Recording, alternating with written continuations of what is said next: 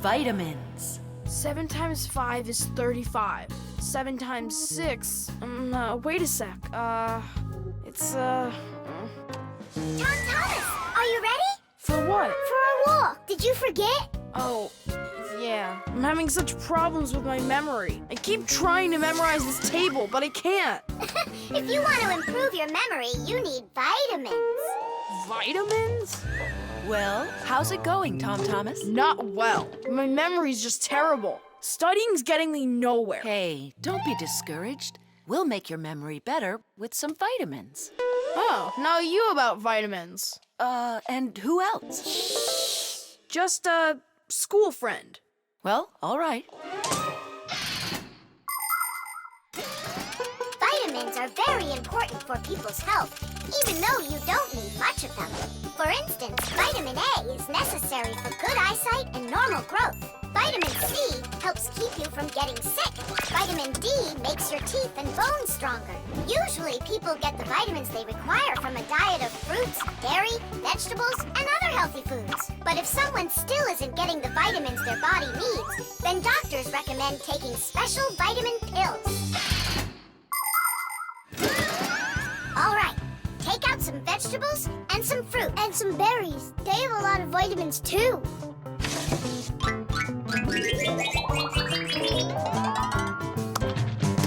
Forget about it. We're strengthening your memory with vitamins. And you'll study the multiplication table at the same time. All right, then. There are 3 cherries in each pile. Tom Thomas eats 5 piles. Go on, eat. So, here's the question. How many cherries did Tom Thomas eat altogether? I don't know. What'd you say? I said I don't know. Try counting those pits, then. Huh. 15. That's right. And that means that 3 times 5 equals 15. Now, try my problem. Tom Thomas ate 3 pairs of apples. That's easy. The answer's 6. I just couldn't find more apples for that one. Tom Thomas, quit slacking off. To get this problem right, you have to eat the apples. They have vitamins.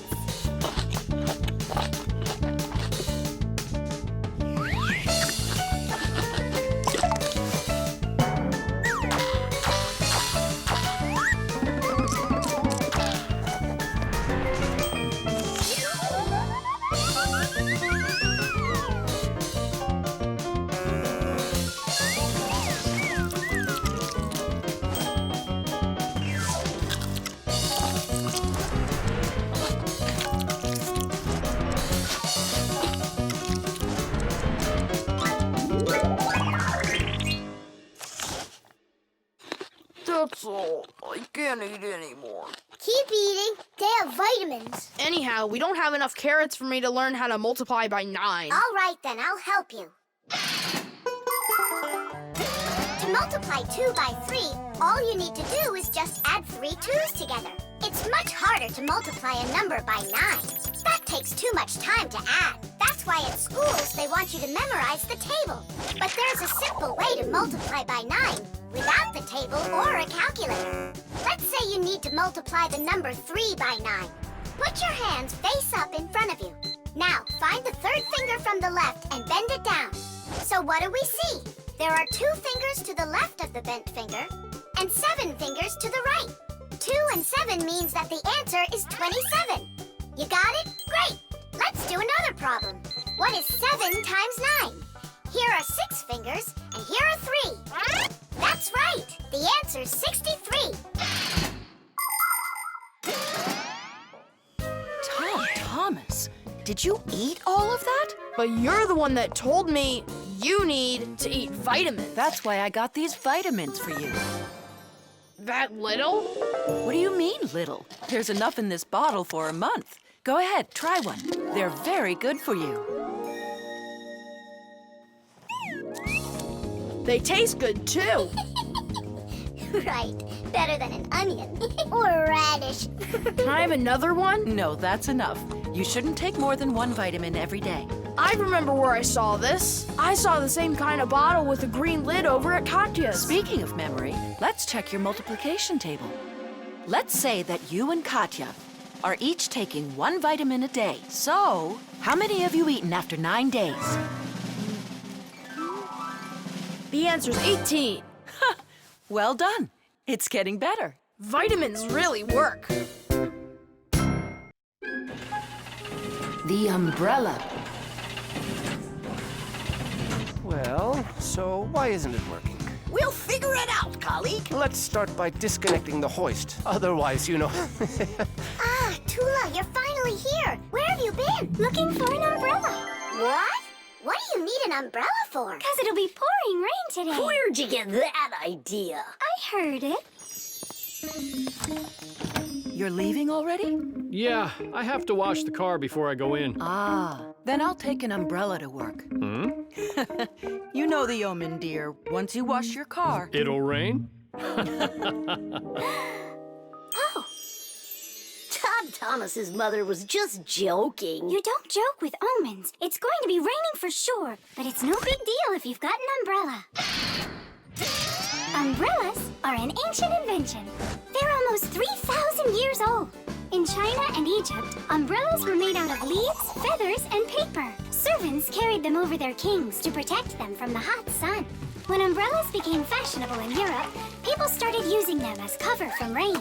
The most convenient are folding umbrellas. Their design is simple.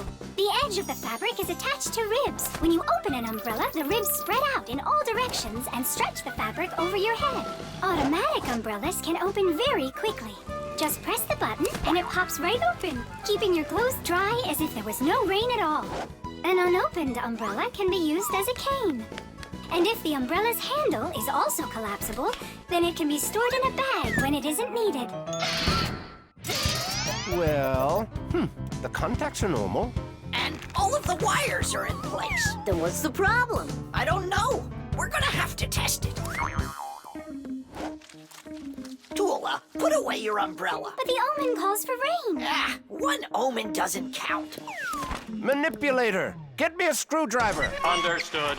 Executing. Oh, the manipulator's joints are creaking. See? That's an omen of rain, too. It's an omen that it's time for a little oil. Wanna help me? Just a sec. I'll help you.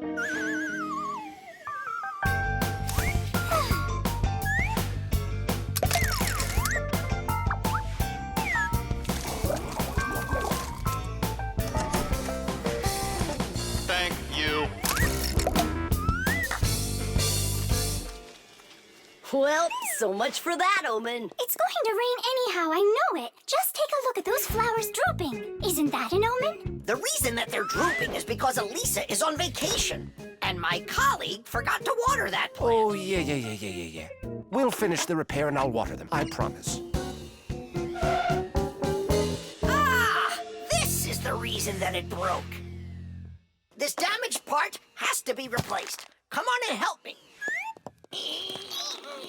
I'll get a replacement from the warehouse. Yeah. Fire's flying low, isn't he? And what? When birds start flying really low to the ground. Fire isn't a bird. But he's flying low, didn't you see? Tula, give me a sledgehammer, would you? And put away the umbrella already. Look, there isn't a cloud in the sky. That's because it's morning. You have to know this, Owen. When there's no clouds in the morning, then in the afternoon, it's sure to... We're standing inside with a roof over our head. It can't rain.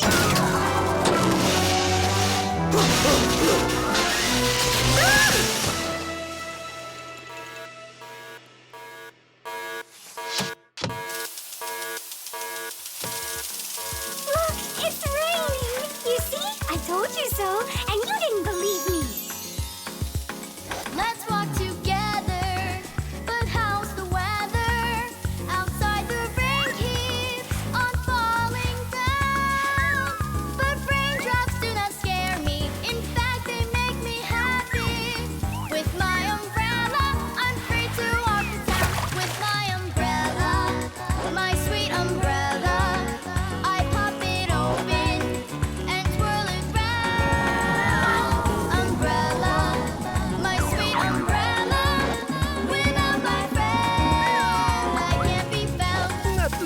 need to water the plants. You're right about that. Let's walk together.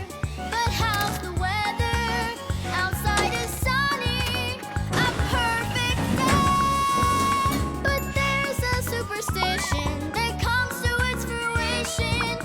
With no umbrella, the rain will start to spread. With my umbrella, my sweet umbrella, I pop it open and twirl it round. Umbrella, my sweet umbrella, a better friend I have. The time machine. Oh, wow! What kind of device is that? Maybe an alarm clock? No, this is a time machine. Beep, beep, beep, beep, beep. Time machines, they don't exist. Whoa! What a shame. I learned that, studied that. Well done, Tula. What did I just bump into? What do you mean, what? Into a time machine. But I thought time machines aren't for real. Of course they are. You get in and take off for the future. Or the past. Splendid. Lots of us would love to be able to travel in a time machine. Maybe to go back in time and fix a bad grade, or to get a peek into the future.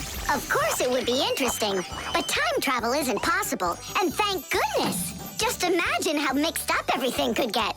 Someone brings back a dinosaur from the past, while someone else brings aliens from the future. No one would need to invent anything. Appliances would sit unused, and Fixies would have no work to do. It's awful!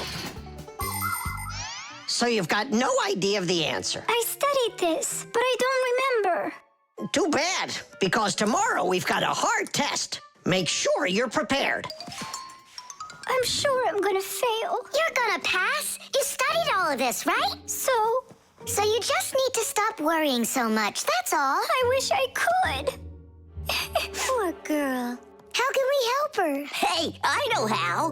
This morning, Tula believed that thing over there is a real time machine. Sounds like an anti-scientific plan. Stop worrying. It's simple. We'll send you to tomorrow. You'll sit down, take the test, and come right back here. I wish I could go. It's like a dress rehearsal. The main thing's not to worry. Then what do I do? You just pull on that wire and you'll get them back. Well, time to go.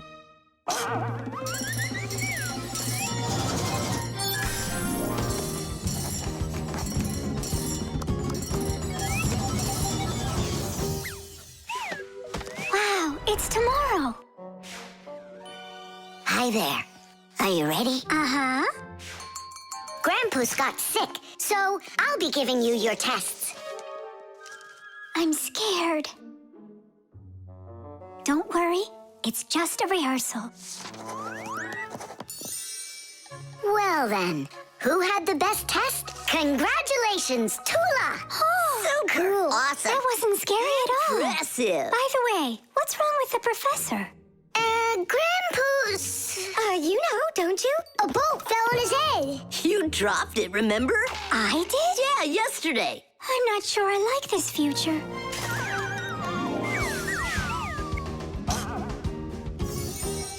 Well, how did it go there? Later. But if you meet a Fixie, please don't let their secret out. Oh, Leave this on until tomorrow. What is this? Come back! No! If I do, I could hurt you. Me? What for? Wouldn't it be incredible to travel into the future and see what you will become? Unfortunately, that's only possible in our dreams. But if you have a dream and aren't afraid of challenges and setbacks, your future can turn out just the way you imagined. Do you want to become a champion? Then you need to start your training right away. Do you dream of becoming the best programmer in the world? Then first pull up that grade in math class. Do you dream of sailing the oceans? Then you'll need to do a lot of reading because a captain has so much he needs to learn. Start creating your future right now. And we Fixies will be right there to help you, making sure the machines you need to reach your dreams will keep on working for years and years to come. Hey there. Are you ready? Uh-huh. So far, everything's exactly the same. Tula, take this, please. It worked. And pass out the tests. you may begin. These questions are different. Who had the best test? Congratulations, Tula! What am I worried about? I know everything is going to be fine. Tish! Well then, all of your test results are great. Only none of you could guess what this device is. What do you mean? Isn't it a time machine? No, it's for automatically watering plants, that's all. You see?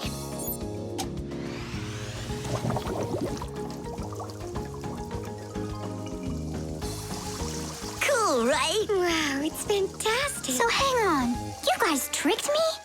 But you passed the test, right? Well, all right. Then I forgive you. The marshmallow.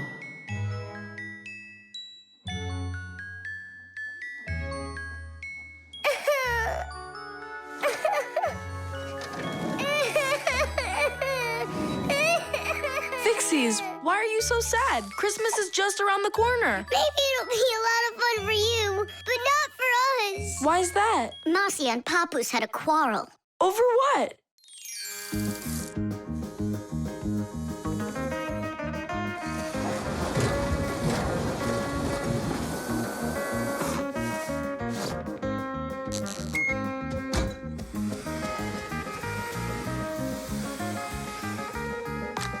Every year, we've got to repair those string lights. Oh, yeah, it's awful. Christmas is almost here, and there's still so much work to be done. What do you think of that?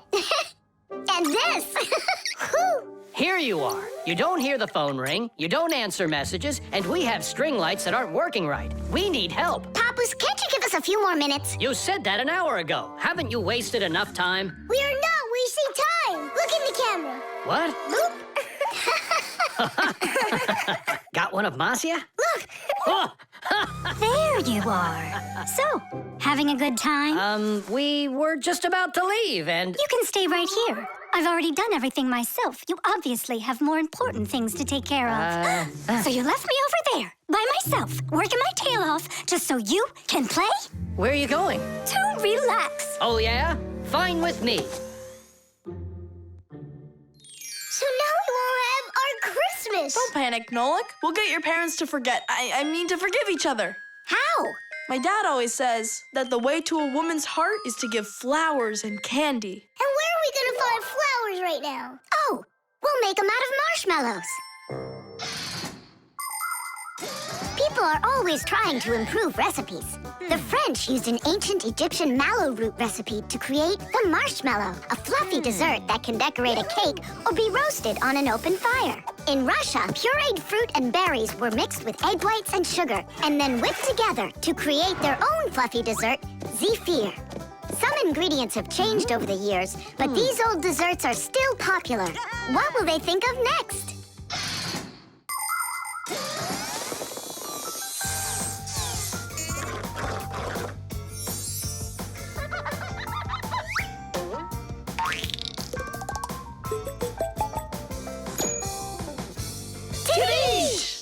And how do we make Papoose give them to Marcia? We're gonna set them up on a date. Marcia's calling for you. It's urgent. Tom Thomas's monitor isn't working. I thought she handles everything herself now. Papoose, you're always so kind and love helping others. Come on. All right. No, no, and no. I'm relaxing, I told you. But Tom Thomas won't have time to make his mom's card if you don't go. And then she'll end up without a present. Fine, I'll go. But I'm only going for his mom's sake. Sweets aren't just for eating. They can also be used to decorate a Christmas table. For instance, it's very easy to make this Christmas tree out of marshmallows. Make a row of marshmallows at the bottom of a plate. 1, 2, 3, 4, 5, 6, 7. The second row has 6 of them. The third row, 5. Then there's 4, 3, 2, and a special one on top. Add breadsticks at the bottom as a trunk and sprinkle the plate with some sweet confetti. There, it's ready. With the help of some little cookie cutters, it's possible to make hearts and snowflakes out of marshmallows.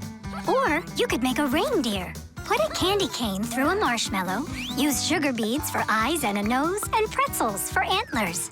Beautiful, right? Merry Christmas.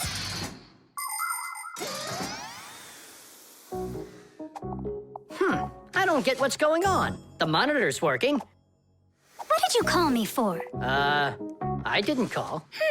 And you've got nothing for me to do here. No. Ah, then I guess you came to apologize? No. You know what? I have had enough. Well... Huh? What's it say? For Marcia? For me? Yeah, for you. That's so sweet. I hope you can forgive me for yelling at you. I'm just tired. No, I should apologize. It was bad of me to leave you alone. And where are the children? It's almost Christmas.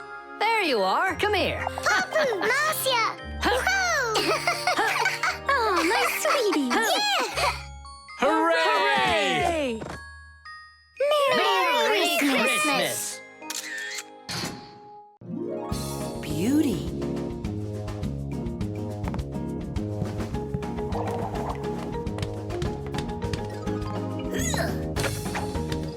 Okay, come on. Wow. You're such a show-off, Berta. And one. Ha! Check that out. What's going on? It's a shame Fire didn't see that. I'm just training for school. You're the one that's doing all these twists and turns for Fire. Me? It never even crossed my mind. Nolik, slow down! Tula, why don't we go and play some chess? Don't you think that figure skating's beautiful? Turn me. How cool! Why did you yell like that? I just got a pair of tickets to see the one and only Vector. Splendid! And who's going with you? Actually, I don't know. I haven't thought about it yet. What's there to think about? Just invite the most beautiful girl in our school, right? Yeah, not a bad idea, my friend. Woo-hoo-hoo! Did you hear that? The most beautiful one will get invited. Well, I'm not even interested. And you know what? Neither am I.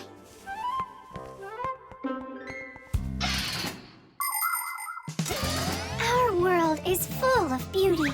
There seems to be no end to the beautiful plants and animals, and the gorgeous mountains, forests, and lakes. But even that's not enough for people.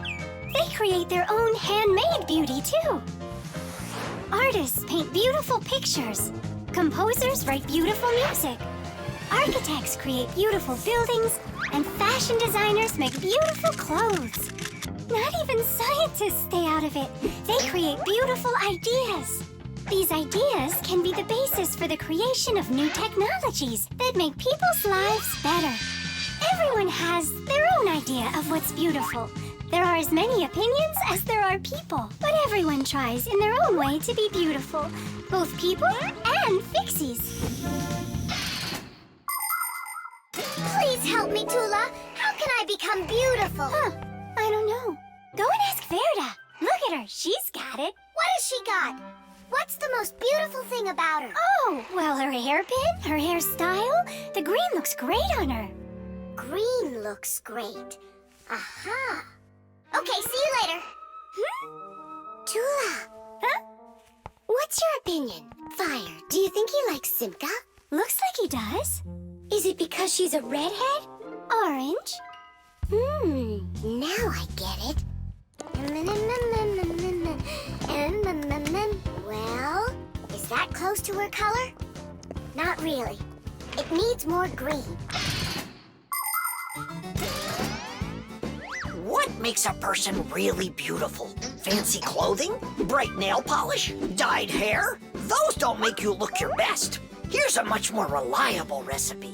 First, wash up and comb your hair. See? You're looking more beautiful already. Now change those dirty and wrinkly clothes for clean ones. Huh? That's even more beautiful. And finally, if you eat less sweets and get plenty of exercise, then you'll surely become a handsome boy or a gorgeous girl. Fire? What's up? Do you think you could get an autograph from Vector for me? You got it. I love his songs so much. So do I. Especially computer, computer, computer, you are super. I play my computer and turn it up real loud. I play it all morning, all day, and through the nighttime. But no, that's not allowed. I had no idea you were such a fanatic. You know, I'm not gonna get you his autograph. Why won't you? 'Cause you'll get it yourself. You know what I got? An extra ticket. I thought you were gonna take the most beautiful girl. All of you are beautiful, and you're the most fun to be around. Let's go. Stop! Hang on! Oh, Simka? Or is it Verda? Where are you going? What do you mean where? To the concert. Verda? No, Simka. Or vice versa. I'm so confused. Come on, Tula. Can't you recognize them? This one's Simka, that one's Verda. Let's go or we'll be late. Blondes are always the lucky ones. Yeah, I guess we should have made our hair blonde like Tula's. The Masquerade. So, Tom Thomas, did you choose a costume for the New Year's party? Not yet. These are no good. I've been a pirate. How about a vampire? Did that. And a knight? Mm-hmm. This year I want to do something that's original. And what if... I know what! You can go dressed as me! As Nolik! Perfect! No one's ever gone as a Fixie, ever! Long, long ago, people would put on masks and dance in order to scare away evil spirits. In ancient theater, actors would change masks to play a few different roles. Everyone liked the idea of hiding their faces behind mysterious masks so much that people started organizing fun outdoor festivals called masquerades.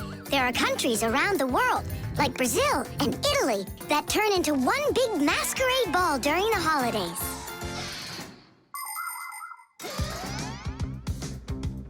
Hey there, what are you making? A costume for a masquerade! Can you guess who I'm going as? Yeah, but why does it have to be Nolik? 'Cause I came up with it. Fired be a much cooler costume. That's not true. Stop arguing. I can go dress up as you and you. Now we're talking. Smart Fixies wear glasses. Your glasses are too small to even fit on his finger. They don't make glasses just like yours. What a cute Fixie. Splendid. Not bad. Only if I were you, I'd add a backpack to your costume. Any Fixie who's fashionable is wearing it. And maybe add my curls to it, please? If you don't, then our feelings will be hurt.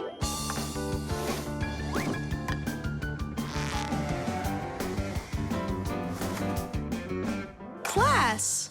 Did we cover everybody? Oh, we didn't include Simka. And where are we gonna find room for her? What can I do about it? I already gotta get going. Then let's just not tell her. See you later, Tom Thomas. Thanks, guys. Kitty! What have you been doing all this time while I was busy loading up the confetti? We were doing our homework. And looking at this magazine? And talking. Yeah, all of that and more. That's gotta be the worst lying ever. Tell me what you're hiding. Have you lost your minds? Sorry, but there was absolutely no room left on Tom Thomas. That's not what I'm talking about. What is the #1 rule for Fixies? Well, what did we promise? We won't let out our secret. Right, but you just let it out. Now everyone will know. Tom Thomas wouldn't tell anyone about us. I hope he doesn't. Well, maybe. Everyone will figure that he's dressed up like some nutty candy. What kind of nutty candy has a backpack on and glasses? We're in real trouble. I thought the glasses looked sharp. So what are we gonna do now? Call the professor, right? Or we should call Grandpus or Papus. Ah! Don't panic. Let's wait till Tom Thomas gets back. There are many different types of masks, and some of them are very important. Medical masks are used by both doctors and sick people to reduce the spread of illnesses. Oxygen masks help people breathe. Fencers, hockey goalies, and boxers all use masks to protect their faces from being hit. The blue glass in a welder's mask is used to protect their eyes from dangerously bright light. Sea divers wear masks for swimming underwater. Without a mask, it would be very difficult to see the beauty of the underwater world. The masks that people wear at carnivals and parties, well, they're just for having fun and putting everyone in a good mood, or as a disguise, so that no one recognizes you right away. It can be a lot of fun to fool somebody like that.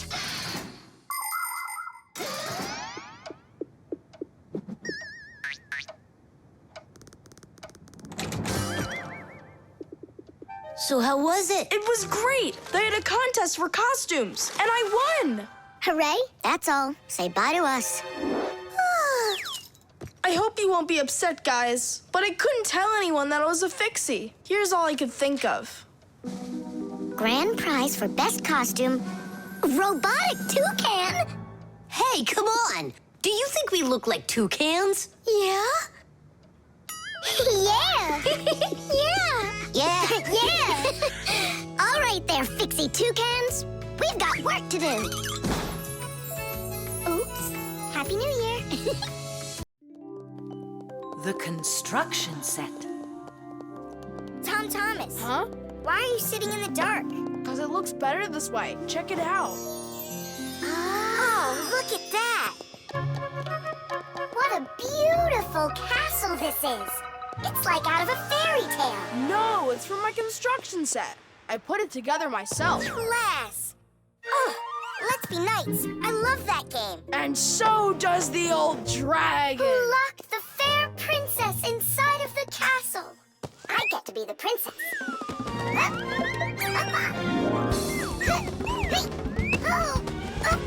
Oh, where's the brave knight who will rescue me from the evil dragon?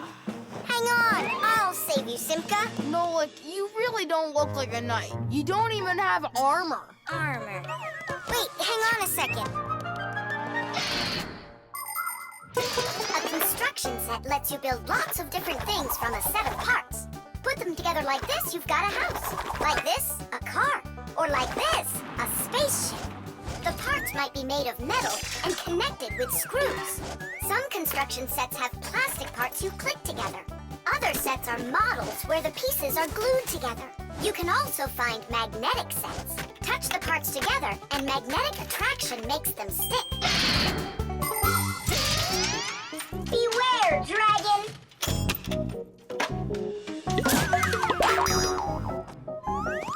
Oh, save me! Oh, help me! Where's that knight already? And where's the castle? The planet has been attacked by robots, and they have destroyed the castle. And they've kidnapped me.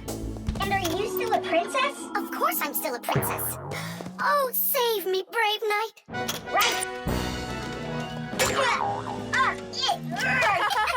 What's going on? This is a magnetic construction set, and your armor is made out of metal, so you got attracted to the magnets. Tom Thomas, it's not fair. Unattract me. Okay. Oh, rescue me! Help me! You gotta save me! Hang in there. I'll be right back. I gotta change my costume.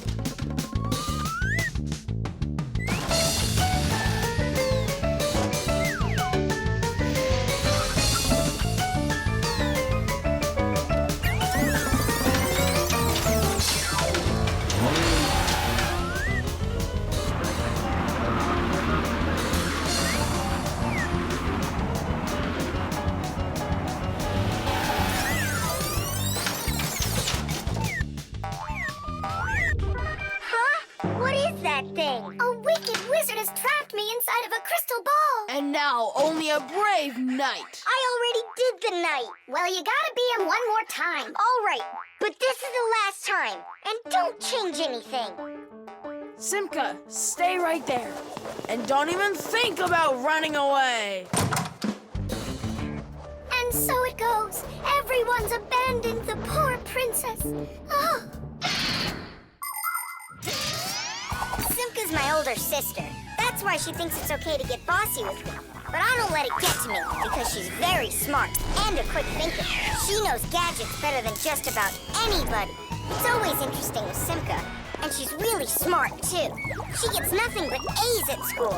Everyone in our class loves her. Only she and Verda don't get along too well. It's because of fire. Well, you get it. Sometimes Simka can be way too strict with me. You can't do this. You shouldn't do that. But if an exciting adventure comes along, she's always right there with us. Simka's brave. She's got the skills. Yeah, she's always ready to take on a challenge. I've got an awesome sister. But just keep that between us. Because if you tell her, it might go to her head. How long am I supposed to sit here? Hey, anyone? Hey! Help me! Help me!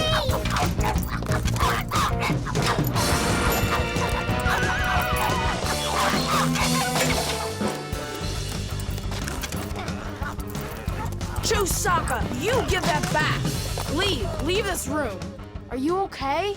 I can't leave you alone for a minute. Yeah, I think we're okay. Nolik got here and saved me from Chusaka for real. Just like a real live knight.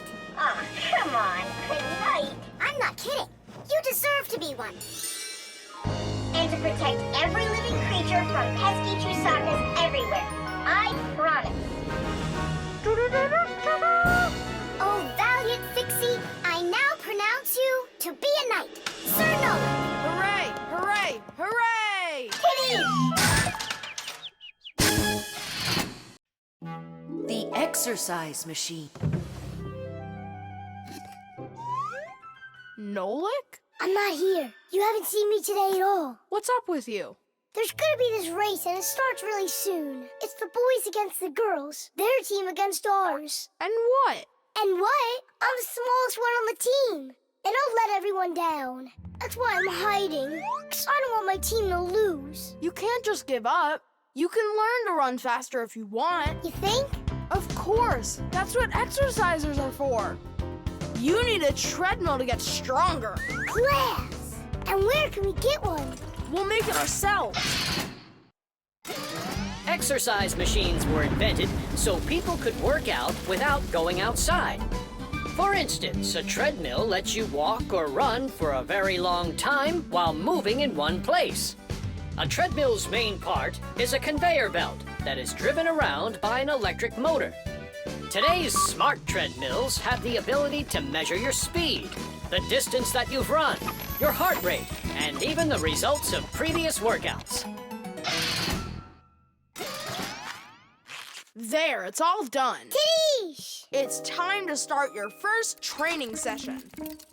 How will I learn to run really fast if you keep turning it so slowly? Hey, that's a little too fast. Oh, sorry about that. I got it. That's what you call training.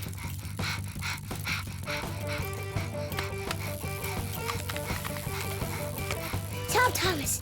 So, what do you think? Maybe I trained enough? Not yet. You need to keep going. Oh, I can't do this any longer. Let's stop. Whew. No way. Turn the handle. Yeah. There are all sorts of exercise machines to help you improve your health. This one simulates skiing. It exercises your arms, legs, and heart.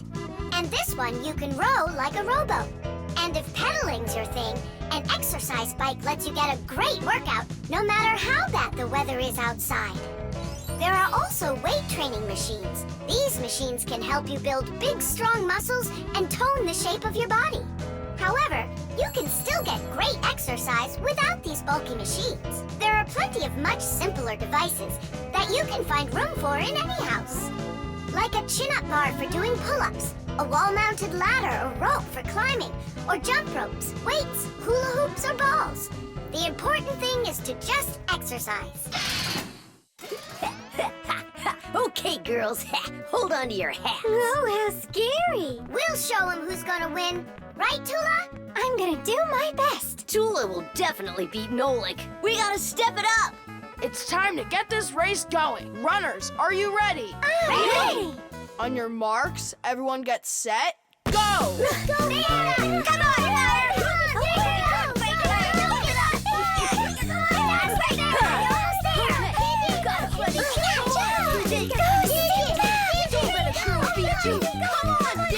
Come on,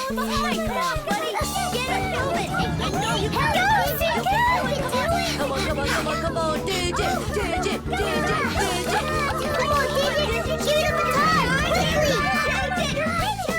Digit, how could you lose to Simca? Because her velocity is greater. Oh, now the girls are gonna win. Nolik will never catch up with Tula. Oh my gosh! Nolik! He appears to be gaining ground. Look at him! He's ahead! Go on, Nolik, go! You got it, buddy! Come on, buddy! Hey, look at him, he's flying! All of that work on the exercise machine really helped. Come on, keep going! Look what happened to Tula! You got this! Nolik, where are you going? The finish is there!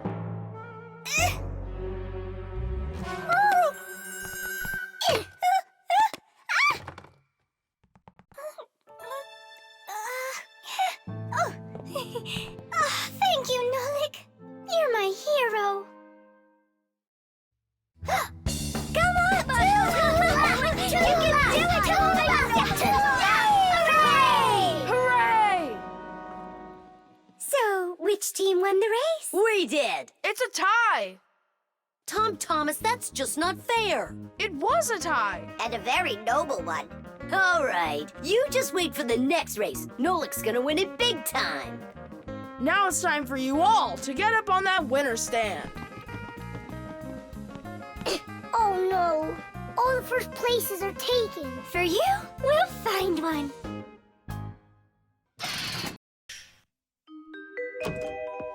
The Rock.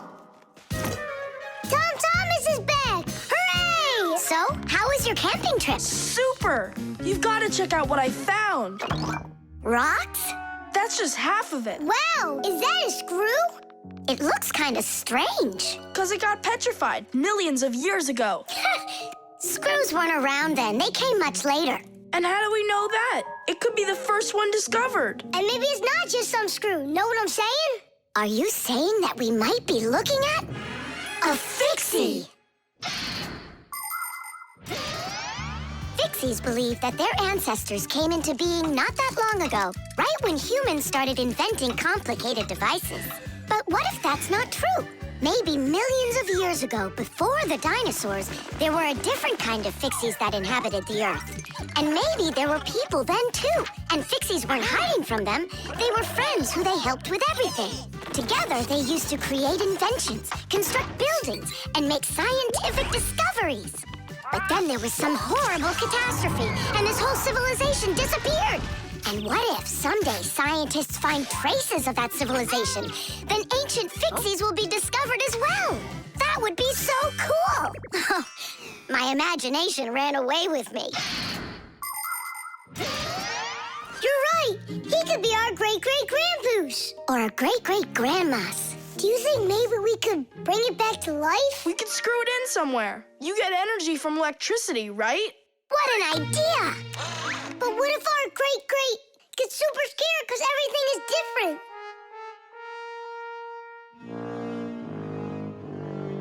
We can build him a prehistoric world to wake up to.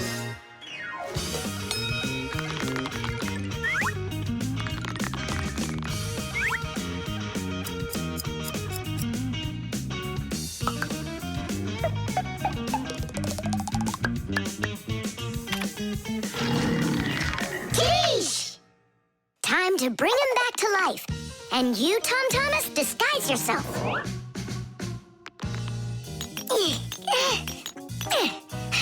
We'll break him like this. We need a different way to do it. We need more power for this.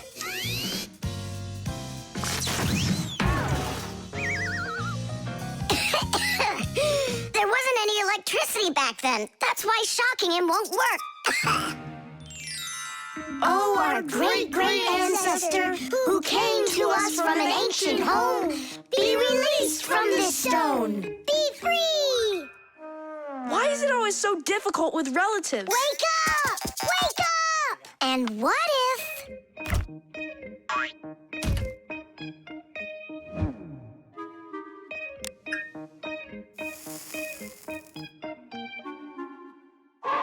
Yay! We've tried everything. This is just a waste of time. Let's sing that song about the screw. Our song. No, Lick. It's never gonna work. You don't know that. We can at least give it a try. If you think a screw is nothing, take it out, but just beware. Everything will break without them, with no little screws in them. Look, it's moving. It's impossible. It really did. If you think a screw is nothing, take it out, but just beware. Tom Thomas, hey. Well, how was your camping trip? Seems to me quite a success. Yeah. So, let's see what you found there. Do you know what this is? Well, it's a rock. It isn't. It's the stalk of a sea lily. You mean a flower? An animal who lives at the bottom of the sea. Its stalk makes it look like a flower, like a lily. On planet Earth, there are lots of rocks. Some of them are hiding deep below the surface, and others appear with volcanic lava. Remember those fairy tales where an evil witch would turn everything living into stone? Well, it's really happened, just without any magic. Some prehistoric plants and animals were petrified way back when, and they've remained that way ever since. Thanks to them, we can get an idea about what life was like on Earth millions of years ago. And this one's a devil's finger, the squid's ancestor. How do you know all this stuff? When I was your age, I collected fossils and rocks. Let's go. I'll show you my collection. Do you think any of our ancestors were sea lilies? Shame. Why did I let myself get so carried away? There weren't any ancient Fixies in the world. But I still believe in them. They just haven't found the right rock yet. But they'll find it. I know they will.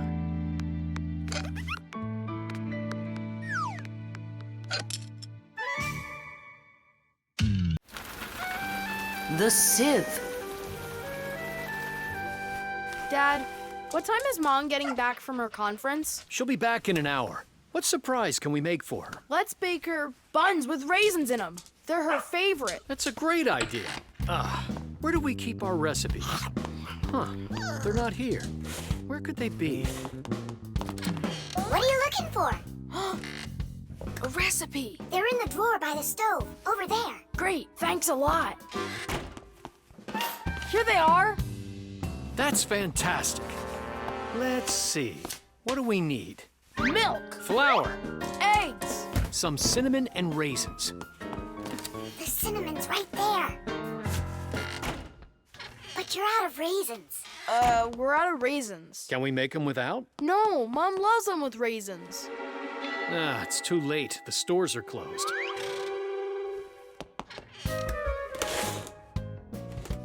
Cereal! We got cereal! And so? It has raisins, look! Tom Thomas, you're a genius! Why don't you be in charge of the raisins? Tom Thomas, what does Mom use to knead dough? The mixer. How about the mixer? Not a bad idea. I don't think you have enough raisins. But you haven't made the dough yet. It'll be really quick with the mixer. All right, Dad. We'll see who finishes first. Come on, faster, faster. Don't be so clumsy. If you think you're so good, then why don't you help? Fine, we'll help. Catch!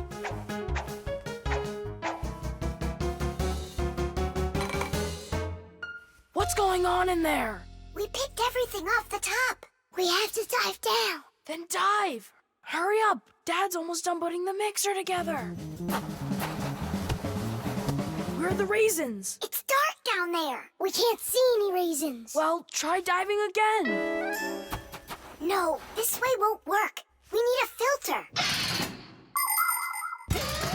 In order to separate seeds from the husk, air from dust, and water from harmful particles, we use filters. The simplest kind of filter is a metal netting. These kinds of filters are installed in washing machines and dishwashers. They keep the water clean by capturing small debris and sand. As a result, Machines work better and go longer without breaking. In other words, filters help separate what is wanted from what isn't.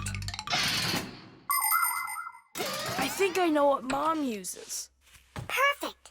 That filter's a sieve. Grab the bowl and hold the sieve over it. Pour in the cereal. Now shake it so the tiny flakes fall through the sieve and the raisins stay in it.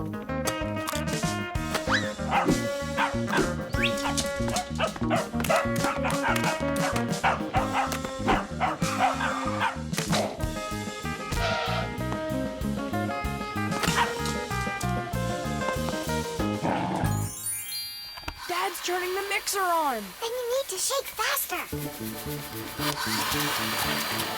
Dad, you're spraying the batter all over the kitchen. The mixer's too powerful. The mixer's fine. The batter's too liquid. You have to add flour. Add flour. Oh, right. How do you know all this? Shake it some more. No need. I shook all the flakes through it. Class. It really worked. Dad, What? ready to put in the raisins? Look at you. How did you get them all out so fast? By using our sieve, Dad. Do you know the story about Cinderella? Her evil stepmother wouldn't let her go to the ball. Instead, she poured peas into a sack of cinder and ordered Cinderella to pick them all out. But what most people don't know is that it was Fixies who helped her separate the peas from cinder with the help of a sieve. That's right! Cinderella was friends with the Fixies. You can find evidence of Fixies in a number of tales. Don't Tom Thumb or Thumbelina remind you of somebody? How did these tiny characters make their way into fairy tales? It's quite possible that long ago, a Fixie who wasn't paying attention was spotted by a storyteller, and that became the inspiration for countless tales. All right, you can open your eyes. Ta-da! Beautiful. Whose idea was this? Tom Thomas. They're so good. What recipe is this? Tom Thomas found it. And you remembered that I love raisins. Tom Thomas sifted them out of the cereal. Well done, Tom Thomas. All by yourself? I should say so. Tish! The parrot. Adisa, do you want a cracker? Wow, Tom Thomas. Who is that? Simka, Nolik, this is Adisa. My dad brought him from Africa. I can't believe it! You've got a real parrot! Can he talk? My dad said that he can, but I haven't heard him yet. Well, let's see if he can. Okay, say, Adisa's a good bird. No, he should learn my name. That would be awesome. Adisa, say, Nolik. That's my name. He doesn't want to talk about you, Nolik. Maybe he doesn't know how to speak human language.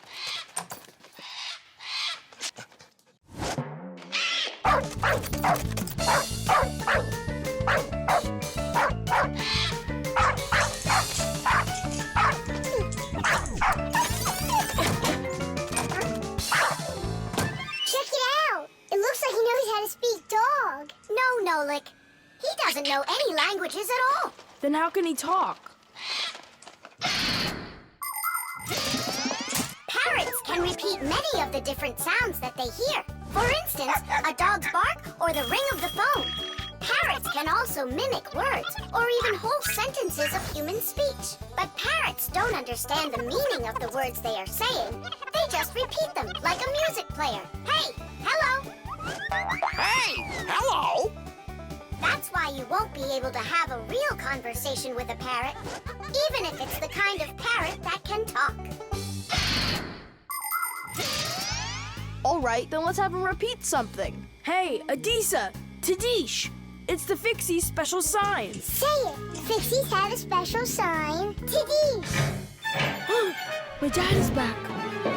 Let's hide, quickly. Hi there.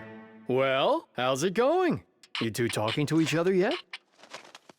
I can't get him to say anything at all. You can't? Adisa, how are you? Adisa's a good parrot. He wouldn't say anything before. He's used to talking around me. Adisa's a good parrot. Nolik, that's my name. Whose name is Nolik? No. He was saying he's got no luck in this game. What kind of game? Let's hide, quickly, hide. We were playing hide and seek. With the parrot? Uh-huh. Fixies have a special sign. Fixies have a special sign. What? Fixies? A special sign? No. It was physics. It's a special science. That's what we're studying about right now at school. You know how special physics is. Wow, that's impressive. Well, keep up the good work, son. Whew.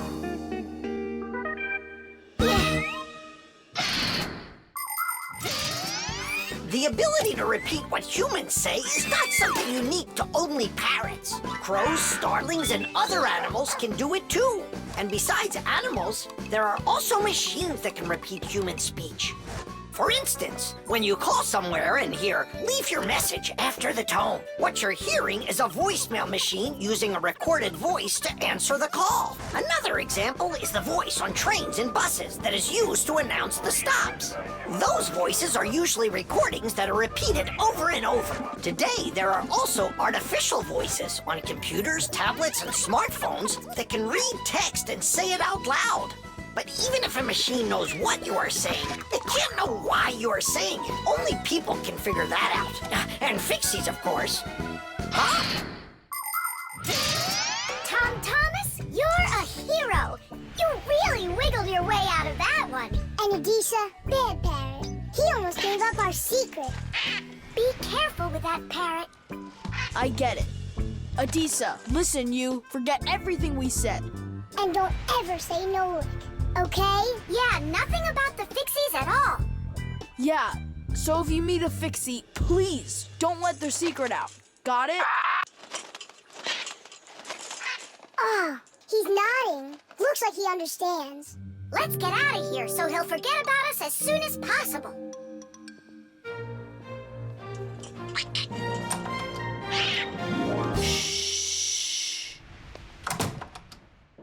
So if you meet a Fixie, please, don't let their secret. Ow!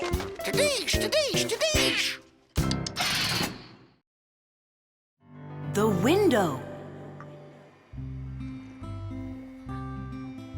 Hi there. We're all up.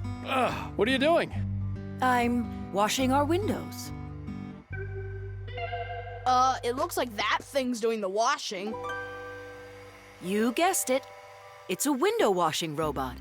I borrowed it from a neighbor to try it out. We should buy one for ourselves. I don't get it. We've already got one robot. Robot. So we'll have two. One for the floors and one for windows. I can clean the windows. But it can be dangerous work. What's so dangerous about it? I'll just go and wash them right now. And instead of a robot, we'll buy something useful. Like a skateboard for a boy. I've already got one. So you'll have two. Class. Uh-huh. If you say so. There just so happens to be a dirty window in your office. Let's see how you do with that one. Consider it done. And we'll clean the tiles with the robot. A window is much more than just a hole in the wall. Windows provide houses with light, ventilation, and views to the world outside. Modern windows are made with several layers of glass. Between each layer is a space that's filled with air. The air works as insulation to keep heat from escaping outside. Do you know how to tell how many layers of glass your window has? Just shine a flashlight at it. The number of reflections tells you the number of layers.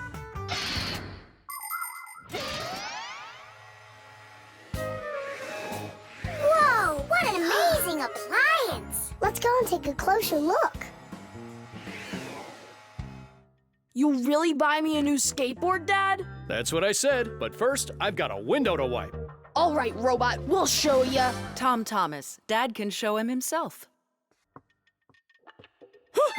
We really live on a super high floor. Yeah, but the robot isn't afraid of heights.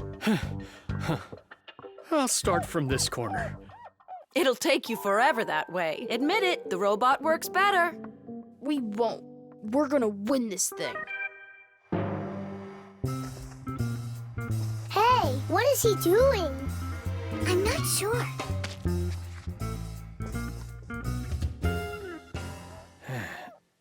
Huh? Mom! The robot made such a mess in there. It's impossible. Look. Good joke. Just wait.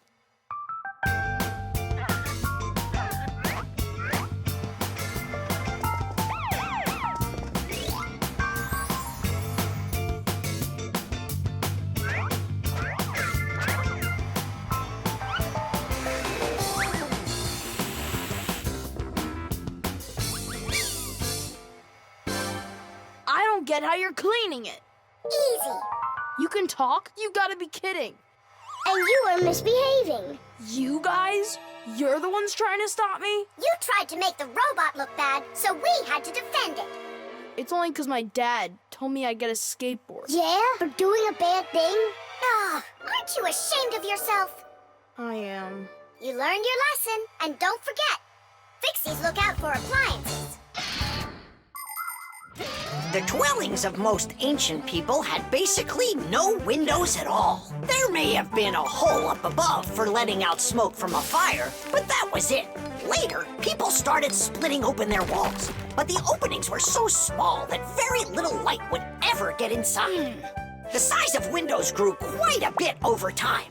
People would cover them with animal skins, fabric, paper, or wooden planks to protect themselves from the cold and the wind. When people learned how to mine valuable minerals, they began to cover window openings with thin sheets of a mineral called mica. Windows made of glass were very expensive, and only the richest people could afford them for their homes. But today, it's hard to imagine a window anywhere not covered in glass. Everything's washed. And what about the outside? Forget it. I quit. Would you wash the back with the robot? Yeah, consider it done.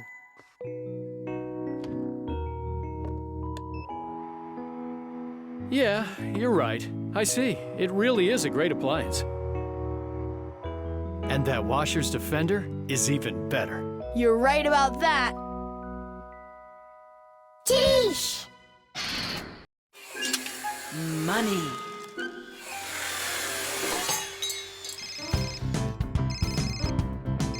Hello? Uh-huh. Fire, can you help me, please? Sorry, Verda. I need to go to, the warehouse right away. But I helped you yesterday, didn't I? Well, I helped you the day before that. Yeah, well, what about last week? I helped you 3 times, remember? Well, You helped one another when it was time to. I don't see why you have to count. Of course not, Tula. You asked for the most help from all of us. I do not, Verda. Look how Elisa helps Professor Eugenius. And she doesn't argue with him. Of course not. She's in love with the professor. actually, it's her job. And for helping the professor, she gets money. Money. That's a smart idea. Money constantly moves from one hand to another. A person does his job at work, and in exchange, he gets money for it. He can use the money to buy things he wants, like clothing or food. Or he can pay somebody else for their work, like getting a ride from a taxi driver, a haircut from a hairdresser, or a computer repaired by a technician. All people take part in this circulation of money. But unlike people, Fixies don't use any money. We do just fine without it.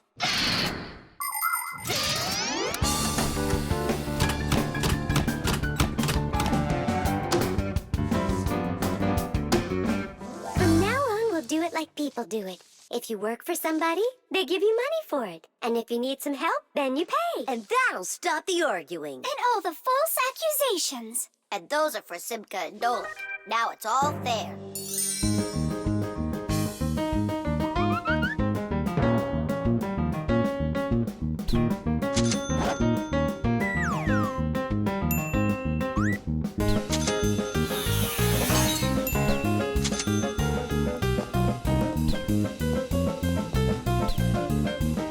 What is this? Money.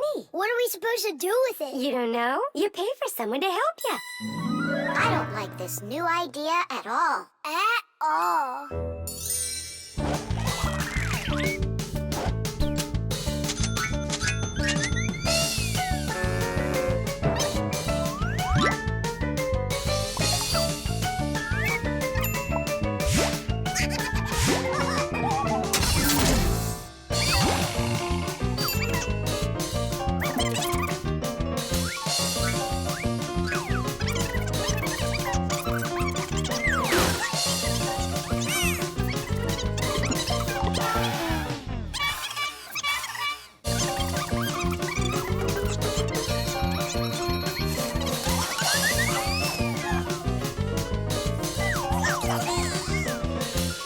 Maybe we should give them our money so they'll stop arguing. I've got a cooler idea.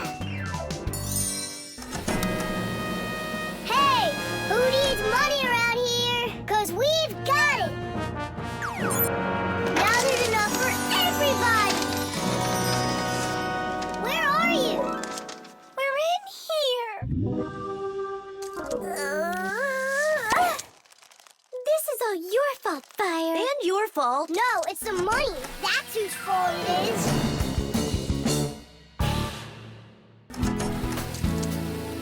He's right. That's why we were fighting. And we didn't even fix the printer. Money is nothing more than just paper. Although money is printed in strict secrecy, we still know something about the process. The paper used for money is made out of cotton and linen.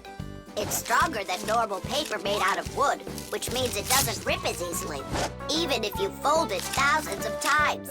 The ink used for printing money is special too. It won't rub off the paper or fade in the sun.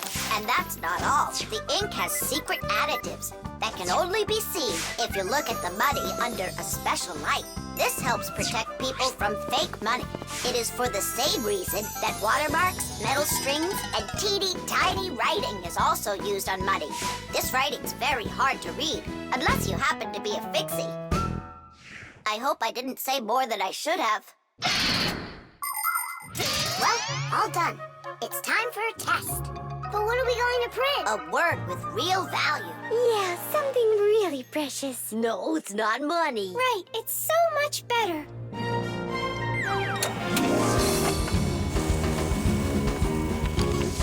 Friendship! Tish! The movie. He fakes left. He shoots. Ha!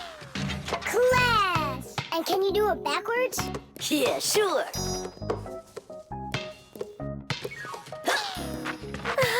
No way! What a shot! Huh. I wish Simka could see this. Why don't we make a movie for Simka about fire? We can use my Fixie tub. It's got a camera. How come it's only for Simka? We'll make it for all of us. That's a great idea. I'll shoot the ball at the basket, and Nolik will do the filming. And what do we do? You can be whatever you want, like cheerleaders or the coaches. Yeah, a cheerleader. Help me in. Motion pictures, or movies, appeared more than 100 years ago after the invention of celluloid film. A movie is made up of a series of still photographs called frames. When you look at the frames quickly, one after another, the picture on the screen appears to move. It's hard to believe, but the first viewers got very scared when they saw a moving train on the screen. At first, films were silent. Only later did people learn to make them with sound. And soon after that, people learned to make movies in full, beautiful color. Movies aren't shot on film anymore. They're made with digital cameras. Today, almost all phones and tablets come with digital cameras inside of them. This makes it easy for just about anybody to make their own movie and share it with their friends. Fire is the best. Ooh, he can shoot the best. Hey, I haven't turned the camera on yet. Get ready. Here we go. Yep. Fire is the best. Cut. I got it. Show me. Yep. Fire is the best. And where's the ball? It flew over there. That's not right. You have to see the ball flying in the picture. I got it. Get ready. Fire is the best. How was that? It worked. I got it. Fire is the best. And where am I? You're somewhere over there. And we aren't there. Why did you have us cheering? Nolik, you need to make sure we're all in the shot. Okay, I'll try.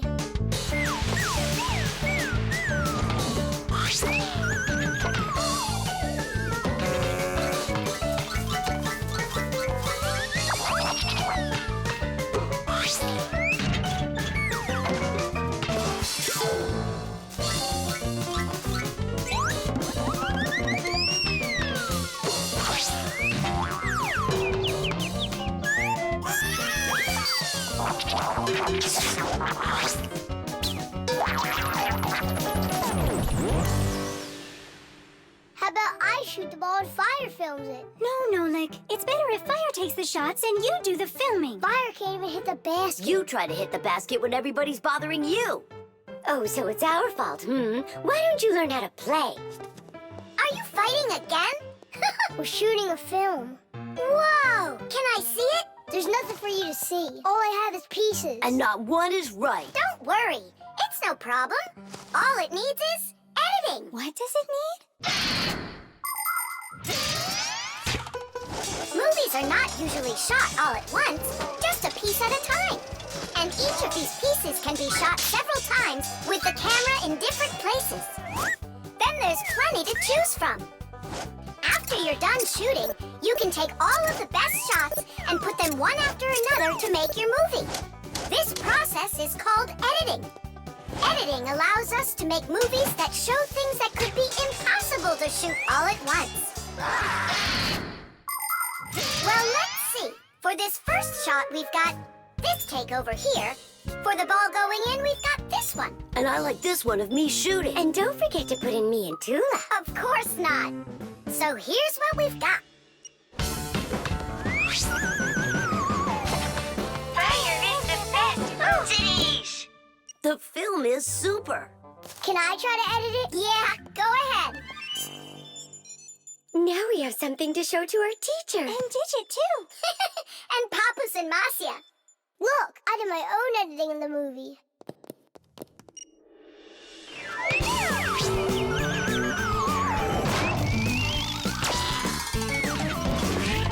What was that? That's not true. It is so. With editing, it's just not fair, Nolik. Fire was able to put it in 100 times without any editing. You sure didn't. Hey, guys, don't fight.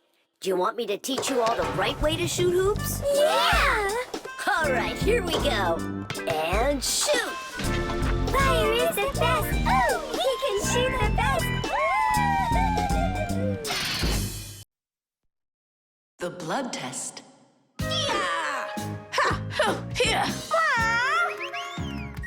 Hi, Tom Thomas.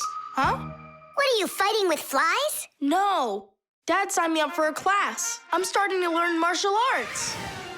Are you gonna fight like in the movies? What do you mean? I'm gonna star in the movies. I'm gonna play a superhero. Yeah! He'd be a great windmill for sure. Tom Thomas. Is first period free for you tomorrow? Yeah? Excellent. Then in the morning I can take you in for a blood test. Oh, blood test? Why do I need that? To make sure that you're healthy for your martial arts class. And remember, don't eat anything before the test. Don't worry, it's just a little needle. A little what? Mom!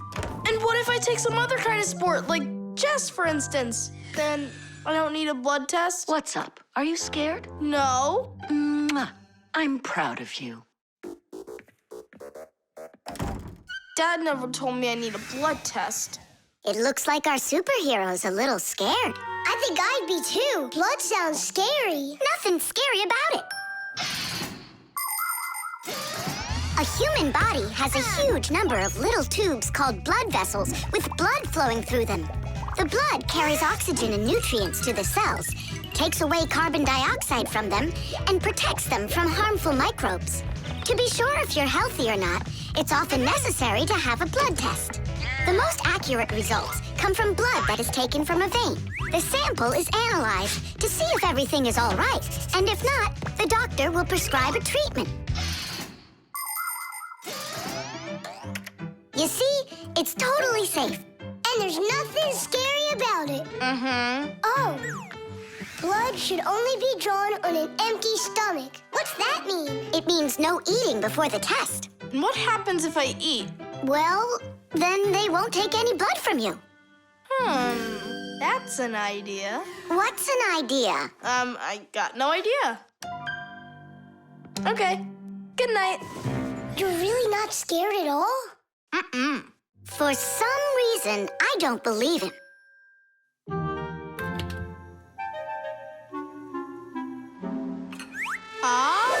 Huh? Hey, what's going on? You're not allowed to eat. Give it back. Oh, my mom's coming. Oh. Tom Thomas, did you forget? You're not allowed to eat now. Do I have to have this test? Go on. Go get yourself ready.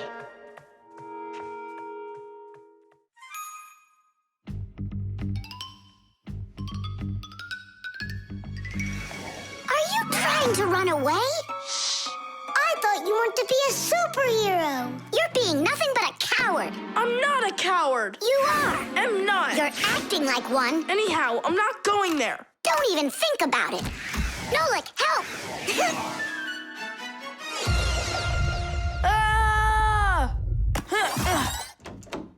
Ready to go? All right, Tom Thomas, get up. It's time. Well, thanks a lot. And from now on, we're not friends.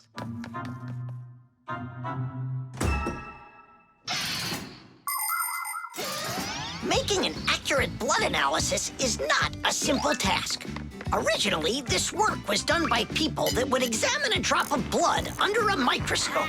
Today, in modern laboratories, technicians analyze blood with the help of smart analyzing machines. These machines can do the job much faster, and they don't make mistakes like people can. After you give some blood to be analyzed, the test tube is sent on a real journey to reach the laboratory for analysis. In the laboratory, it moves from one analyzer to another, each one of them examining a different part of your blood. Then, all of the data is put together, and that's it. The blood test is done. You can get an email when the report is ready and check the results online, so you don't even have to go out to pick it up. Pretty cool, huh?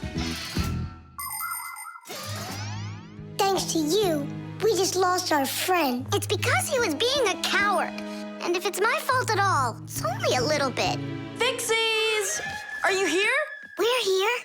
Look what I've got! A certificate for bravery. You had the blood test.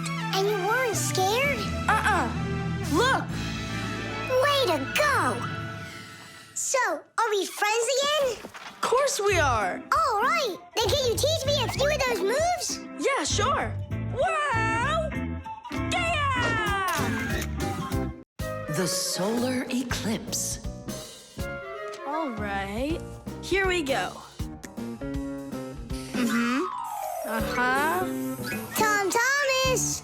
What's that for? There's a solar eclipse today. Look, and I'm gonna watch it. That's so cool. And what do you need the box for? Simka, did you forget? It's dangerous to look straight into the sun. Huh? It's so dark. How long until it starts to get dark? Half an hour. We'd be happy to help you out with that, wouldn't we? Only one thing I don't get. The light will be gone? Like gone forever? How did you come up with that? There've been plenty of eclipses before this one.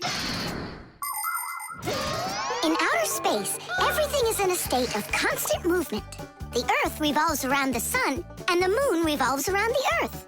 Sometimes the moon gets in between the sun and the Earth and covers the sun. And so, for a little while, the sun no longer appears as a bright glowing sphere, but a simple black ball.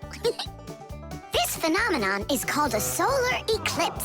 But a solar eclipse can only be seen by humans and Fixies that are in its shadow while it's happening. But anything could happen. Like, what if something gets stuck? Then, would it stay dark forever? And when has that ever happened? It's happening now! Nolik, either help us out or stop bothering us. All right, look. This is the Earth, here, and the moon, there. The flashlight's our sun.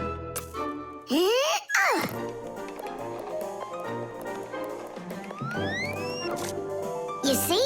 The moon's shadow falls on the Earth. And now watch. When the moon starts to go, the light comes back.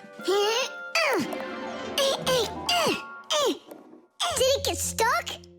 Just like I said, the end is near. The end of the light. It's just that someone should be more careful with the glue. It's possible to take an ordinary box and make a special device that was invented by people long ago.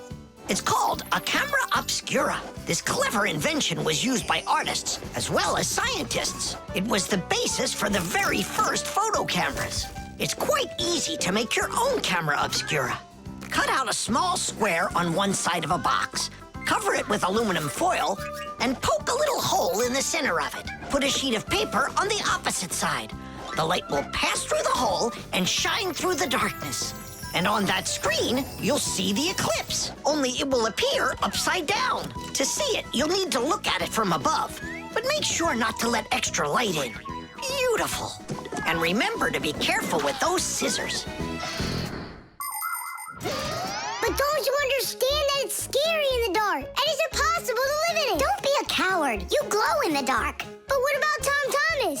Is he gonna have to walk like this?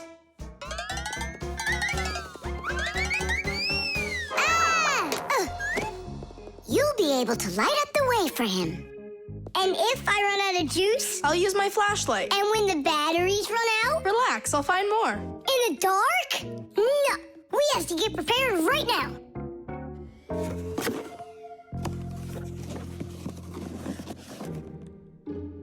Can you see the sun? Uh-huh. 1 minute left. You ready? A minute? What? Hold on, I'm not ready yet. I'll get charged a little more. No, I need to get those batteries. 10 seconds. 9 seconds. 8 seconds. What should I do? 6. What should I do? 5. 4. 3. 2. Marcia! Here it goes. Whoa. It's totally beautiful. Nolik, come on out. You'll miss everything. It's amazing. Class, it's so awesome that we did this. Look, look. Now the sun's coming back out. Show it to me. It really didn't get stuck?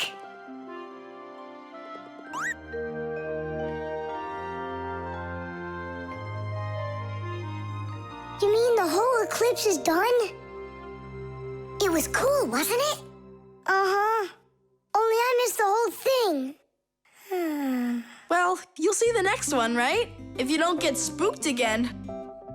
You're not going to throw the box away, are you? I'll save it for you. I can use it to store something useful. Batteries, for instance. What if tomorrow's the end of the light and Nolik's not ready for it? Buttered bread.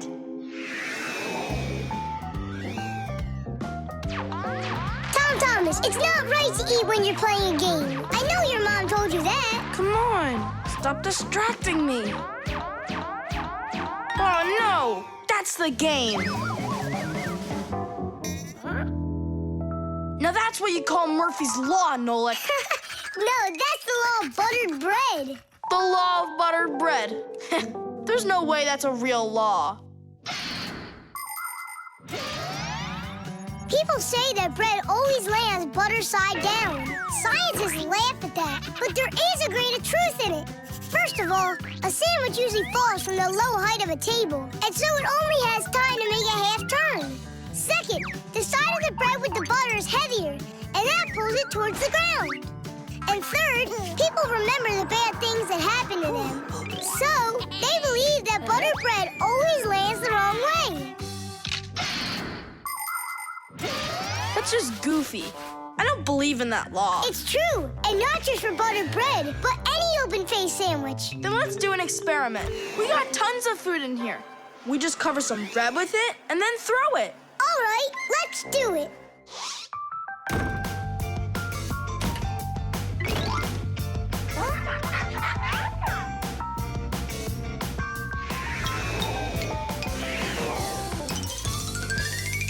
Didish!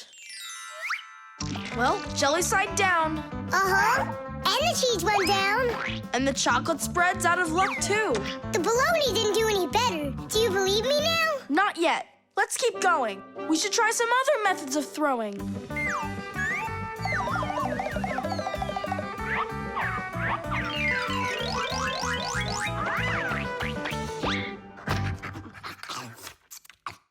Oh, that's everything. There's nothing left. No, there's still some turkey. Where did you see that? Here it is. Take some from this plate instead. Your mom already cooked it. Hey, turkey, show him how you're supposed to fall.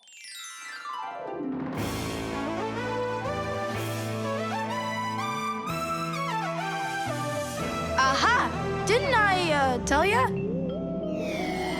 You vandals! Why are you throwing food all over the place? It's simply awful. Hey, give it back. Please, we're testing the law of buttered bread. You gotta be kidding. Your mom is gonna love you for that. Can you please put the sandwich on a plate already? It's too heavy for us to keep holding it up. Good. There you go. Tom Thomas, do you have any idea at all how nutritious that turkey is? And delicious, I'd imagine. And turkey's a healthy food that has lots of protein, vitamins, and what do you call them?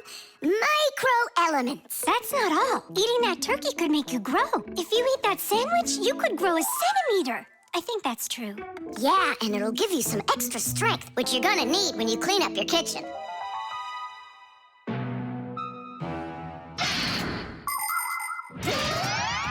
Humans eat food not only to make them strong, but also to grow and develop. Take a look at all these different foods. Do you think they have anything at all in common? Well, actually, they do. All foods contain nutrients like proteins, fats, and carbohydrates. Combining them properly is the science of nutrition. Foods with fats and carbohydrates give humans energy, while those with protein are essential for helping children grow. People love to eat food that is delicious, fresh, and assorted. Try to eat all sorts of good foods like salads and soups, cereals, potatoes, vegetables, and meats, and not just sandwiches. But when it's time for a little snack, a sandwich can be just right, and it's so easy to make.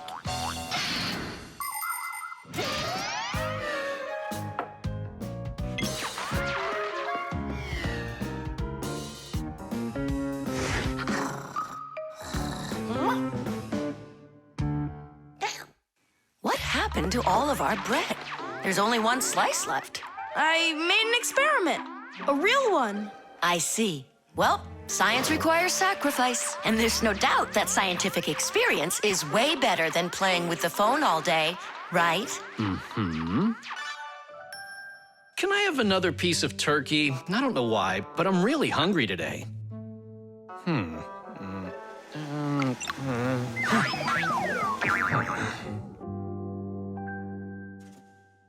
Now that's what I call Murphy's Law. No! That's what they call the law of buttered bread, Dad. Did you hear? The law is a law. The pencil. Well done, Tom Thomas. Your mom's birthday's today and you're still sleeping. Hey, what's that? It's a drawing, a portrait of his mom. In my opinion, this mom doesn't look very much like Tom Thomas's mom. Maybe he didn't get to finish the picture yet. He was tired and passed out. This is not good. We gotta do something. Ah, we can help him. The pencil's right here. A pencil has lead inside. It's the lead that makes the drawing. Only lead doesn't grow on trees. It's made out of a mineral called graphite that's mined out of the Earth's crust. But how does the lead get inside a pencil? It's simple. Pencils are made with rods of lead and 2 wooden boards. Grooves are cut into the boards, and the lead's placed in them. The artist tool is ready.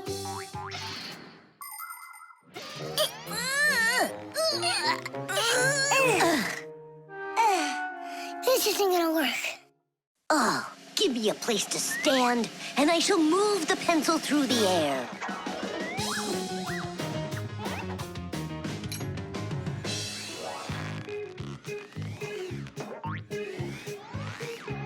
Try and get it closer to the drawing. You gotta lift it up a little. You gotta push it harder. Nolik, we're blockheads. Look, there's a pencil sharpener. A piece of lead. That's all we need. All right, let's check out how it was done by the old schoolers. By the great masters, like us. Yeah, she could use a little more hair. And a hat, too. And a bow around her neck. Beautiful. And your sock has gotta be in there. Yeah, let's keep drawing.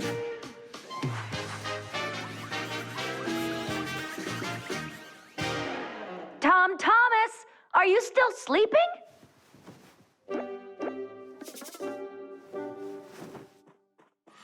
Fixies? No need to thank us. Where's my drawing? What have you done to it? If Mom sees this piece of art you created, she'll go and faint. I know it. From happiness, right? Fright's more like it. Does that look like my mom? Well then give it to your dad. Your dad won't faint, I know it. But it's my mom's birthday, not my dad's. You gotta be kidding me.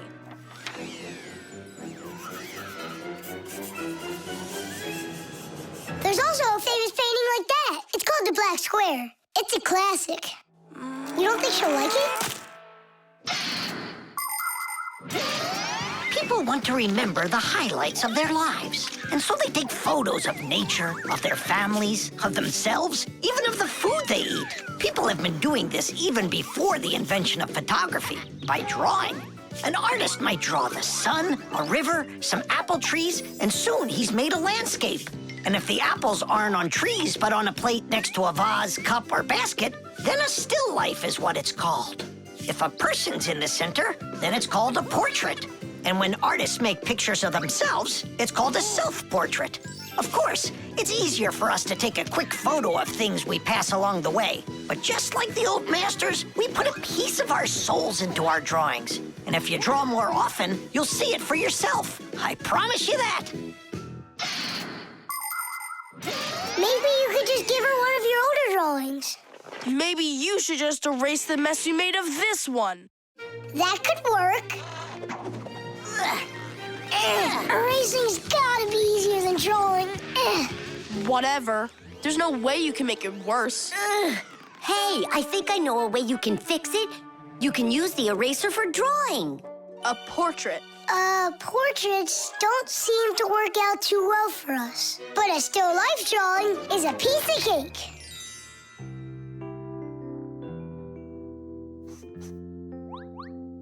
Super! Uh-huh. Pretty good, right? Tom Thomas, everything's on the table for breakfast. Mom, happy birthday. I drew this present for you.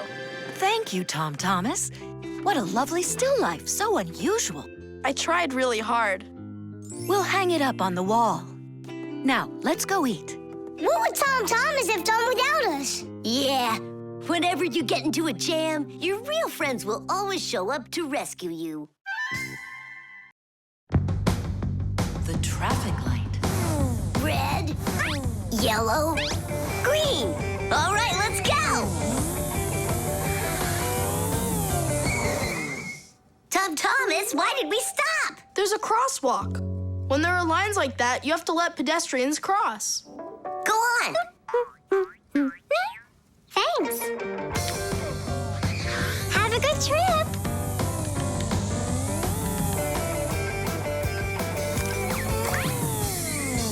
Why do we stop now? There's no crosswalk. But that's a crossing gate, Fire. You have to let the train pass. Wow, that is cool. Hi there, Nolik. Come on down. Check out this traffic light. It's new. Is that a real traffic light? Wonderful, isn't it? Yeah, it looks awesome. Nolik, where are you going? Stop! Stop the car! Oh!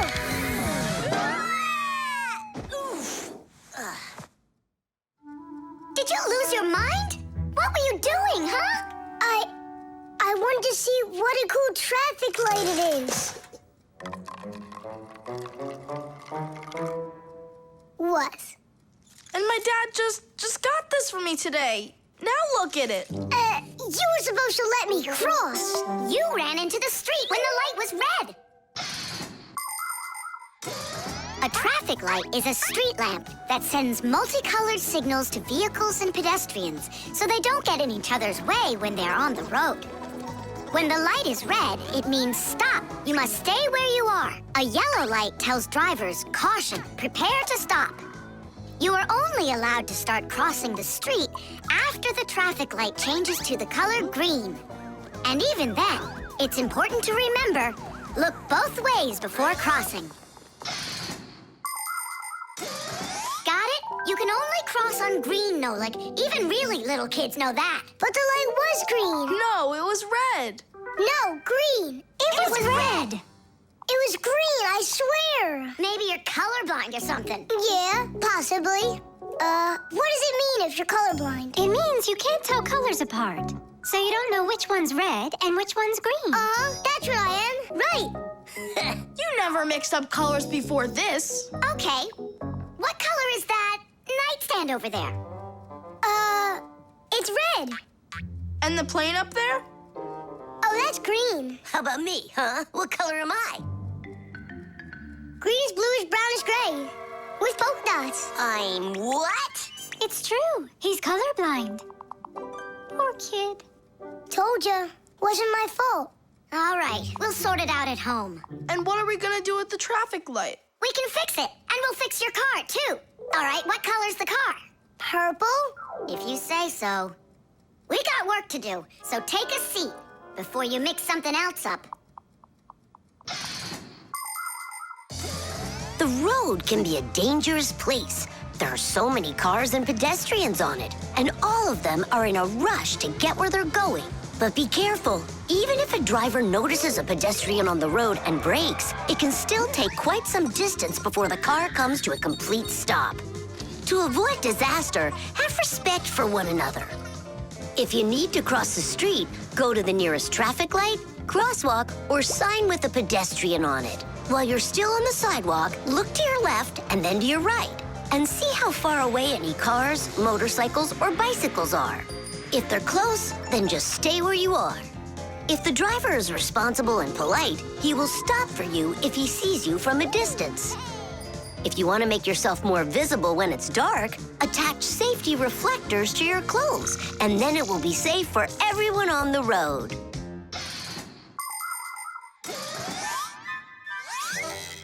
All fixed.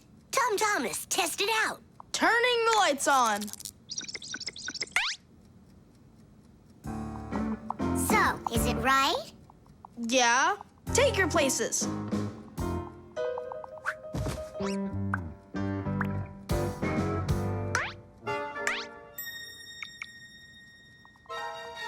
All right, let's cross. Ready, set, go! Stop! You got everything mixed up. The light is green in all directions. Ah! The game is up. You aren't colorblind, Nolik. You know what you are? You're a feigner. Me? Mm-hmm. Well, yeah. I got a little of it right in here. And once in a while, it goes up here. What's a feigner anyway? The telescope.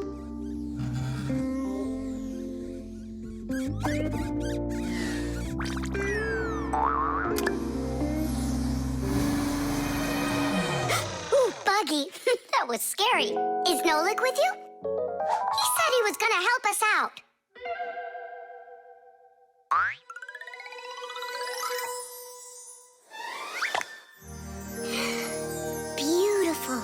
Whoa, just look at all those stars. It's just like magic, this telescope. Splendid. The simplest telescope is a tube with 2 lenses. They gather and refract light. We look through a telescope at a faraway moon and see craters, mountains, and crevices on its surface as if they are very close. A telescope helps us examine stars and comets, distinguish the colors and shapes of planets, and find their moons. But it's only possible to look at the sun through a telescope if it has a special filter to protect your eyes from getting damaged. But what's really cool is that it spins. No, really. Well, should we get going? Aren't we waiting for Nolik? He'll catch up. I'm gonna leave him a note.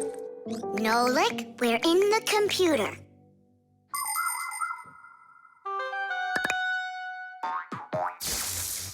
Hey! Here I am. Hello? Where is everybody?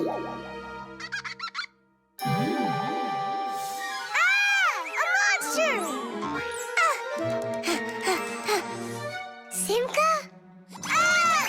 Somebody help me! Ah! A monster ate Simka! He's in the telescope! Ate? She was here a minute ago. The only thing left of her is her Fixie tail! A huge monster, enormous, with sharp teeth and jaws like that! Mamma mia! And horns on its head? It's got everything!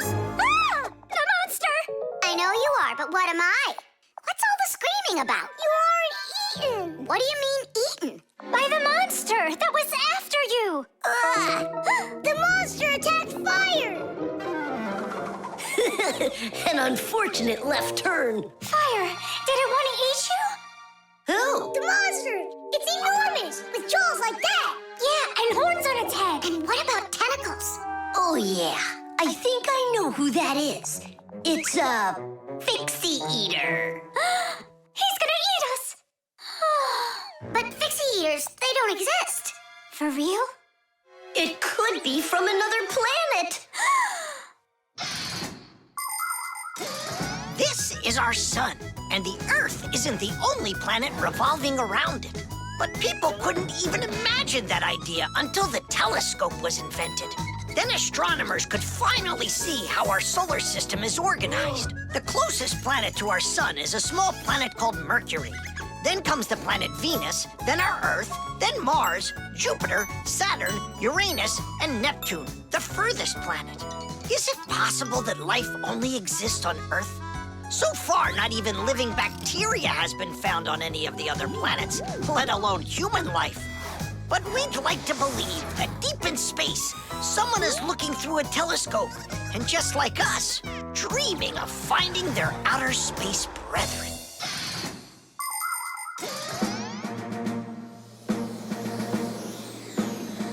That's where it was! Come on out, Fixie Eater. We're gonna need to use live bait. Where are you gonna get it from? It's me? Nolik, he knows you already. Don't be afraid. We won't let him hurt you. There's no way. Fixie Eater, come out right now. Ah! I'm not afraid. I'm not afraid of you. Barely. Ah! Help me! Ah! Catching fire! I gotcha! It's Buggy. That's who you just caught. Then where's the Fixie Eater? Did you see the monster? Look at those jaws. Just like the monster. Nolik, show us where you saw the Fixie eater. Up there. I saw him through the telescope. Buggy, could you please go up to that corner over there?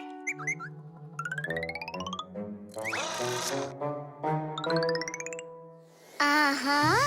And now yawn. Take a look. Ah! The Fixie Eater! Or Buggy? What do you think? Concrete. When will you be back from your fishing trip? Before dinner. So you won't have time to hang up the mirror again? If it's not one thing, it's another. We were just planning to hang it right now. It'll only take us 2 minutes, and then we'll go fishing. Papoose! Huh? What do you want, Nolik? When am I gonna go on a fishing trip with you? You know Fixies don't go fishing. But you promised me that today we would go and visit the aquarium. I was only planning on going there to clean it. So let's go fishing while we're at it. We'll pretend. Papoose, please. Okay, Nolik, but we'll just pretend to. Hooray! You're the best Papoose ever! Nah, those won't work. Why won't they? Because our walls are concrete. They're much too hard for nails. See that? It's gonna need to be drilled.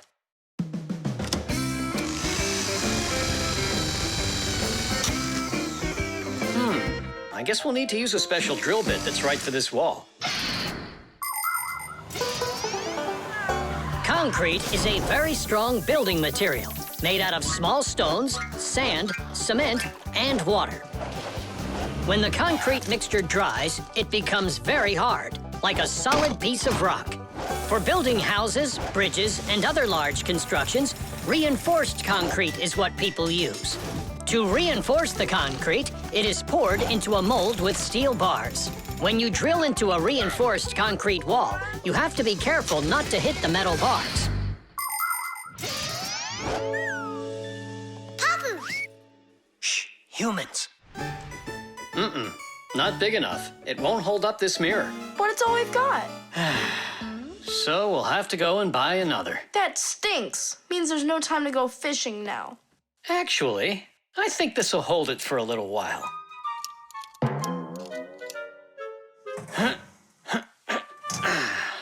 That looks great. So, ready?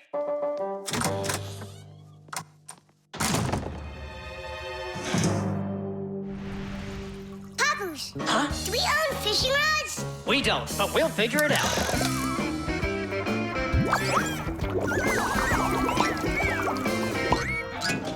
I really don't like how that mirror's hanging.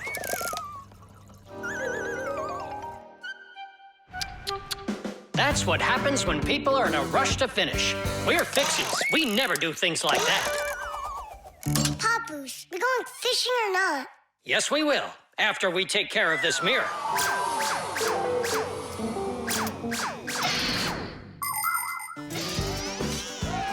In ancient Rome, volcanoes helped make concrete.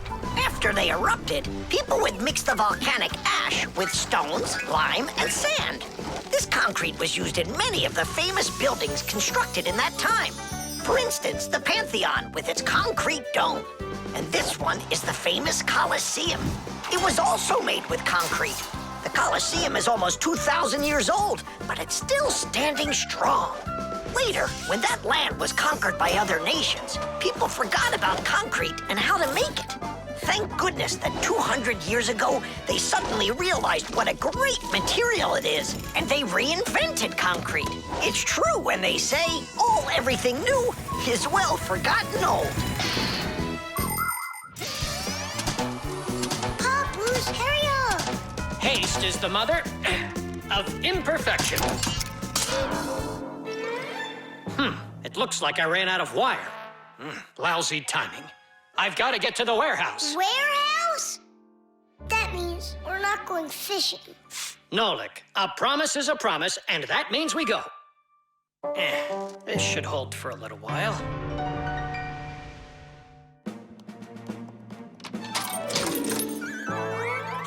It's funny. We almost left without the fishing rods.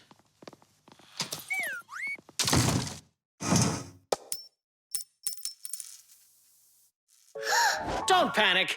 We did a good job of anchoring. Remember what I said? Haste is the...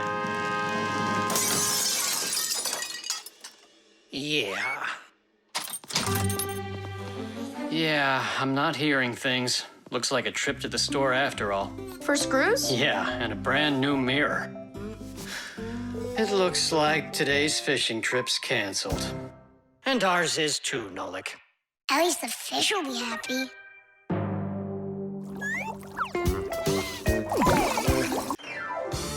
glue.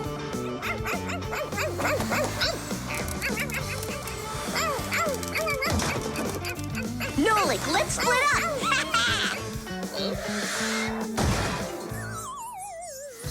We're one cool team, am I right? Nah, Why not? we're the mega super duper coolest team on the planet! What do you say we do everything together and never ever fight with each other? All right. Children, if you look right here, you can see that the handle has broken off the professor's favorite mug. And it's our duty to fix it by gluing it back on. Here they are, the inseparable friends. Class, quiet down. Since the two of you were late today, why don't you go fly over to the warehouse for us and get the glue? Yes, sir. Yes, sir. They crack me up. Is there any glue left in there? Nolik, try jumping on the tube a little. I. Great, there's plenty. Our super duper team has done some super excellent work. What's going on? Our hands are stuck. We gotta pull. This glue is sticky. With the help of glue, you can stick almost anything together. Paper, plastic, glass, rubber, wood, and even metal. The reason that glue works is because everything, even an ordinary sheet of paper, has a rough surface. Just look at those pits and ridges. If we take 2 sheets of paper, fill those pits with glue, and press them together, the molecules of the glue will start joining with one another. After that, all that's left is for the glue to dry. Now what? How about we fly like this? Good idea. Everyone will laugh at how funny we are. Heads up, everybody. Mission complete. Well done. Take your places. And put your hands on your desk. We can't do that. We got glued together. It's all right. Come on over here. We don't want you to take our hands apart. We're sure this glue's gonna make our friendship stronger, right? You really think friendship can be measured like that? Jump!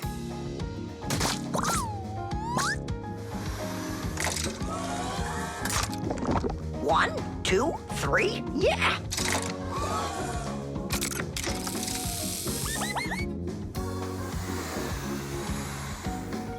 Tish! Tish!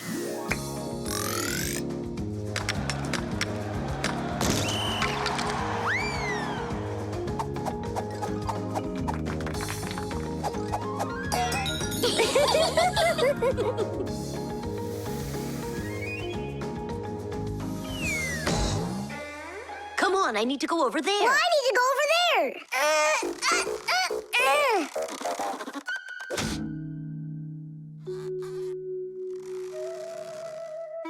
It's your fault we got into this mess. Mine? And who was the one that told me to jump? Enough! I'm done with your nonsense. From now on, you're not my friend. And you're not mine, all right?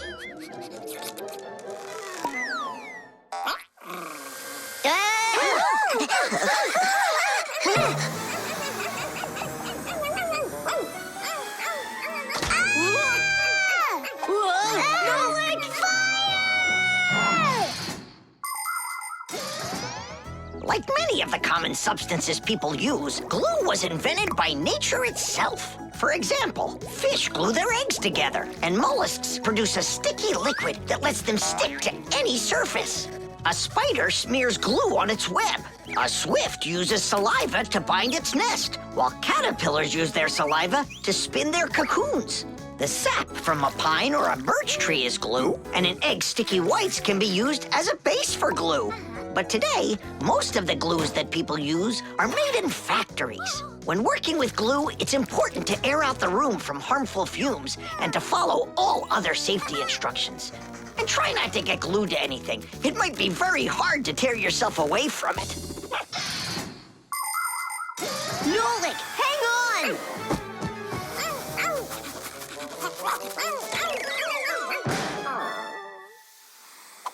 Fire! You just saved me! But how come we got unstuck? Maybe it was bad glue? No, we were trying to get you disattached for so long that the glue lost the adhesive properties it had. And our friendship? Did it also lose its properties? You know what, Nolik? I'm sorry. We don't need glue to make our friendship stronger. Peace. Peace. Oh. Uh-oh. Gotcha. The pyramid. Tom Thomas, can I open my eyes? Not yet. Hurry, will ya? That's it. I'm ready for the contest. Ta-da! Wait, that's a pastry. This is a pastry, Nolik, but this is an Egyptian pyramid. Oh, wow. Doesn't it look just like an anthill? Sure does. I remember when Grandpoo's told us that inside of those is a labyrinth and a mummy of a sparrow. No, a pharaoh.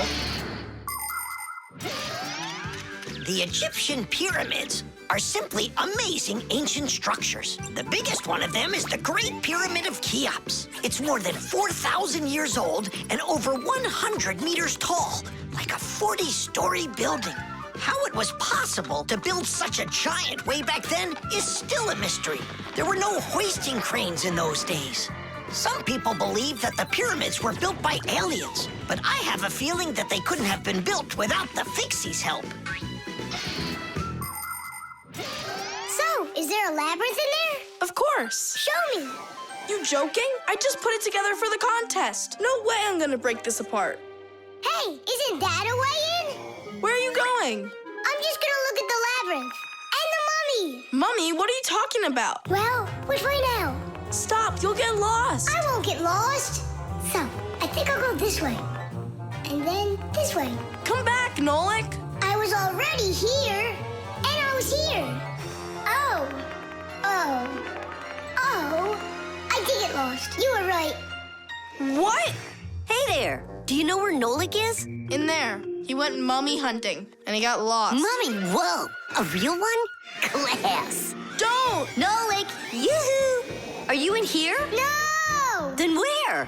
Who knows? Who builds labyrinths like this anyway? Hey, nobody asked you to go in my labyrinth. Who you talking to in there? Digit, Fire and Nolik are inside, and I need to go to school now. Nolik! Fire! Well, I, for one, have never gotten lost in a labyrinth because I know the rule for getting out. You need to always keep your hand on the wall.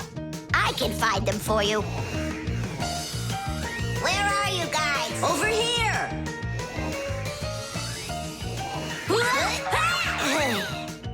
I forgot which of these walls I was touching with my hand.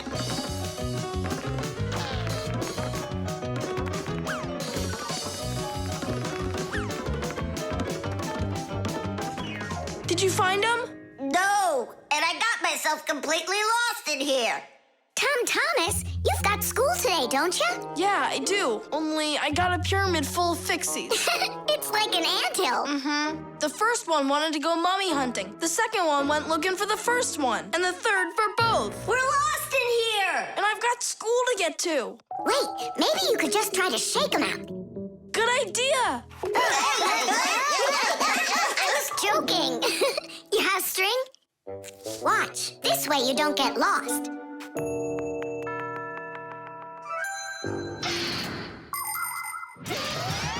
When you're going on a trip, think about how to keep from getting lost and how to find your way back.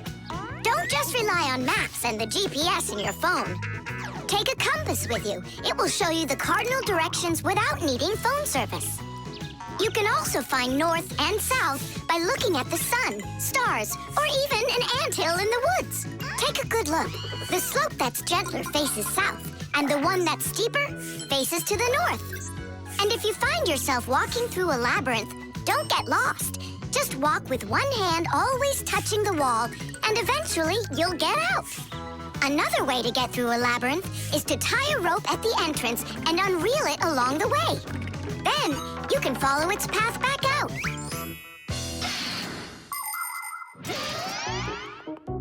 Here's the first one. And the second. And Nolik? A mummy! Is it alive? It's me, Nolik. But I couldn't find yours. That's because there's none in there. What? You mean I got lost in there for nothing? You were in such a hurry, you didn't listen to what I said. But without a mummy, how can you win? Oh, then maybe you could be my mummy. No, thank you.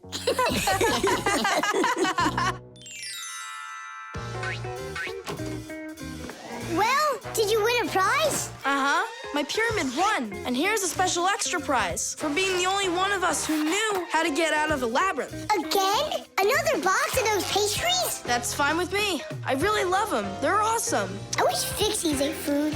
What a shame. Then I'll give some to your mommy.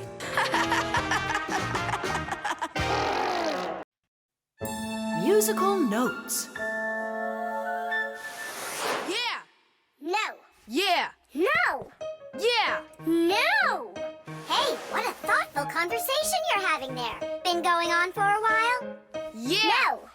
No. Simka, please tell Nolik what this is. A present, right? Uh-huh. From Katya. And it's got a secret code right here, you see? There's no secret on there. They're just notes. Musical notes. Ha! See? I told you. Those squiggles could have been music. I don't believe you. Come on, two people said the very same thing. Simka is not a people. She's a Fixie. Anyway, there are two of us. You're ganging up on me. We're not ganging up on you, Nolik. Music is something you can play or listen to with your ears. But that's not all. You can also write it down.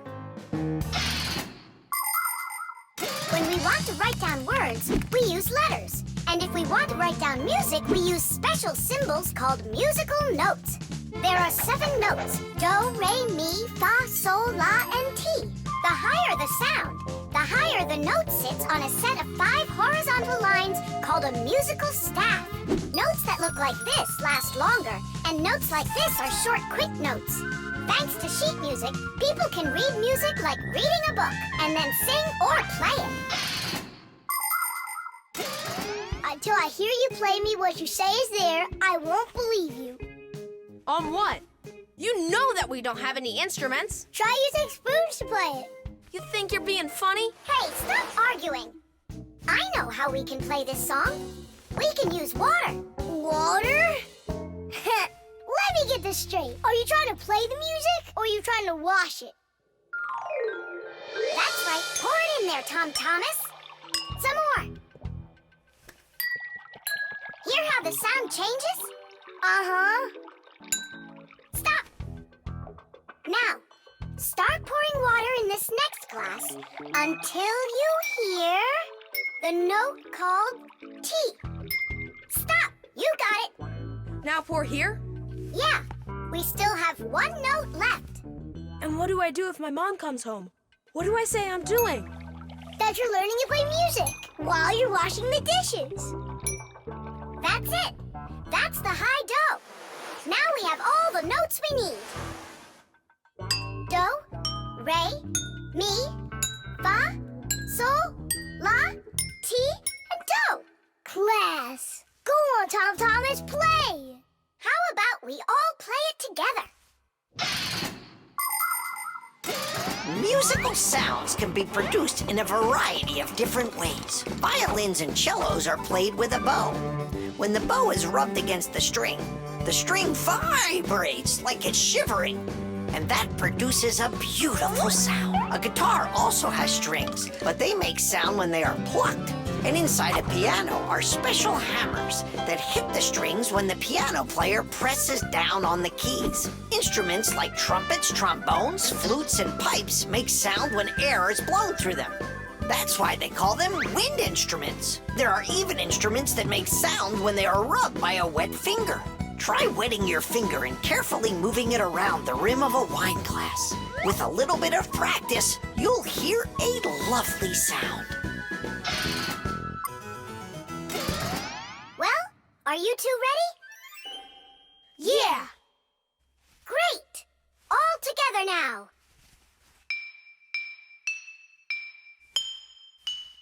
I know this. Happy birthday to you. Happy birthday, Tom Thomas. Happy birthday to me. Tom Thomas, we also wish you a happy birthday. You see, Nolik? And you didn't believe that this was music. But I was the first to guess which song it is. Hey, thanks so much for helping me figure out Katya's present. And how about sending a song to Katya? Yeah. We can write down the musical notes to a song about the Fixies. The Fixies? We can't. We can't write down the words, but if it's just the notes there, then it's no problem. Hooray! Want to play it? Of course we do.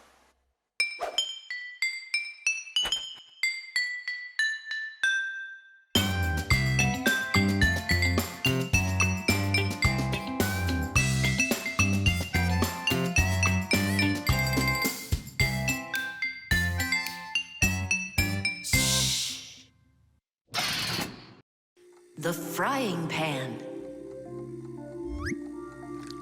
Woohoo! Can you do this? Easy! How about this? And voila!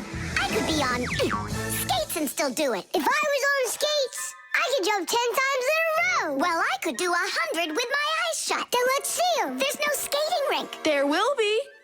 What will there be? A skating rink. Where? In the frying pan. Uh-oh. All right, my bragging buddies, go get your skates. Fixies love playing sports. You might find Fixie adults working out with weights, or maybe working on a gymnastics routine. Fixie kids love having Fixie board contests, or taking part in parkour competitions, where they have to run, jump, and hop over all sorts of obstacles. These kinds of competitions usually take place inside of sophisticated appliances. Orienteering is held inside these appliances too. That's when Fixies use a map to follow a complicated route. And the route is quite exact. You can't make one wrong turn. But the Fixies' favorite game has got to be hide and seek. Nobody can compete with them in this game. You don't believe me? Watch.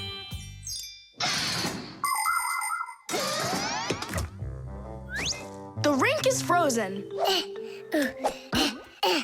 So, who's first?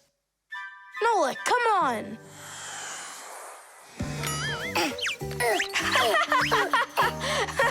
Well, are you going to jump? Wow, class.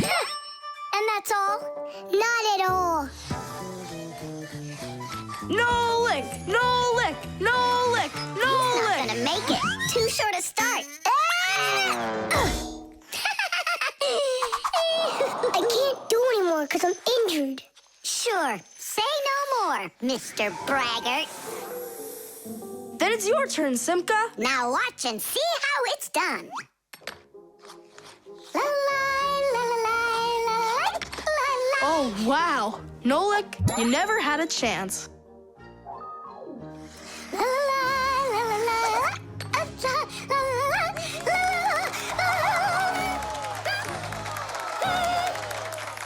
Just like always. She gets in my way, and now she's gonna win. Nolik, do you really want to beat her? Uh-huh.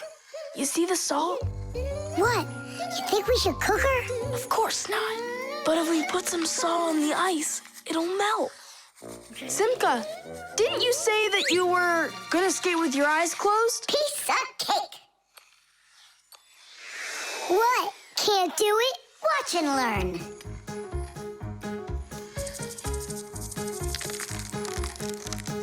One. And two. Well done.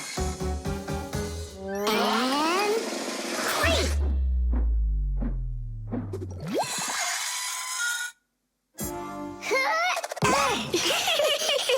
Hey, this is salt. That wasn't fair, guys. You wouldn't have done 100 jumps anyway. Let's start the contest all over again, but this time we play by the rules. Oh, look, there's a scratch in the pan. What? What a disaster! You can cook just about anything in a frying pan. Meat, fish, vegetables. In order to stop food from sticking to the pan, modern frying pans are covered with a non-stick coating like Teflon. You can cook in these pans without even using oil, and they're easy to clean. But you have to treat this kind of kitchenware very carefully. It's better not to use metal spatulas or forks that can scratch it, because you shouldn't cook food in a pan that has scratches on it. It can be really dangerous for your health. Yeah, this pan's completely shot. It's all because of your dumb bet. It's all because someone was cheating. Mom's back. Please, Simka, help me out, will you? I'll give you any wish you want. Or 3. No, 5. 5? I can help you. If you guys jump up and down 100 times on one leg, we could do 200. Tom Thomas, what do you say we make those crepes?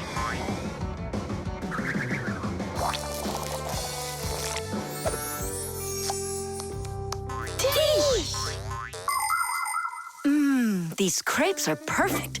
I just love cooking with this pan. Why are you jumping? I want to make my legs stronger. Anyway, you never could have jumped 100 times in there. bet on it? The toilet.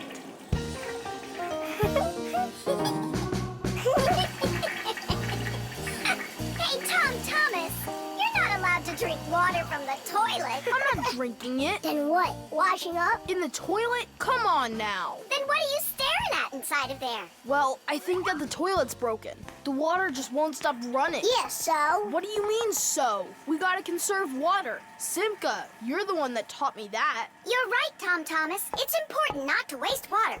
But the problem in this toilet isn't where you were looking. Then where? Here in the tank, not the bowl. Almost all toilets have tanks that are used for storing water. This water is flushed into the bowl when needed. Water flows into the tank through a water valve that has a float attached to it. As the water level in the tank rises, so does the float. And when there's enough water in the tank, the float closes off the valve and the water stops. But if the float happens to break, the water will keep running through the overflow tube into the bowl. We'll be back soon. Look at this. I can't believe how beautiful it is. Ha! I see what's wrong here. This float that we're standing on, it got disconnected for some reason. That's why the water keeps pouring out. I see. And it's going down that tube into the bowl. Well, what's the problem? It's the float. It got disconnected. Can you get it back on? Nope, sorry. Without Papoose, we can't fix it. We'll get Papoose. And you, Tom Thomas, you'll guard the door. Yeah, or someone could come and flush the toilet while we're working in the tank. And we'll get flushed away. To where? Straight into the sewer. And then it's bye-bye, Tom Thomas, forever. The sewage system is a huge network of pipes that run underground. This is where the dirty water from sinks and the waste from toilets is sent. The sewage pipes then carry this dirty water to sewage treatment plants, where the water is cleaned before it is dumped into a river or the sea. Before the first sewage systems were invented, people would just dump their waste right out their windows onto the streets.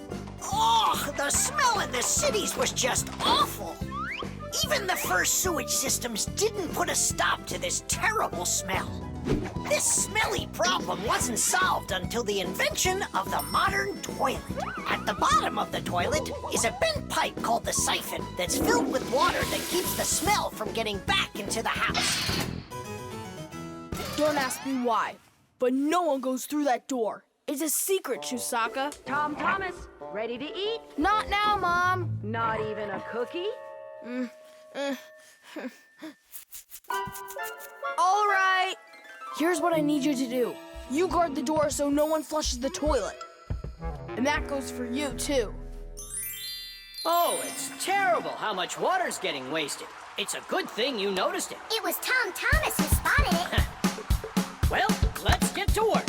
When your TV has broken, when your cell phone has broke, your laptop's barely working, the candles haven't struck.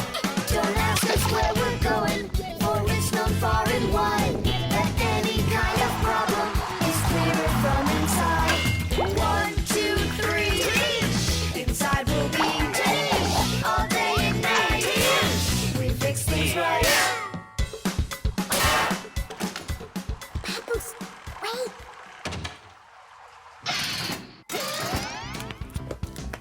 Chusaka. Hey, who's in there? Me? Dad, don't flush the toilet. I wasn't planning on it. I was getting ready to take a shower. All right, just don't touch the toilet. What's wrong with it? It's just broken. Really? Let me check it out. No! Don't flush it!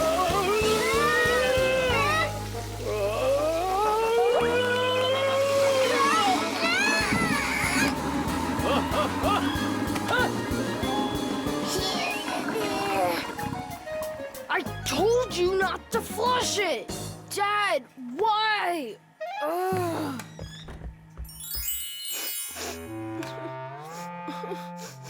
Why are you crying? We fixed it. You're here! I thought that you got flushed down into the sewer! We almost did, but Nolik saved us, both me and Papoose. I'm Thomas. What was it that made you so sad? The toilet? Uh-huh. No need to be sad. The toilet's working just fine. Really? Yeah, I had to check it. Now I need to go and check it too. The television. Now watch carefully.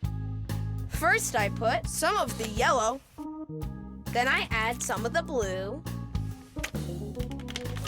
mix them together, and now we've got the color green. Isn't that great? Class! And it's not just paint either. Your television works by mixing colors too.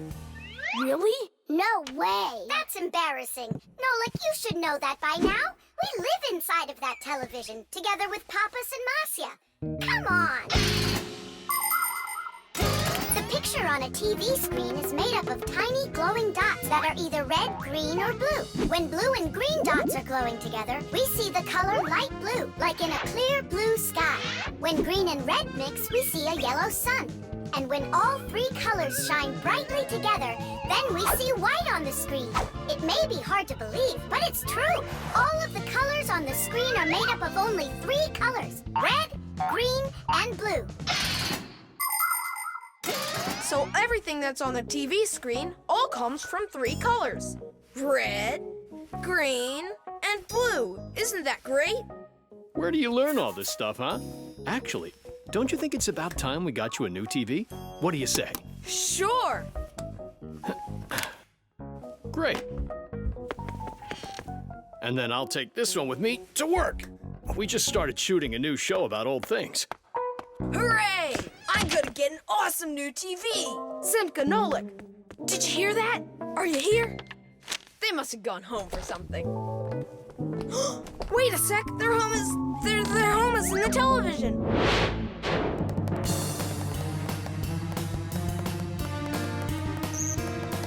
This was such a nice home for us. It's okay. We'll move into one of the other TVs here. The one in the living room? Why not? It's a nice new one with a huge flat screen.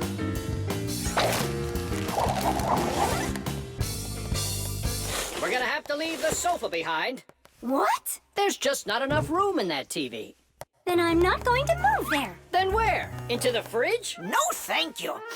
My nose is running. How about the stove? And what about us? You're the one that says that a stove is off limits for kids. Maybe the microwave will do. No, it's dangerous there. Then, in the piano. What piano? There's no piano in Tom Thomas's apartment. What a shame. A piano's the best place of all to call home. Huh? It looks like he already put us into a box. We're trapped. Good.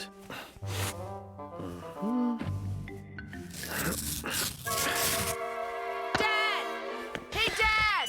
I changed my mind. I really don't want to get a new TV. Why don't you want a new one? I'm just used to this one. You're a junk collector. Uh-huh. Just like you, Dad. People have always dreamed of seeing things that are far, far away. All of us have heard fairy tales about crystal balls and magic mirrors. But the magic of television began only 100 years ago. The screens on the first TVs were so small that people had to attach magnifying glasses to them to make the picture big enough for watching. Ever since those first TVs, both the outside and the inside of this amazing device continue to change. Bulky picture tubes have been replaced by electronic chips. Screens have grown wider and wider as TV sets have changed from big heavy boxes to flat light screens that can hang on the wall like a picture. And someday, real soon, it's quite possible that TVs will be made to roll up like a rug and people will be able to carry them anywhere. All right, I'll put it back. But under one condition. If it breaks, we'll buy you a new one right away. Yeah, sure. We'll never let it break, right? Never, ever!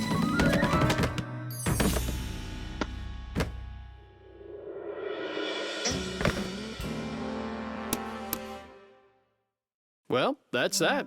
The color is completely wrong, see? I guess we're going to have to throw it out after all. Wait. I know how to make it work perfectly. Watch this. 1, 2,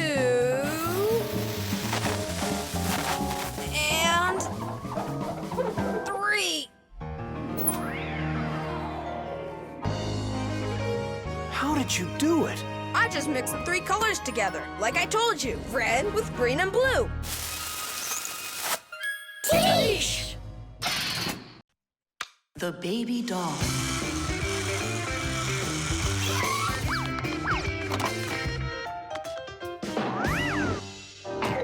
Tula, you gotta get out. We can't all fit in here.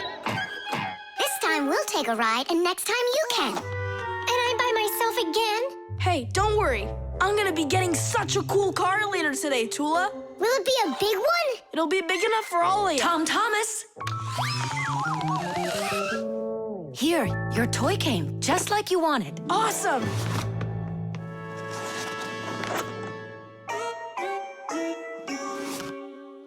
Wait, what is this? A baby doll? Splendid. Mom! Where's the car? Oh, it's gotta be some mistake. I'll find out for you. I'm calling them. It's good to be a kid. People take care of you, feed you, buy you toys, and read you bedtime stories. But in return, you have to listen to adults. Go to preschool, then school, and always remember to put on a hat. All kids dream about being a parent, at least for a little while. Because moms, they're just superhuman. Human moms can do laundry, cook meals, iron clothes, and check their kids' homework all at once. Fixie moms can fix irons and hair dryers and can teach young fixies how they can do it. It's a shame that you can't become a parent before you grow up, but you can have fun pretending to be one.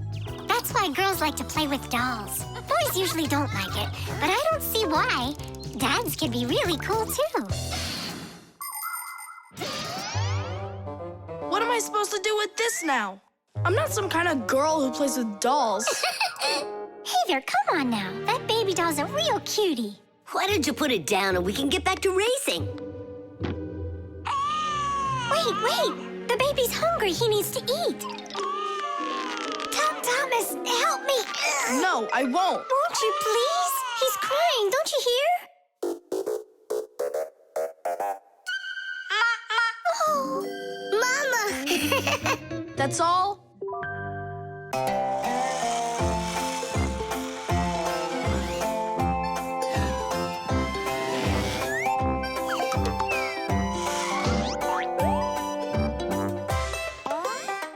Oh, I really loved him. Oh, I really loved him. Oh, I really loved him.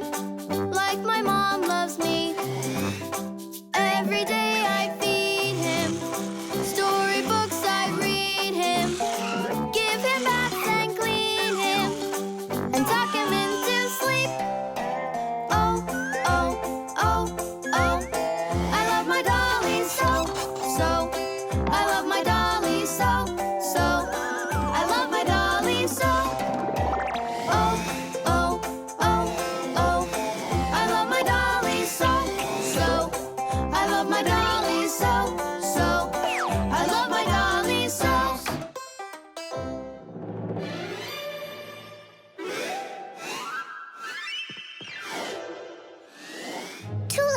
happened? The dolly disappeared. How? Tom Thomas, have you seen him? No. I'm not watching after that boy. But what if something terrible has happened? My dolly's eyes were shiny, toes and fingers tiny. He never acted whiny. I love my dolly so. Now my life is gloomy. How this happened to me? I can't find my cutie. My dolly's gone. Oh no. Oh no. Where'd my dolly go? Go. Where'd my dolly go? Go. Where'd my dolly go? Oh no. Oh no. Where'd my dolly go? Go. Where'd my dolly go? Go. Where'd my dolly go? Honey, don't be upset about the car. It's gonna get here soon. By the way, why did you put the doll in the cupboard? It was so hard to find. But is it still home? It's in the box over there. It's gotta go back to the store. My poor dolly's gone. My dolly! We're supposed to send him back today. Oh, Only I told Mom that I'd rather keep him. Hey, and what about your big new race car? Later. did you do all this for me? You know. Whoa!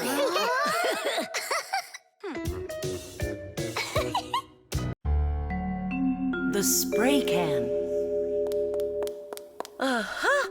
Footprints, just like I suspected. Are those your footprints? Not ours. Then what's on your shoes? What a mess I got into. Pew!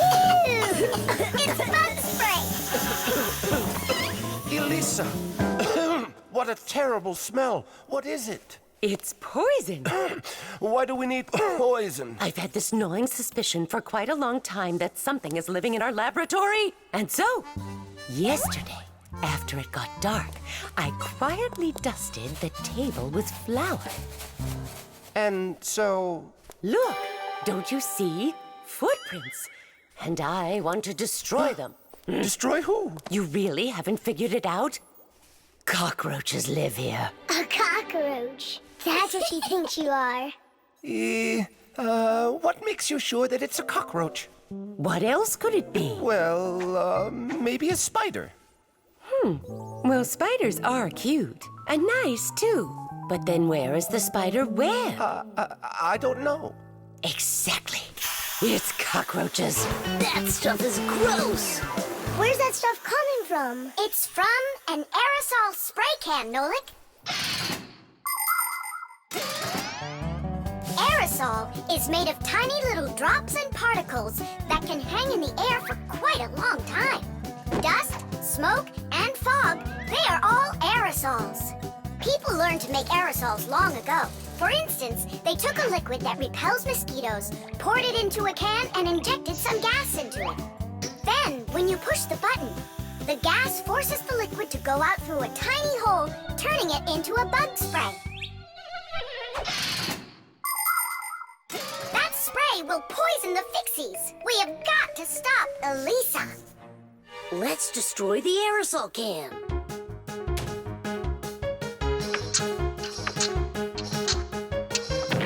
No way. We just can't do that. And what if we switch it with a can of whipped cream?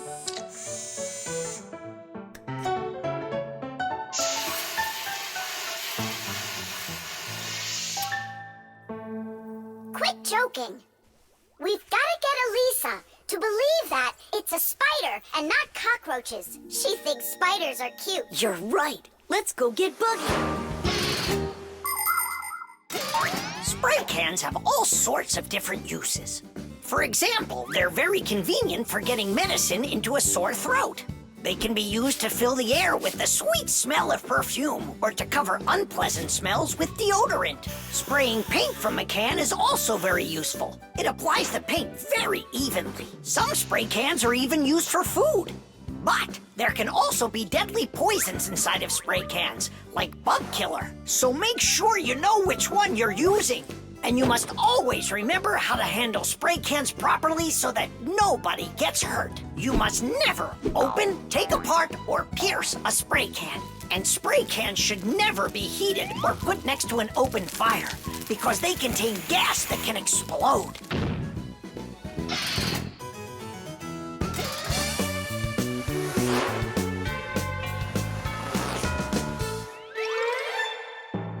Buggy, hi there. Hey, where are you going? Buggy, we need your help. Hang on. Buggy, don't be scared. We're your friends, right? Would you help us, please? There are new tracks here. Well, roaches, prepare to die. Are you ready? Go ahead. Run!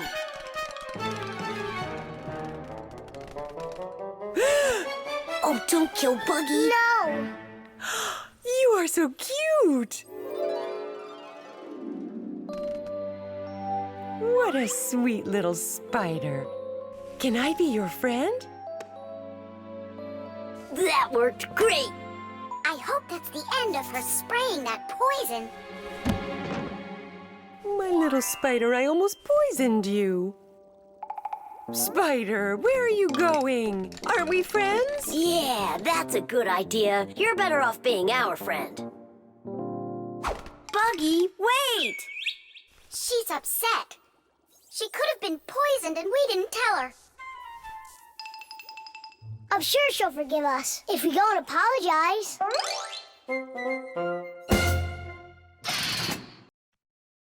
The helicopter. It's very important and I need your advice.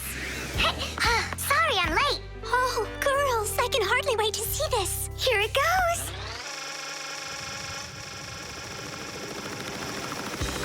Hey there! Where did you get a helicopter? Professor Eugenius threw it away, but we fixed it. Come fly with us. Hop in. There's no way. We're busy. Doing what? Something important. Go find somewhere else to fly. You got it. No problem. Now back to our job.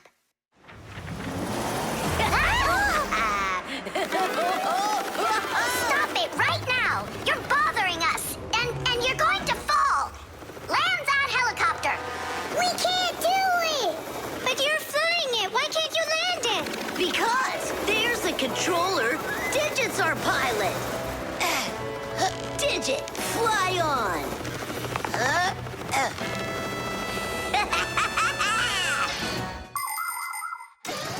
Helicopters fly with the help of propellers. The biggest one is called the main rotor blade. When the engine turns it, the rotor pushes the air with such a powerful force that it lifts the helicopter up off the ground.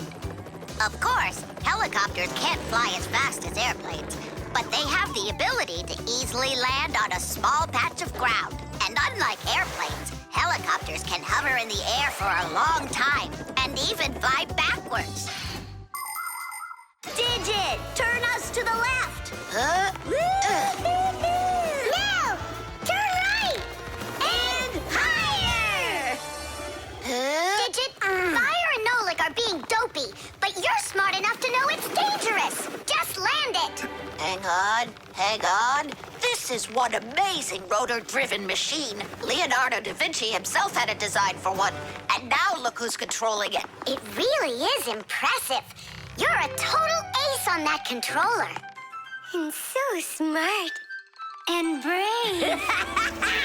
The girls really like boys like that. That's how I roll. Sure, yeah, you're great. Now land it. Digit! Oh! Whoa! Nolik, don't panic. We're gonna have to jump. Whoa! What about me?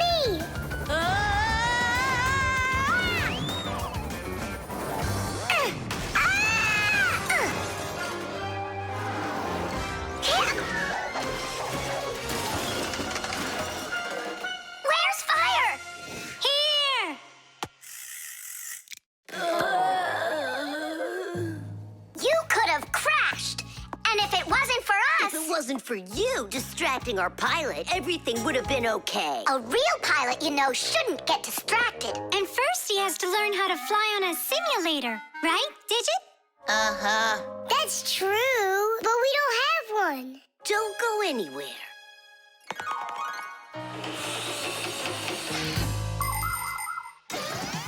Airplanes, helicopters, trains, and even cars are complicated machines that can be a challenge to navigate.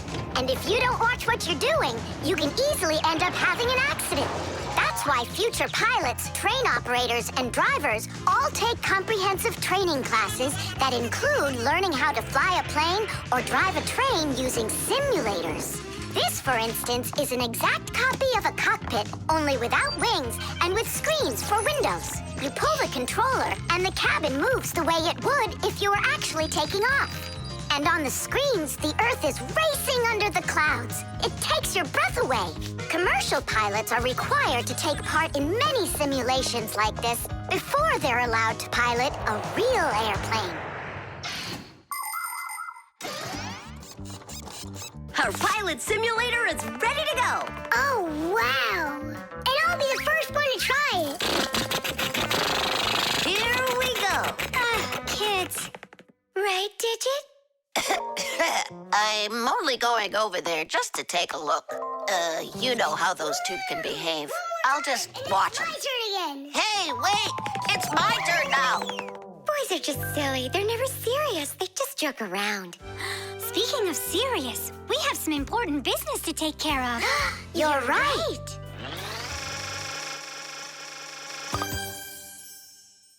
I can't figure out where I should put them.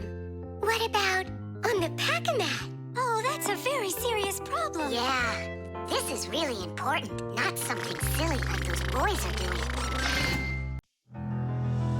The backpack.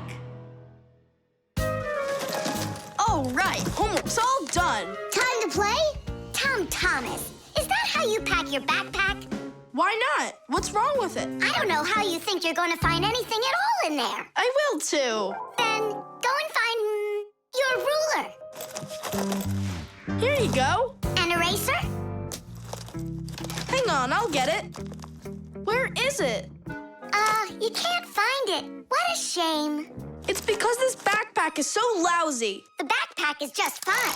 If you don't want to lose anything, you gotta pack it carefully. Or have a pack-a-mat that can just hand everything to you. Oh, yeah!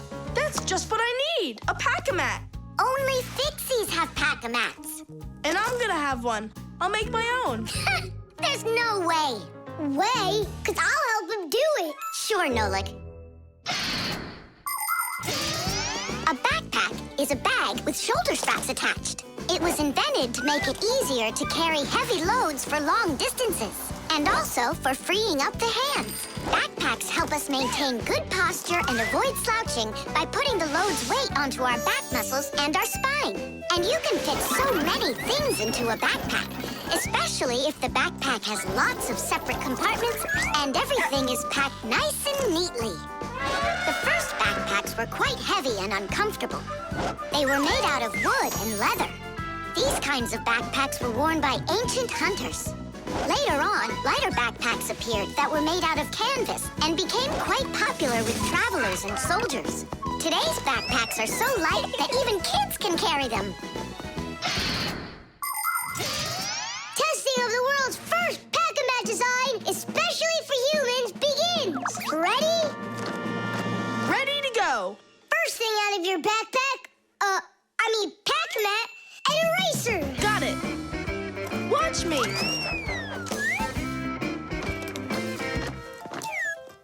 Cool.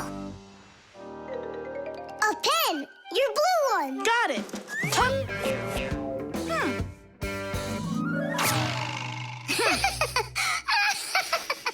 We're experiencing technical problems. We need a break.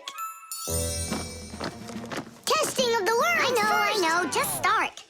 Take out the eraser. Mm-hmm. We'll say you did it. Take out the blue pen. Oh, wow. The ruler's next.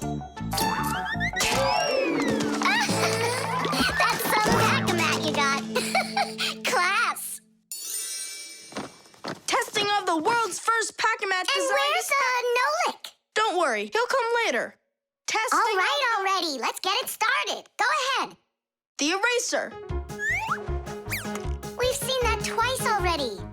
The blue pen. Can you take out the ruler? Sure I can. Drum roll, please. Whoa. It's not possible. Let me see. Now I get it.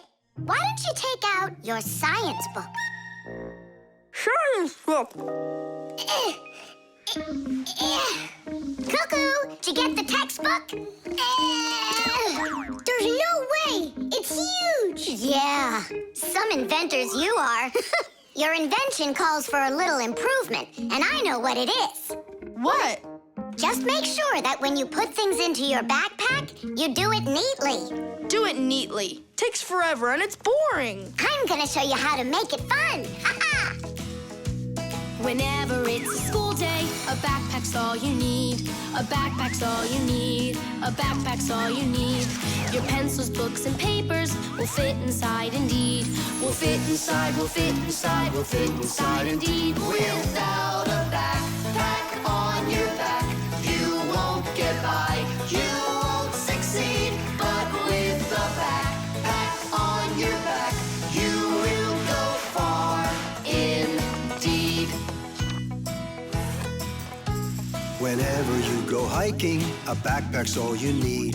A backpack's all you need. A backpack's all you need. Whatever you've collected will fit inside indeed. Will fit inside, will fit inside, will fit inside indeed. Without a backpack on your back, you won't get by, you won't succeed. But with a backpack on your back, you will go far indeed. Without a backpack on your back, you won't get by. Chocolate. Thomas, unwrap it already. In the morning, Nolik. I really want to see the toy that's inside. Be patient, Nolik. That's all. I'm going to bed. Please don't touch it, okay? And you won't open it without me, right? That's the deal. Good night, Nolik. Uh-huh.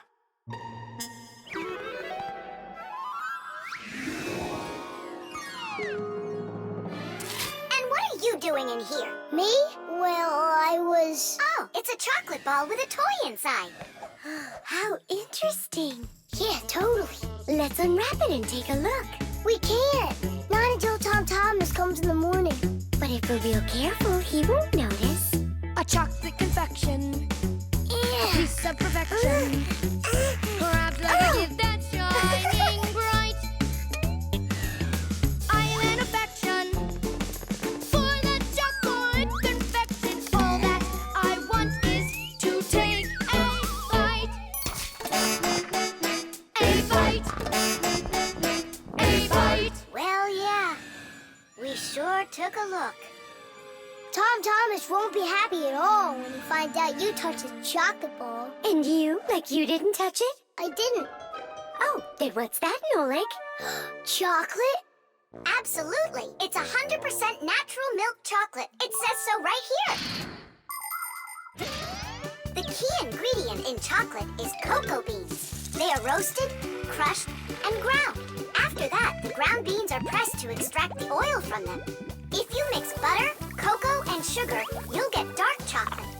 And if you add some milk to it, then you'll get milk chocolate. Then you just warm it up, pour it into molds, and cool it down. You can add raisins or nuts into chocolate. Sometimes chocolate is even made with flavors like flowers or salt. Chocolate wasn't originally for eating. It was used in a drink made by mixing roasted beans with water and then adding hot peppers. Not every adult could drink it, let alone a child. Today, chocolate is a favorite treat the world over for children and adults alike. How can we put it back together? How about Scotch tape? Come on! We'll start by warming up the chocolate so it softens up, and then use that to make a new ball. And then to make it hard again, yeah, we just cool it off.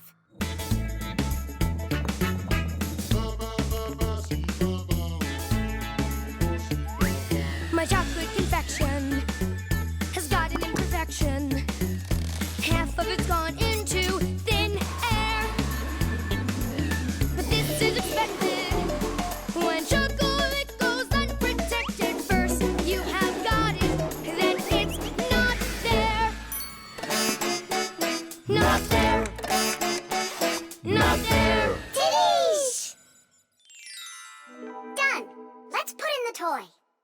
But we haven't even looked at it yet. Oh, it's so pretty. Tom Thomas is gonna love it. Oh, wait! Oh, what do you think of this idea? I've got a new confection of chocolate perfection. Safe in its wrapper, shining bright. Oh, what perfection! My brand new chocolate confection. I'll try my best not to take a bite. Hi there. Oh, what's that? A chocolate ball? You're lucky. Could there be a toy inside? Mm-hmm. But I can't take off the wrapper without Nolik. You really can't do it without him? I can't. I told Nolik I wouldn't. Your chocolate is gonna be delicious. Go on, you can eat a little. If you say so, I'll eat the chocolate. But we won't open the toy without Nolik. Good chocolate. Come on, don't you want to know what the toy is? We won't tell. All right, just a peek, and we'll close it right up.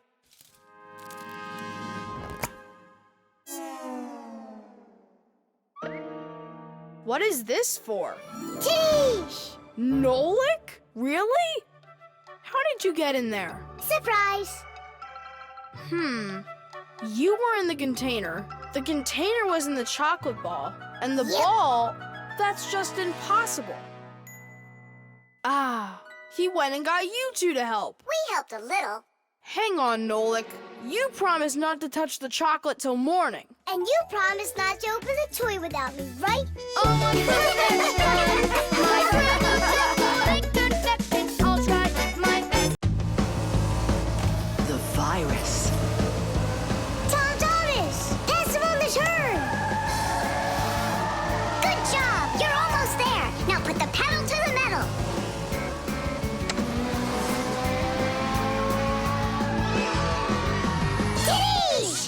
Ha! Take that, Johnny. You lose. You want to race him again? We can. We just finished the last level. Oh, we were just getting started. Wait a second. Let's see what it says here. Congratulations. Your prize is a smartphone and a collection of brand new levels to race. All right. Class. Click on it. It's not smart to just click on random buttons. There's nothing to worry about. Whoa. Hey, what's going on? Someone messed with the numbers. There you go. Didn't I warn you guys? Do you think it might have been Johnny? Johnny! Of course!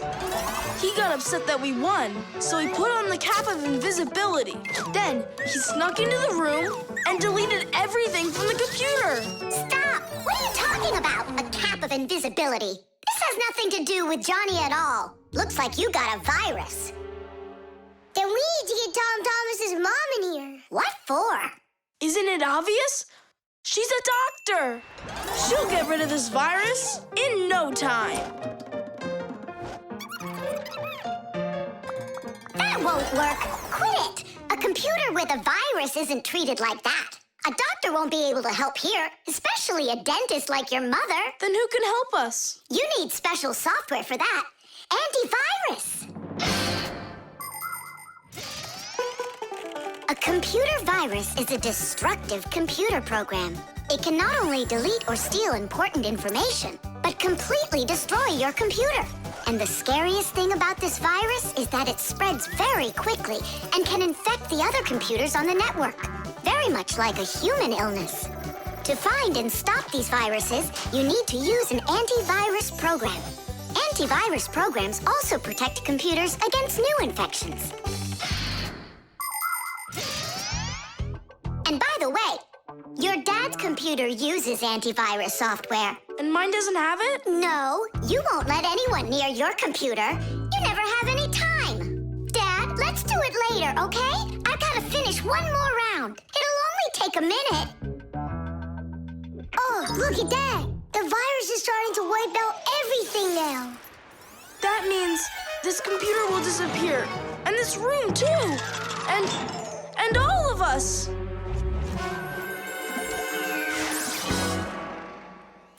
Stop!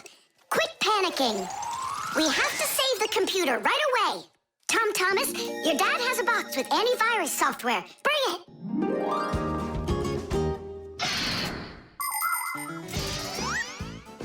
Games, music, cartoons. There are so many interesting things on the internet. But just like in the physical world, you have to follow some rules when you're online. First, you should only visit websites that you know. Sometimes a destructive virus could be hiding behind a pretty picture, and there are plenty of scammers on the internet. That's why you should never give anybody you don't know well your address, or send an SMS so you can download a free game. If you happen to get a letter or a text from a stranger, you should show it to your parents right away. Only communicate with people that you know. And don't just sit all day playing on the internet. There's still nothing better than going outside and playing with friends in the fresh air.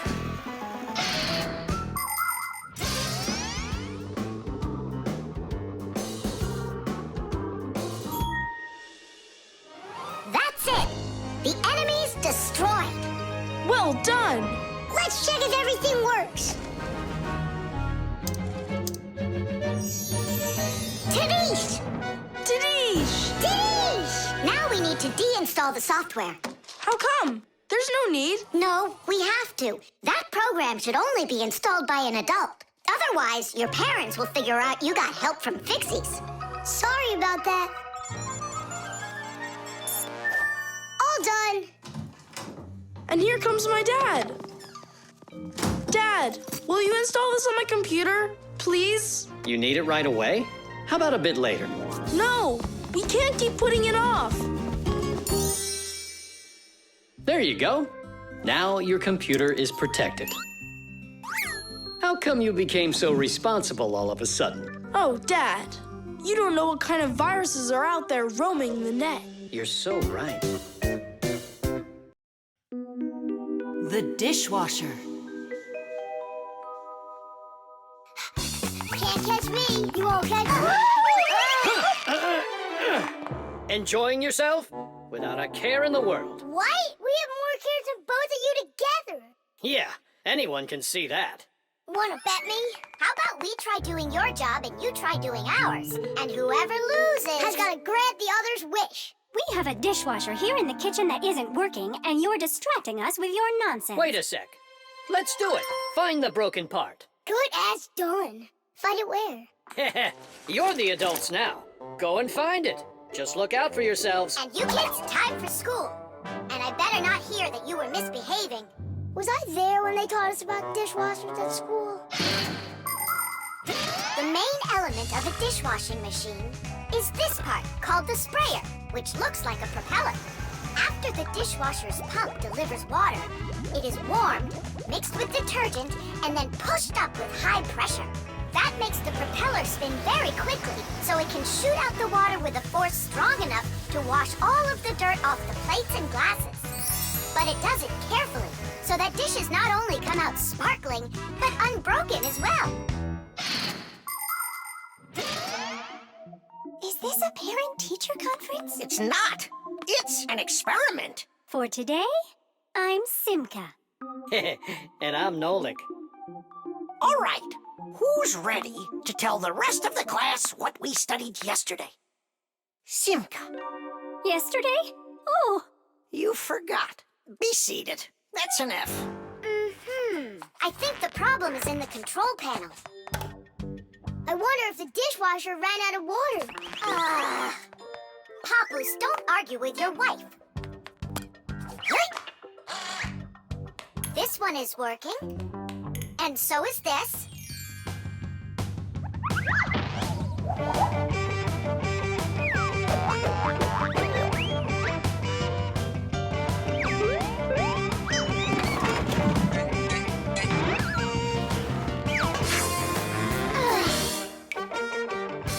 You know what? Why don't we just wash those dishes? But that would be cheating. No one will find out. The dishes will all be nice and clean, and bam, we're the winners.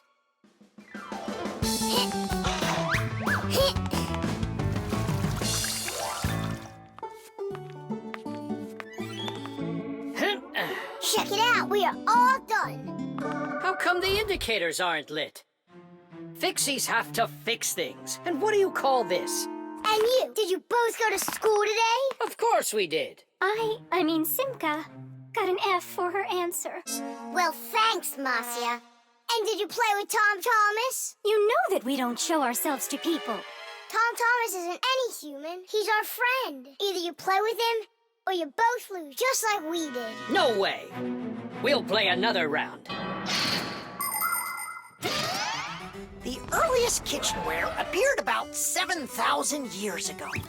Early people made these containers from stone or wood. Another kind of container for holding food was woven baskets. The baskets would be lined with clay for durability. Once, one of these baskets fell into a bonfire, and lo and behold, the wood on the outside burned away, while the clay was now hard as a rock. That discovery led to the invention of clay pottery that is still in use to this very day. Later on came the development of glass, metal, and cast iron cookware. The world's richest people can even have food served to them on dishes of silver or gold. Today, kitchenware is not only a practical convenience, but it can decorate any home as well. Forget it. This is impossible. Let's just tell them we give up. Simka, how come this button is crooked and not sticking out? 'Cause the button got jammed. Yeah, Nolan, you figured out what was wrong.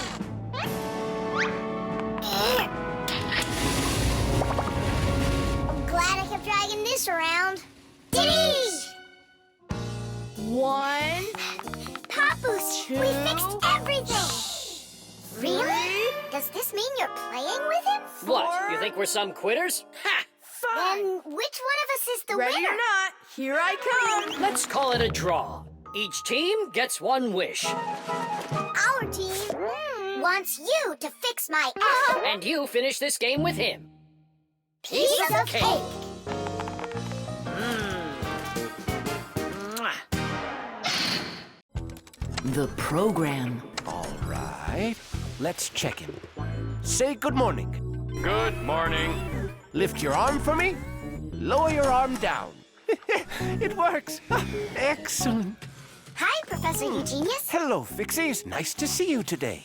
So what is it you're inventing today? I'm improving the manipulator.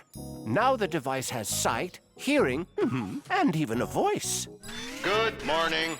Oh, wow. If this thing had a brain, it would be just like a human. But it does have a brain. See how Professor Eugenius attached a computer to the mechanical arm? The computer's a brain, you mean? Well, not quite. The computer's just a piece of metal. Good morning. What makes a computer intelligent are the programs inside. Imagine that you came home from school and found a note from your mom. Change your clothes, eat lunch, clean the dishes, and do your homework. That's about what a computer program is like. It's a set of commands that a computer carries out in sequence, one after another. Programs are also called applications. There are a lot of them in computers, tablets, and phones. It's the computer programs that make these devices so smart. There we go. I have tweaked the program. Let's see. Now the manipulator, upon my command, is going to wash this dirty mug. Manipulator, a dirty mug. Now, eliminate the problem. Executing. The problem has been eliminated. I don't think it understood what you said. Let's try it again. Clean up the shards. Don't understand. Well, just sweep the floor. Don't understand. How about rid the laboratory of any foreign objects? Understood. Executing. I see 2 foreign objects. Hey! What are you doing? Hey! Stop it right now. They're not foreign objects. They're my friends. That's better. Another foreign object. I'm not foreign. Another foreign I belong object. here. Foreign. I belong here. Foreign. I belong. Foreign. Enough! Stop it! Down!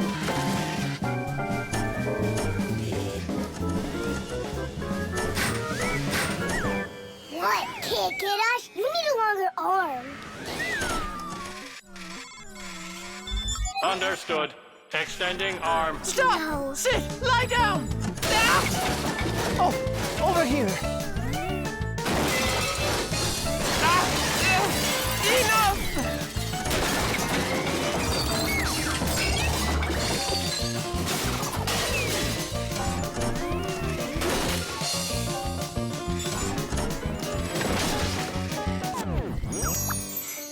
Your program doesn't seem to be working right. For sure. It must have some glitch. Modern devices often work under the command of different computer programs. And these programs can malfunction. For instance, a car alarm might go off for no apparent reason. Or a computer stops following your commands and starts doing strange things on its own. Or your phone freezes up and doesn't respond no matter how many times you poke at it. If this happens to one of your devices, it's recommended that you restart it or turn off your device and turn it back on again. Sometimes it helps and the device comes back to life. But if that doesn't help, you may need a repairman to figure out if it's a problem with the program or with the device itself so he can fix it. How are we gonna stop this thing? Oh, we need to disconnect the manipulator from the computer. That's brilliant. I'll distract him and you pull the plug out.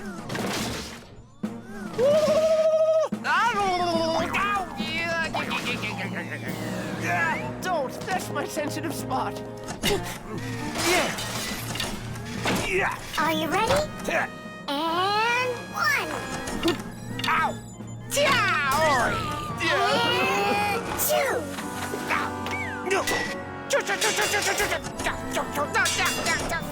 And 3.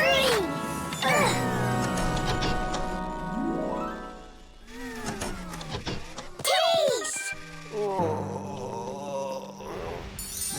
I see what's wrong. What? The program has a little mistake. There we go. Now the manipulator won't act up. Let's check it. Hang on, no way. That's enough for today. We still have to clean up this mess. Don't worry. The manipulator can help us out. The bird feeder.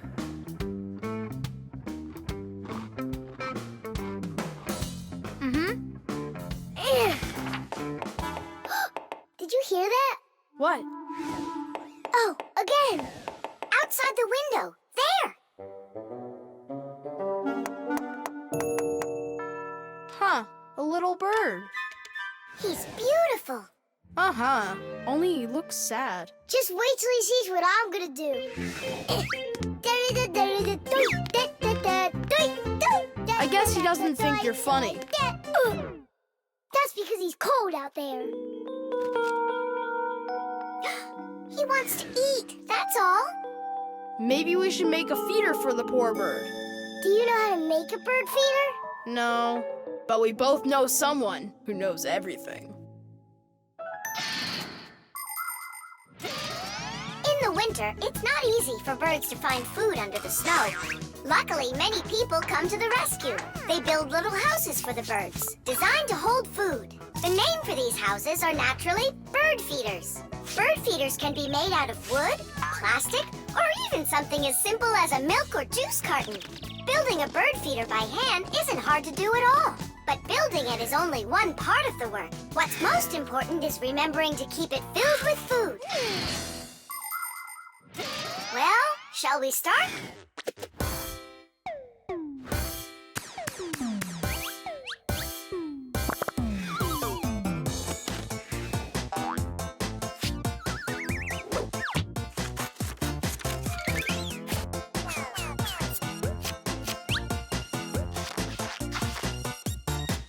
The bird feeder is ready!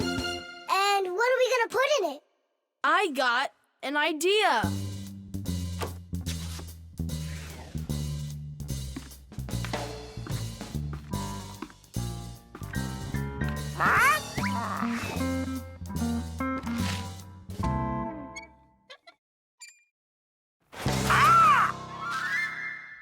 Adisa, I need some of your food for a little bird. You aren't greedy. Greedy!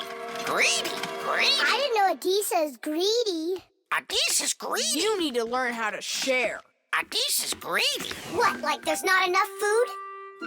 Not enough food. Not enough food. Not enough food. Not enough.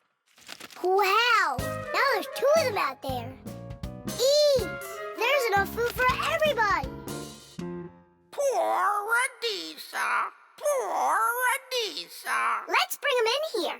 We can open a restaurant for birds. Little bird.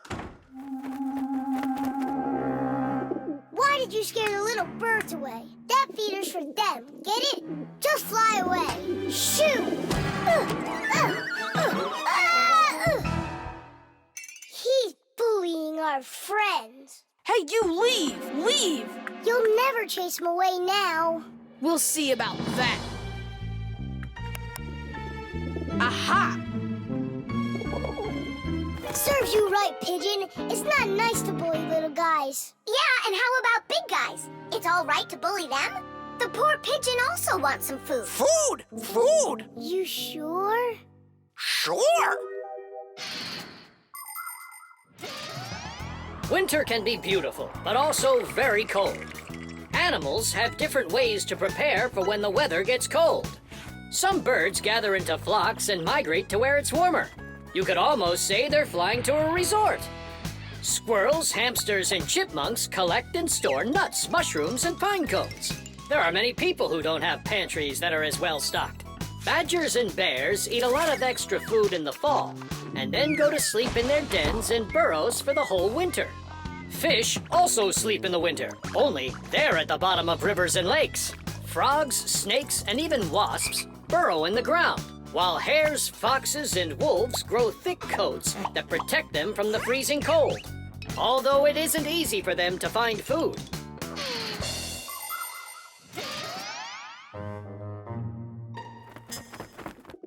So that will be your feeder, and that new one will be for the little birds. Hey, are you taking their food again? There you go. But those little birds, they'll probably never come back here. Look, Nolik! They came back!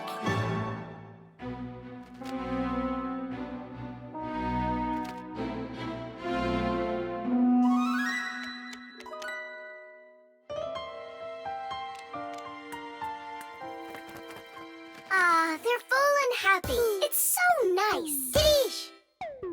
Tadish!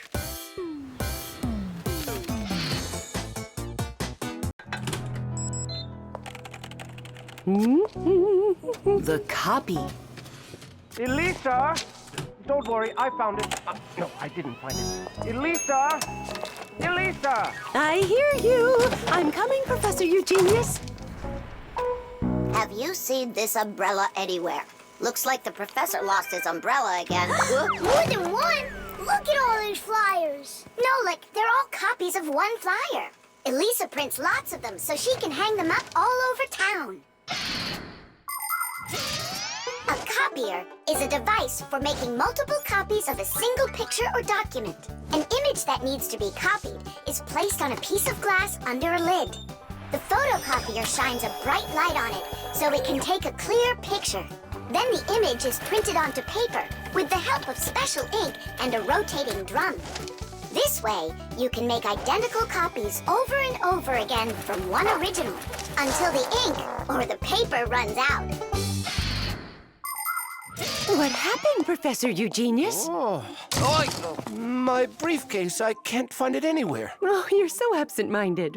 First it was the umbrella, now it's the briefcase. Oh, is that for me?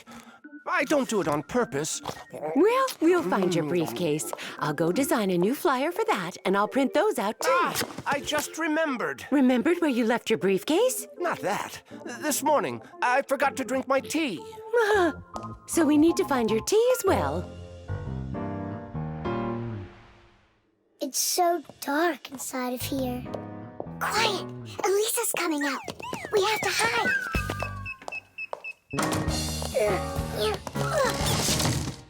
Where is that one about the briefcase? Here's the flyer for missing keys, the one for the phone, the flyer for when the professor gets lost. Here, a missing briefcase.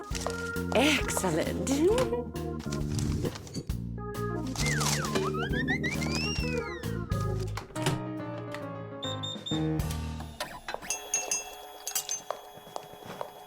Looks like she's gone for now. And where is Nolik?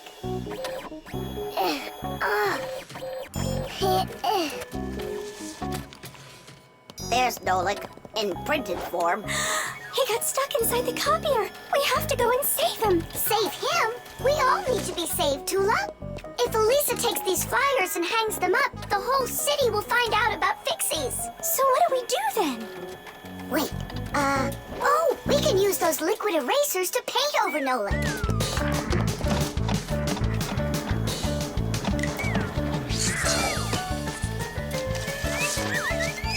Simka, look! Here's another Nolik! Oh, here comes another one.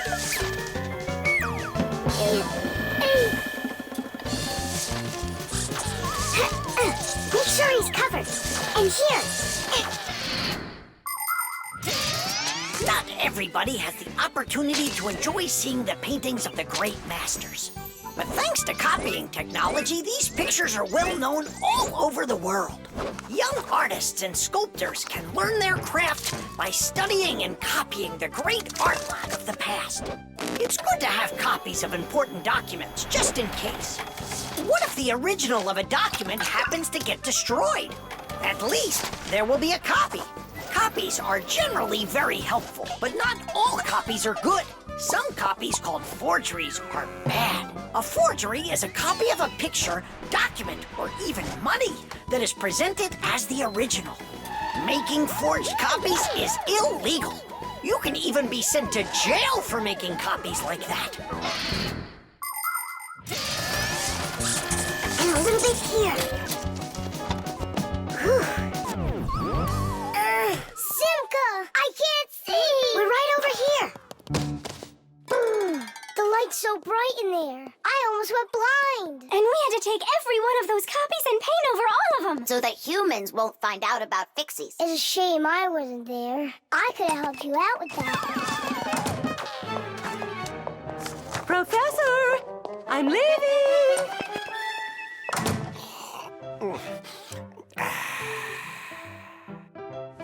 There they are. Elisa! Elisa! Elisa! She just left to hang up the flyers. Yeah? And I found the briefcase in the umbrella myself. I have to call her and tell her. Where's my phone? Have I really lost it? Don't you worry, Professor. If you can't find it, Elisa's got a flyer for your phone already. What's important right now is that Elisa doesn't go missing. The star. And so, this is our solar system, and it consists of... Friends, you're not going to believe it. I discovered an unknown star. That is superb, colleague. Yeah, and today, journalists will visit the laboratory for an interview. who's going to be interviewed? If you weren't late, you'd know that. I had to do my hair. They're here. Everyone hide.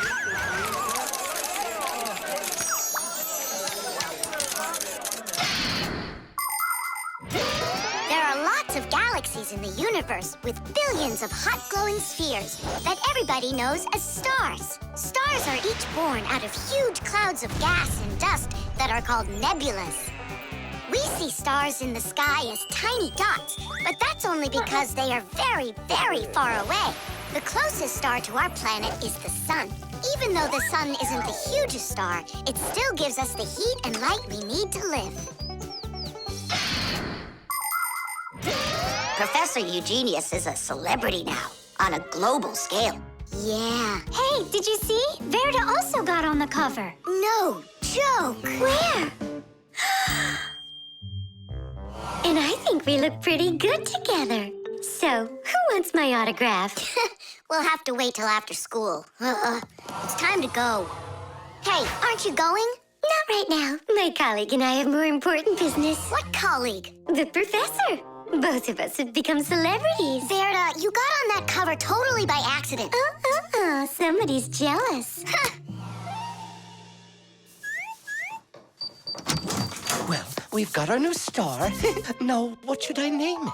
Colleague, Huh? why don't you name the new star Verda? After all, it does sound pretty. Verde. Like a vertex whirling around. That's a great idea. It's a shame you didn't get my autograph, because that new star now has my name, Verda. And now an elaborate celebration needs to be thrown in my honor. I mean mine and the professor's, of course. What celebration you talking about? With a red carpet and flowers. Why are you just standing there? Make it happen. The poor girl thinks she's a star. Absolutely. So what can we do about it? With lunatics, it's better not to argue. That's what I read. Then let's play your silly game.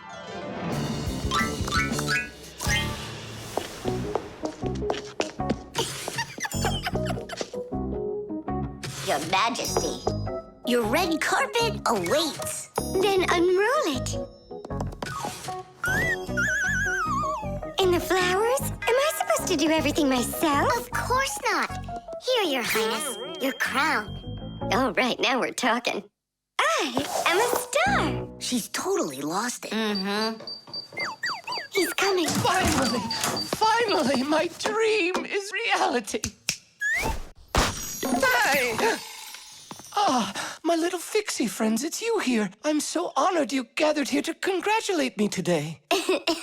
Us? Yes, us, them, we all should celebrate. No, I mean you and I. Now show us what you're carrying. Of course, the certificate.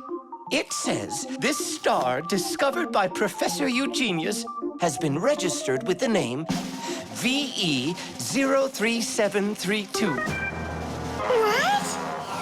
Oh, that's what we should start calling our big star from now on. What's so funny? A clear night is perfect for searching in the sky for constellations. The easiest one to find is the Great Bear or the Big Dipper, which looks like a soup ladle. If you draw a line through the two outside stars of the Big Dipper, you'll find the bright North Star, which is part of a constellation called the Little Bear or the Little Dipper. A bit further is the W-shaped Cassiopeia.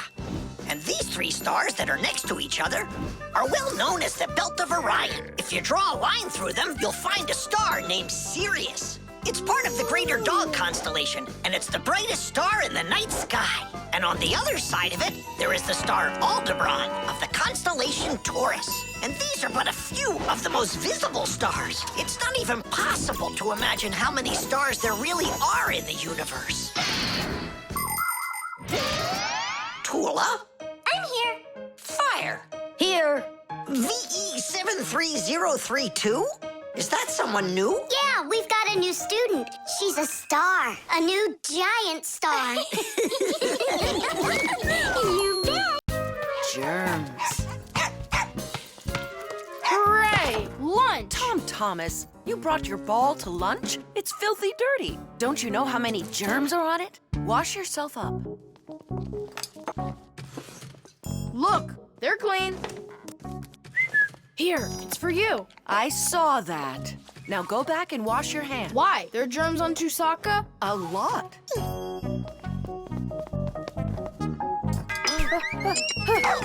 Come on, give it back.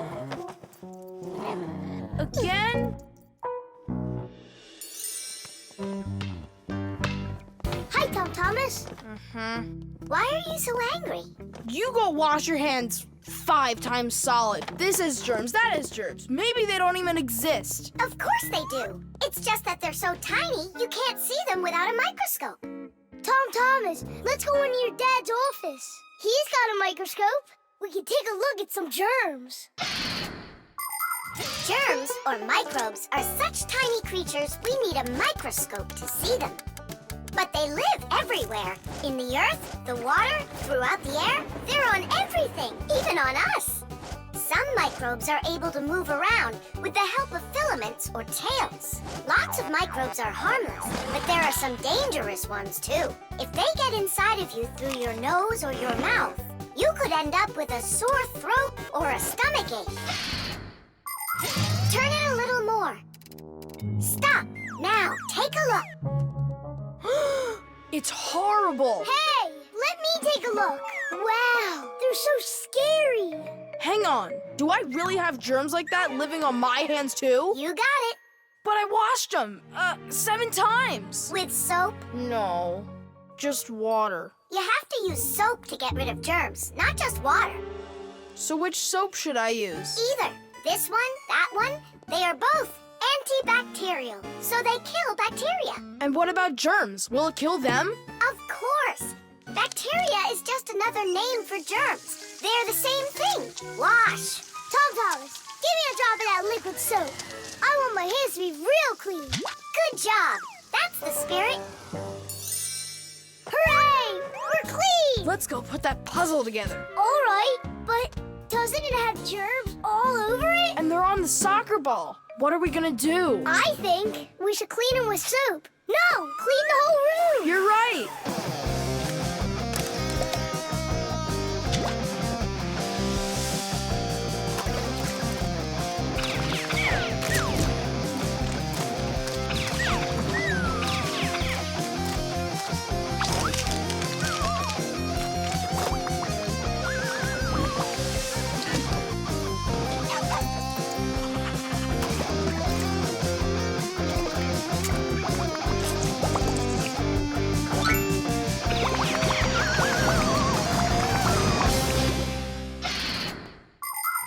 We are surrounded by millions of invisible microbes, including those that can cause an illness. But there is no need to be afraid of them if you follow these simple rules. Eat only washed fruits and veggies, keep your home clean, and wash your hands very well with soap, preferably an antibacterial one, and every day. Antibacterial soap protects you for a few hours after it's been washed off. It not only cleans your hands, but also stops germs from reproducing. There are useful microbes, too. Some bacteria can be added to milk to make yogurt and cottage cheese. Others are used for purifying water. Even inside of humans are a lot of useful bacteria that help their bodies digest food. Nolik, what do you think? Are there microbes living on the soap? I don't know. We should wash that too, just in case. Hey, what are you two doing in here? Washing the soap. With soap. So there won't be any germs on it. You've gotta be joking. Listen, getting rid of all the microbes is impossible and unnecessary. You just need to protect yourself from the bad ones. Bacteria gone. Tom Thomas, I need a minute so I can mop your room. But I already washed it. What a good boy. The table's sparkling. Just look how clean it is in here. Great job. What's going on? Nothing. You're not getting sick, are you? No. Tom Thomas, you did a great job in here, only you're taking this cleaning way too far. Understand? I've gotcha. And do you get it? Me? Get what? That the most important thing is to make sure you wash your hands with soap. Okay. To the germ fighters! Making the world safer, one less germ at a time. The detective. All right, there that is. Wasn't it great that we got to stay after class and watch that movie together? Yeah, that film was great. That detective, what a guy. He figured out exactly who did it.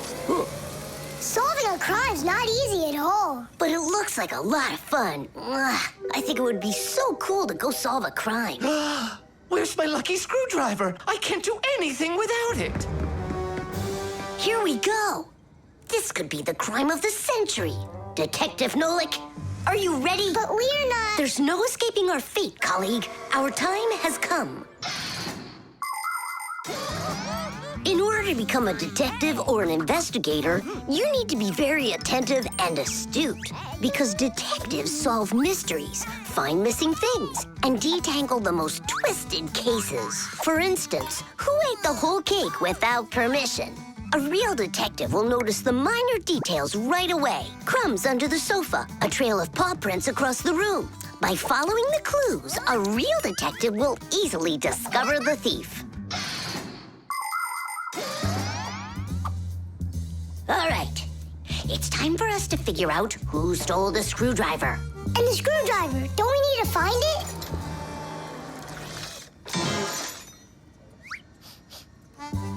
Not now. First, let's find the thief. Oh, look at that. It's Digit. Digit? Why are you back at the laboratory? Our school classes are over. I want to talk to the professor. I came up with the coolest thing to make. What cool thing? It's a secret. That's a bit hard to believe. All right now, suspect. What were you doing after school? What do you mean, suspect? There must be some mix-up here. You're trying to dodge the question? You want to change the subject on me? That's it. I'm leaving. No screwdriver, no experiments. Well, you want to take over for Eugenius, and that's why you stole his lucky screwdriver. You're under arrest.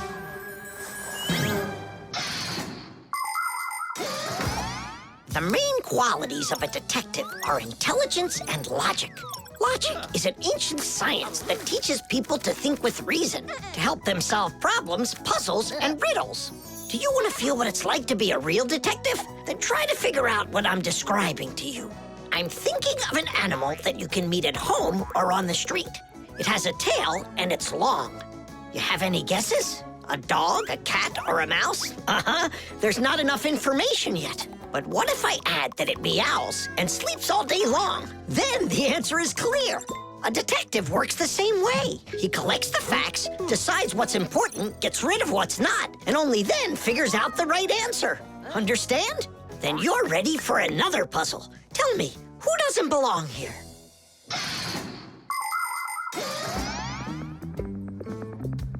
Are you gonna talk? What funny mustaches you got there. Oh, it's a party, right? Mm-hmm. They arrested me. Is this a game you're playing? Tula, you believe that a lucky object can bring good fortune, now don't you? Well, yeah. And what? Now it's clear. You helped Digit steal Eugenius's lucky screwdriver. Yeah, because you like lucky stuff. Arrest her. Tula, how long do I have to wait? Simka, you gotta see this. We caught the criminals who stole the screwdriver from the professor. Cool, huh? Just awesome. Let's go, Tula. She stays here, under arrest. Yeah, I got it. Come on, let's go. We're not joking around. Oh, and exactly what proof do you have? What proof do I have? Well, Just what I thought. You have nothing, Fire. she's their partner, of course. Nolik, arrest her at once. What did she do wrong? It's insane. Now do what I said. I won't do it. Ah, you're with them. Stand with the crooks over there. Hey, we're partners, aren't we? Now wait a second. I'm wondering if you were the thief. Me? Yes, right. It's not me, I swear. I'm a detective. Nolik, please tell him. You put it away in the warehouse? Oh, Elisa, I've told you 100 times. Please, don't touch my mess. Appears I was a bit off track. You'd have been better off looking for the screwdriver, detectives. That's what I told you. All right, we'll look for a new tactic to use on our next case. What do you mean on your next case? Where's my lucky soldering iron? So, Detective Nolik, shall we begin? The submarine. And the submarine disappeared into the ocean deep, leaving the vicious sharks high and dry. That cartoon was super. Class. Splendid. I wish we had a submarine too. What do you say we make one? But we don't know anything about building a submarine. What makes you say that? The most important thing for a submarine is to be airtight so that it's impossible for water to leak in from outside. And inside there needs to be a reserve of air for breathing. For a submarine to go underwater, it uses special containers. When the containers are filled with water, the submarine becomes heavy and starts submerging. When it's time to take the submarine back up to the surface, the water in the containers is switched back for air and the light submarine climbs. And what are we going to make it out of? Out of, broken toys. And where are we going to sail her? In the aquarium.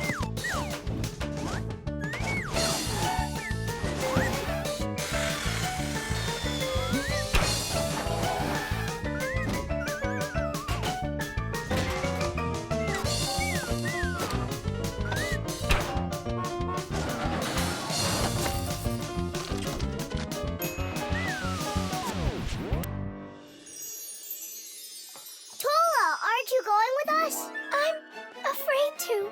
How come? What if water fills up the submarine and then we drown? Or those huge fish gobble us up? Come on, Tula. That's silly. Nolik's little and he's not scared of this. Yeah! Well, all right. Cast off the lines! The who? Unhook the rope, it means. Ah! You should have just said that. Are you ready? Time to take her down. Hooray! We're sailing! It's just beautiful in here. There they are, the vicious sharks. Time to scare them. Turning right. Go after that one. You can't escape from us. Please stop it. Come on, come on, come Stop on. torturing the fish. It's terrible. Oh, no. I don't know. There's algae wrapped around the propeller. I want my mom to see her. Just be calm. There's no need to panic. Let's try taking her up. It's not working. Of course. No wonder I was scared. And so what do we do now? How about we open the hatch door? No, we can't. The water would pour into here, and then we would all drown. Well, in that case, I don't know. I need to come up with a plan. Yeah. The world's first practical submarine was built almost 400 years ago in England. It was made out of wood and couldn't dive very deep at all. Inside the vessel, rowers sat with oars, so it couldn't move very quickly either. About 200 years later, the oars were replaced with a propeller. But the propeller on that submarine could only be turned by hand, making it a slow submarine as well.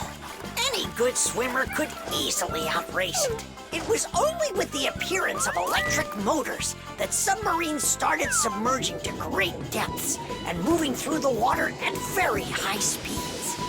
Today's modern military submarines use nuclear reactors for power. These submarines can stay underwater for months without resurfacing.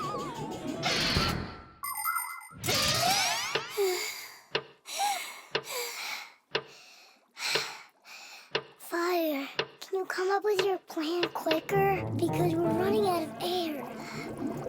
Fire, we're gonna suffocate. No, we won't, mate. Chances are better the fish will eat us. You never should have teased them. Yeah, we're in trouble. Didn't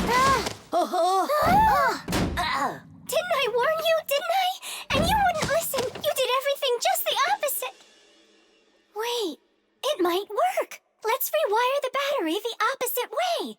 We should switch the plus and minus. How come? Because then the motor will start to turn the other way, forcing the algae to unwind.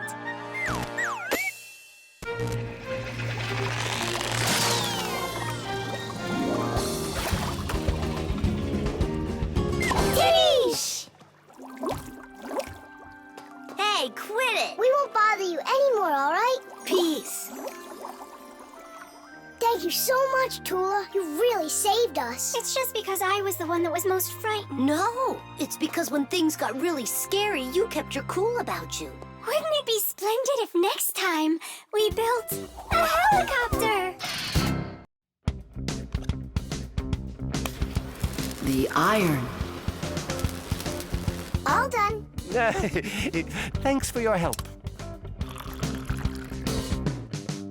Professor Eugenius!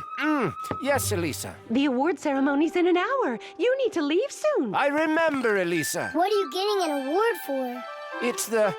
it's the Genius of the Year. Not too modest, but fair. And well-deserved. Wow. And they're giving it to you? Well, yeah. Will they show it on TV? Why, of course. Class. And during your speech, can you say hi to me? And me, and me. And Sipka. Right. Say something like this. I'd like to send a big shout-out to all my Fixie friends. Oh, that's a great idea. That way everyone can know about Fixies. Professor Eugenius, didn't I see an iron in here earlier? Huh? Oh! Oh, come on, Elisa. There's no need for that. I'm not going to argue with you. You have to look just perfect. Otherwise, everybody is going to think that I don't take care of you. First, we'll let the iron warm up, and then I can iron your suit. The most essential part of an electric iron is called the heating coil. It's hidden inside the iron sole plate. When the iron is plugged into an electrical outlet, the coil gets hot and heats up the sole. People use a hot iron to remove the wrinkles from their clothing. Irons also have a water container. When the water gets hot, it turns into steam. The steam comes out through the holes in the iron sole, making it even easier to remove wrinkles. Wow, that sure is hot. All that's left to do is pour some water into it. Professor, this is water, right? Yeah, it's water. That isn't water. No, wait. It's not water. It's not water. Then what is it? Well, it's, juice. Juice?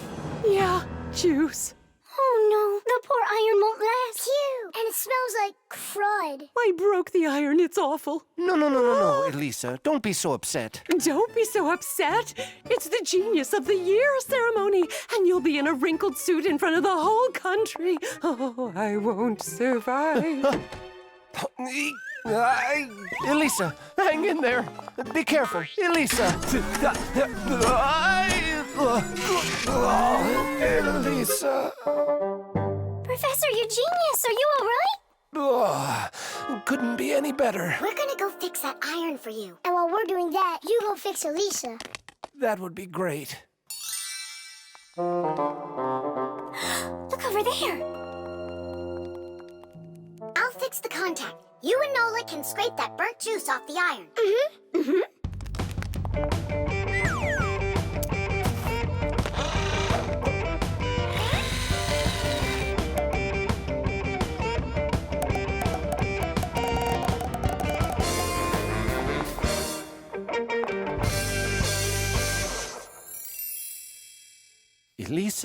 Elisa, please wake up. We did it. Your iron is fixed. Elisa, you should see the iron. It's working. What? And I'm just lying around here? I have to hurry. Where's the iron and your suit? Wrinkled clothing is not very beautiful. And that's why, since ancient times, people have been trying to find different ways to get rid of wrinkles. For example, long ago, people would put their wrinkled clothing under a heavy, flat rock. In ancient Rome, people used to beat their crinkled garments with a metal hammer. And in China, fabric was ironed with hot frying pans. Irons with a shape like what is used today appeared during the Middle Ages. They were made out of cast iron and needed to be heated up on a stove before they could be used. Later, people came up with irons that were heated by putting hot coals inside. And finally, in the 19th century, a convenient electrical iron was invented and has been used ever since. And the prize for Genius of the Year goes to Professor Eugenius! Bravo! Bravo, Professor!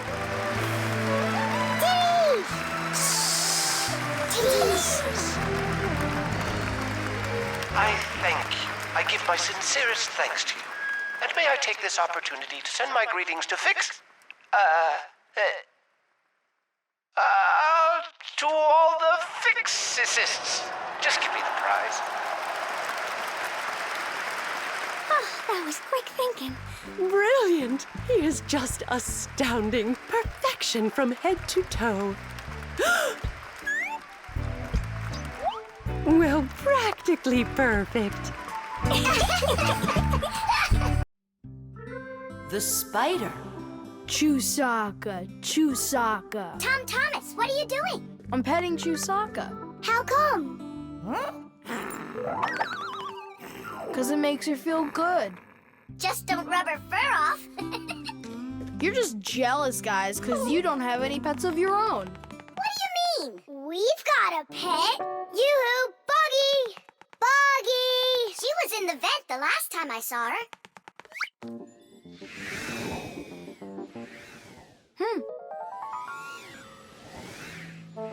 Buggy!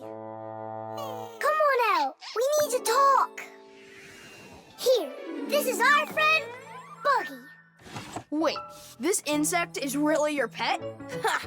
What a joke. Buggy's a spider. She's not an insect at all. But isn't a spider a kind of insect? Insect is the term used for mosquitoes, flies, beetles, dragonflies, butterflies, ants, and many others. Spiders certainly look a lot like insects. They have very similar legs. But spiders aren't insects. They're arachnids. Insects have 6 legs, while spiders have 8 of them. Many insects can fly, but spiders can't. But spiders can weave spider webs. They may look beautiful, but really they are traps for hunting insects. How come your buggy has 5 legs instead of 8 of them? I don't know. She lost them somehow. Anyhow, she can do lots of tricks. Hello, Buggy. How do you do? We know how to do that trick. Chusaka, shake.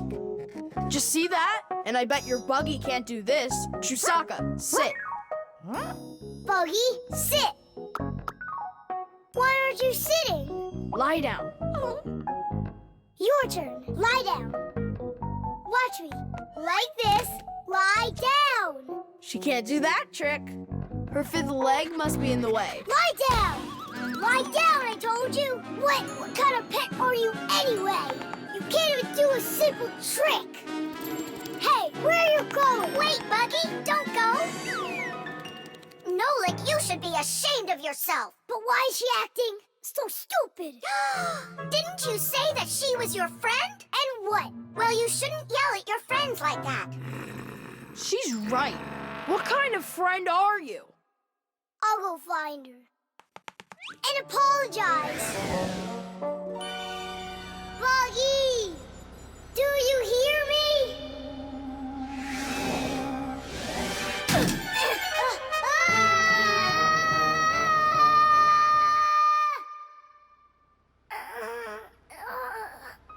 Where am I? Ow! Well, it hurts. Hey! Can you hear me? Somebody help me, please. Buggy, is that you? I think I broke my leg. Could you help me out, Buggy? You don't want to help me. You're right. I don't deserve it because I've been a really bad friend. People like having pets to live with them in their homes. Dogs, cats, hamsters, parrots, fish, turtles. Some folks even get crocodiles. And the bigger the animal, the more work it takes to take proper care of it. But every pet needs love and care, no matter what size it is. Fixies like to have pets too. All sorts of little bugs, spiders, and flies. Fixies treat them as friends and take care of them. Of course, a little spider isn't as smart as a dog, but they also can be trained. There are some Fixies who have managed to domesticate such big insects as bees, beetles, and dragonflies. Fixies fly on their backs and use them to carry heavy loads. That's it. I'm stuck all alone in here. Forever. Simka? Oh, how did you find me? Buggy let me down here. Buggy, you didn't ditch me. I'm sorry. I promise I'll never ever yell at you again. Ow, my leg. Hang in there, Nolik. We'll get you out. It was so scary. You could have died down there. Yeah, I almost died. But you know what? Buggy saved me. Yeah, that's cooler than learning how to shake hands. Buggy sure is a true friend indeed. Does your leg really hurt a lot? Ah! Nah, it doesn't really hurt. I'm fine. I was just joking. Hockey. Today I'm definitely gonna beat you. You already forgot? You're just one, and we're a team, baby. Just you wait. 1-0.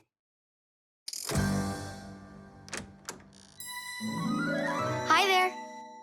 Katya? Hi, what are you doing here? Katya came to pick up something for her mom. I need a little more time. Can you wait here? Yes, of course, I'd be happy to. We can play a game. Only just not hockey. I never understood why boys are so crazy about it. I'm baffled by it, too. Oh, the Fixies are here. Hi, guys. Hi there. Even though you clearly don't get hockey, I'm sorry. We're finishing this game. And after that, my dad and I are gonna go and see a real hockey game at the arena. I'm sure that a real game is just as boring. You're wrong. Hockey is an incredibly interesting game, but it isn't easy. A player needs so many different skills, like skating very fast, stopping quickly, dodging the opposing players, controlling his stick, and shooting the puck into the goal. And there's no way to do all of that without science. For instance, to calculate how hard to hit the puck or how quickly to stop. Hockey players learn all about that during their practices. They put on their protective gear and go for it. And that's not all. Hockey players also have to be brave and nimble. Otherwise, they might find themselves unable to stop and crashing into the boards or taking a puck to the head. Ow! But as the saying goes, hockey is not for cowards. Tidish!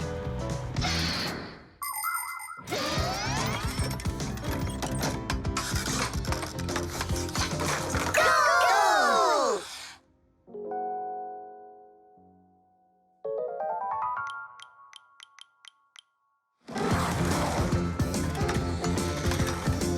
What are you waiting for?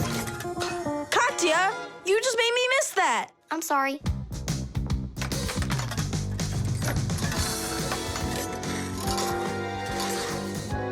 Bounce it off the board! Enough with that! I happen to be helping you, if you didn't notice. You said you don't like hockey, so quit giving me advice. Whatever.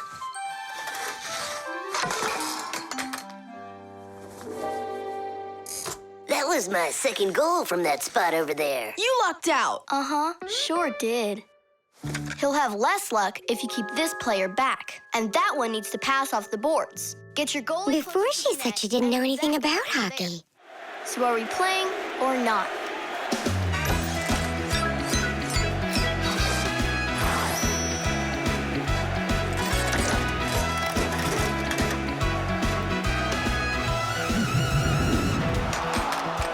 Attack and check, don't lose control. A line change on the fly. The puck is zooming towards the goal to score and break the tie. It's one for all and all for one. Great teamwork is a must. Let's go and show 'em how it's done. This game was made for us. Hockey's our game. Hockey, hockey's our game. Hockey, hockey's our game. Hockey, hockey's our game. Hockey's our game. Hockey, hockey's our game. Hockey. Tell me again, what's the name of our game? Hockey. I can't hear you. Hockey. Oh, hockey's our game. Hockey. Hockey's our game. Hockey. Hockey's our game. Hockey. Hockey's our game.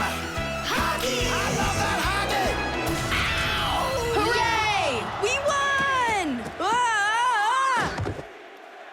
Ugh, if it hadn't been for Katya. But the winning goal was mine.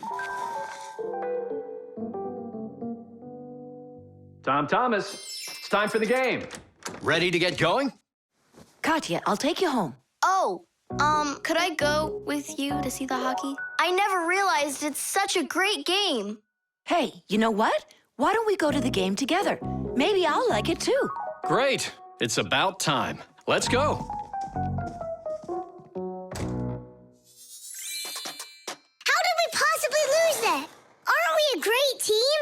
Well, Tom Thomas has his own team now. And not only that, they don't give up. It's not that. It was beginner's luck. That's all that it was. The coffee maker. Tidish!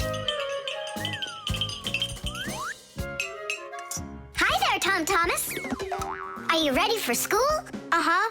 And you? I'm helping Masya today for school. 3 more patients?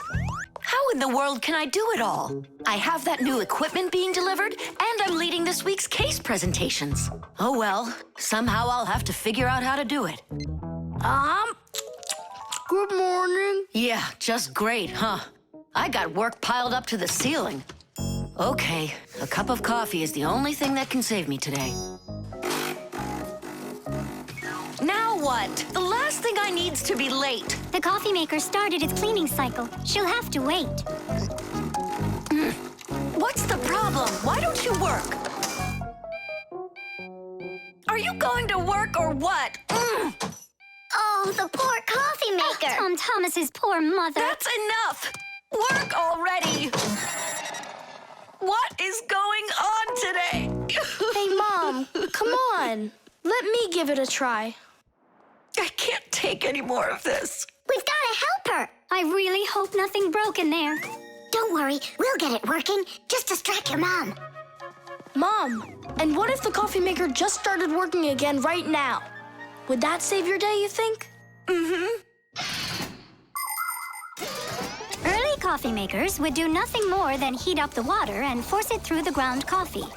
Today's generation of devices are often called coffee machines. They can do so much more and even remove the mineral deposits themselves. These machines can make your coffee any strength and add milk and sugar if that's how you like it. And most conveniently, they can grind the coffee beans right before brewing. Just press the button and the fresh cup of coffee is ready. And that aroma. The main thing with any coffee maker is to be nice to it. Then you just give it some time and it starts working by itself. That is just absurd. Restarting it is the first step. Simka, get over there and open and close that contact.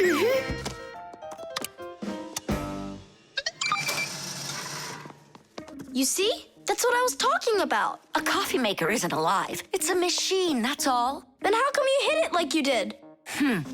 But if you're really nice to it and you pet it, then she'll purr. Hear that? It liked that a lot. Coffee maker, blink to us when you're ready to start working. Turn on the display.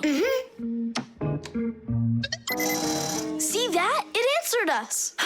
It behaves like it's really alive. Well, coffee maker, make coffee. It's impossible. Tish! Time for a little surprise. Just don't give up our secret. You fixed it somehow. What's your secret? It's simple. If you handle appliances with care, then they'll take care of you.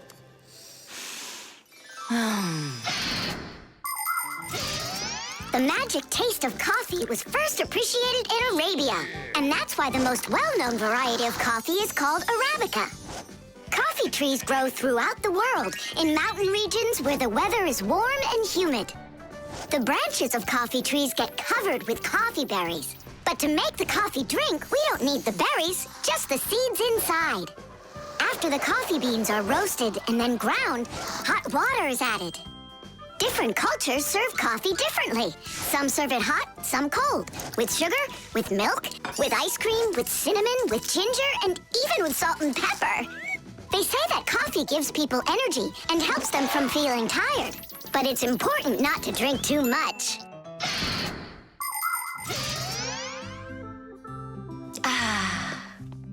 Tom Thomas, you're a powerful wizard. She believes it. It's remarkable. I can't believe an ordinary coffee maker can be so emotional. Poor thing. Forgive me, huh? And that's not all. If you take care of your coffee maker and you're nice to it, it can even sing a song. Oh, my dear Augustine, Augustine, Augustine. I've got to be hearing things. You've got me under your spell, Tom Thomas. Time to go. Augustine. Oh, my dear Augustine, Augustine. Why did you start singing? Sorry, I got carried away. And I got carried away. Sing me that song again, will you? Oh, my dear Augustine, Augustine, Augustine. Oh, my dear Augustine, everything's gone. Fasteners. And of course, all of the appliance's parts must be fastened good and tight.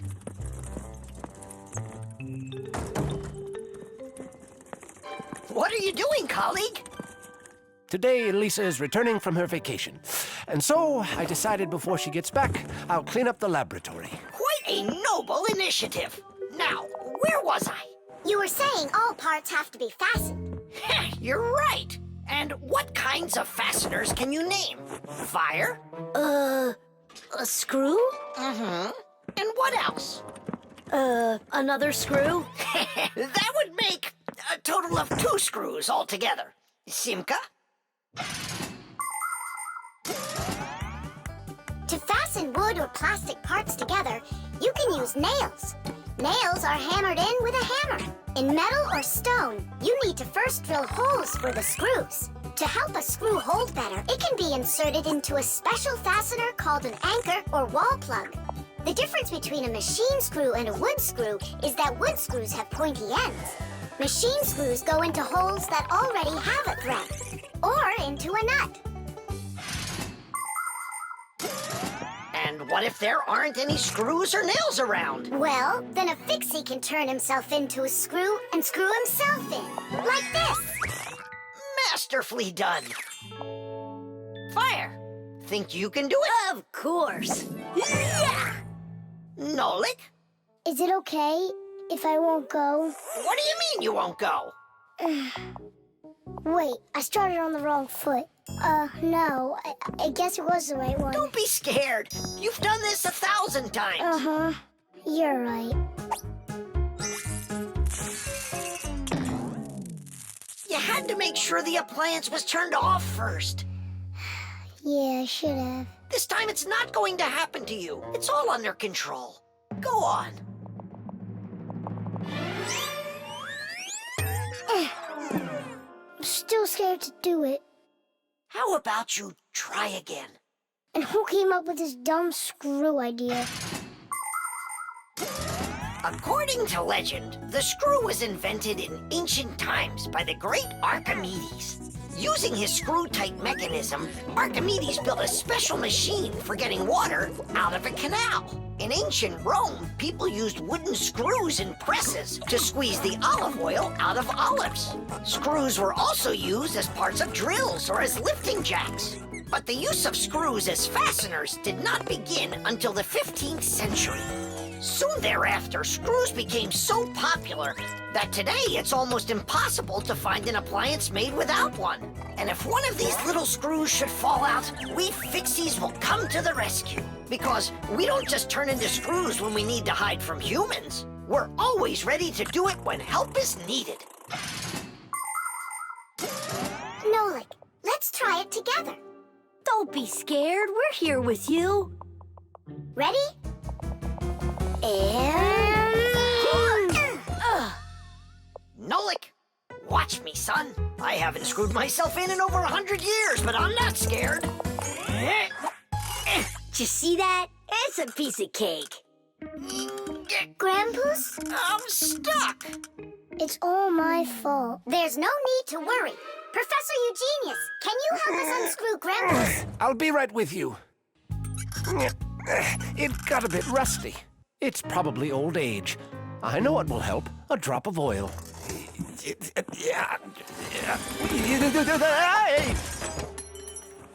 Ow! Oh. Professor Eugenius, are you okay? I'm okay. Thank you for asking. Look out, it's going to fall. We need to fasten the shelf to the wall. Nolik, help! We can't do this without you. Simka, I'm scared too. Nolik, save me!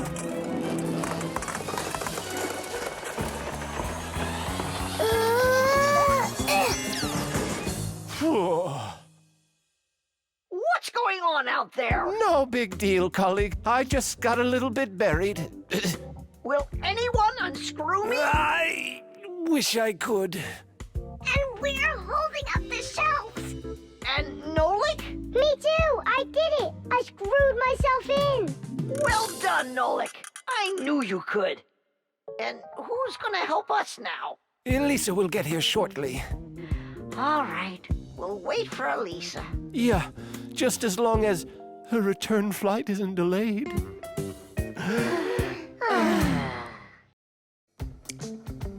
Water. I'm all ready. Nolik, he's gonna stay home like we agreed. Uh-huh, see you soon. Who's that? Nolik, it's you. I gotta go. I'll go with you. No, we've got an important job. Little kids aren't allowed. Why can't I help you? Because this work is very demanding. Only it's boring. And you're impatient, so you'll bother us. Huh? But I am patientest. Patient some? I mean patient. Like totally patient. Prove it then. How? See that, water filter? You have to count how many glasses of water it cleans. How many do I need to count? If you can reach 100, I'll believe you're patient. Why do they need that filter? Why not just drink water out of the sink? Don't worry about it. You need to be counting. That was 1.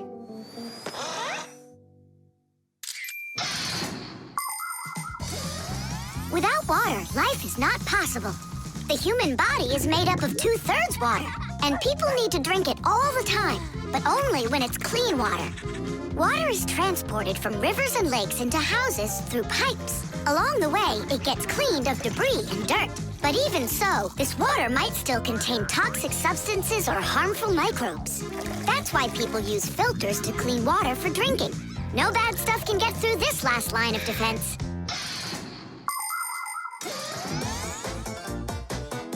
2. 10. Ha!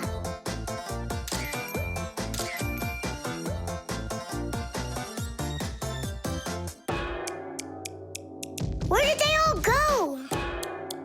They're not drinking anymore. How long do I gotta wait here?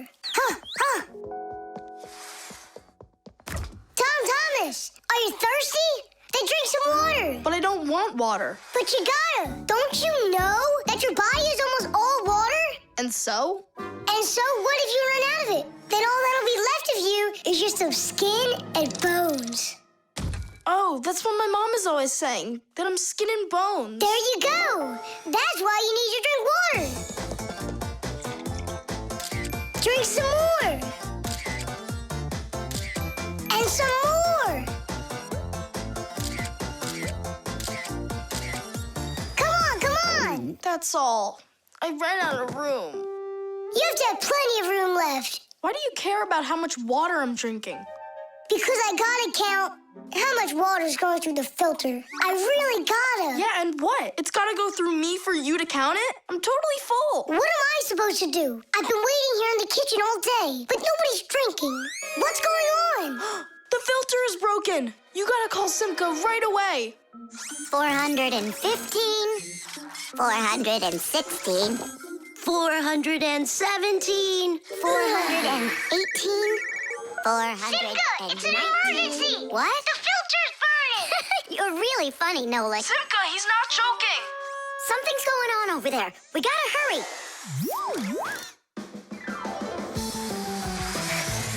Where's the emergency? Look! So, what's going on here? Great. Now we're stuck fixing the filter. It's not broken. The flashing red light is an indicator. It means it's time to replace the cartridge in the filter. Since ancient times, people have been coming up with ways to remember things or to not mix things up. Knots on ropes were used as reminders that it was time to pay back a debt or reap a harvest. People would cut notches into trees to help remember numbers.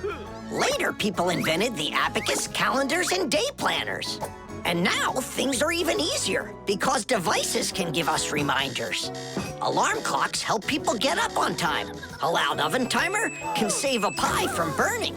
The green light of an indicator shows that a device is turned on and ready to be used. A red light shows the opposite. Today's smart appliances can tell their owners what they need to do. Without them, humans can be so absent-minded.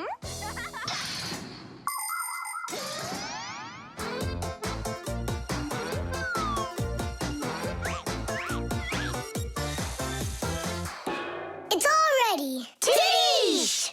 This cartridge is enough for another 2,000 glasses. 2,000? And what do I do about this? Whoa.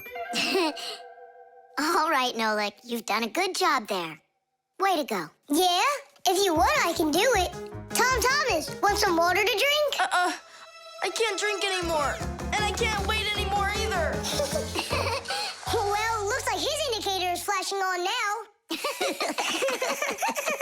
92, The wheel. 93, 94, 95, 96, 97, 98, 99, 100.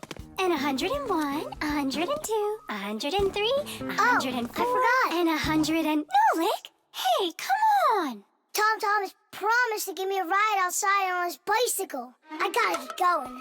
Lucky you. I'd love to ride on a bike. Yeah, it would be a lot of fun. You're not allowed to go. Why can't we? Tom Thomas isn't your friend, all right? He only invited me. If you want to take a ride on a bicycle, then go find your own human friend to invite you. Well, Tom Thomas, you ready to go? We can't. There's no way we can ride this. The tire's got a hole. I try to fill it, but the air comes out. Well, then what should we do? I thought you'd know what. You're the Fixie here. I didn't study it yet. Hang on! Tula, Digit, wait a sec. We found a hole in one of the tires of the bicycle. You mean the one that only gives rides to friends? Don't be like that. Please help me out. I thought Tom Thomas was only a friend of yours. Why don't you go and ask him yourself? He could be your friend, too. For thousands of years, wheels have been helping people all over the world. The wheel's ancestor is a log. People would put logs under heavy loads to move them. Then people came up with the idea of slicing the log and connecting the slices with an axle. And there it was, the wheel. Wheels made life more convenient. Later came wheels with spokes, metal rims, and rubber tires. Soon people were wheeling around the world in and on all sorts of vehicles. Potters, mills, clocks. There are just so many different uses for a wheel. And with the steam train, steamboat, and cars, wheels spread all over the world. They even reached the planet Mars. The wheel really is one of the simplest and yet most amazing of all human inventions.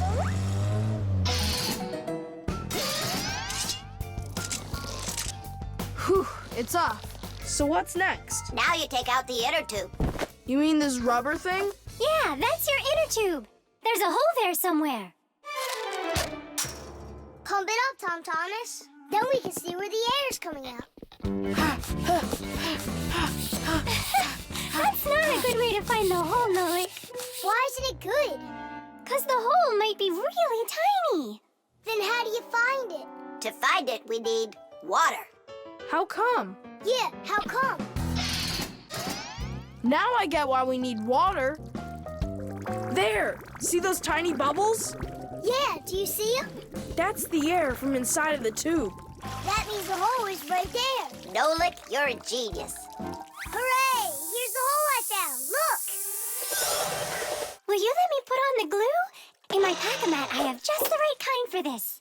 The hole is right here, right where I found it. But first, we have to make sure that the rubber is dry. Looks like it's dry. Then let's put the glue on.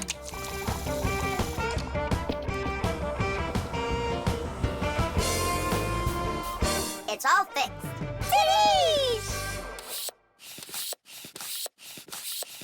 All right, it's ready to go. Hooray! Digit, Tula, you coming with us? I don't know. We weren't invited. I'm sure he'll invite you. Right, Tom Thomas? Of course I will. We're friends, aren't we? Let's get going. See the wheel spinning round, through the cities and towns it is rolling. Spinning wheel, spinning round, spinning wheel, it just keeps on going. See the wheel spinning round, through the valleys and hills it is zooming.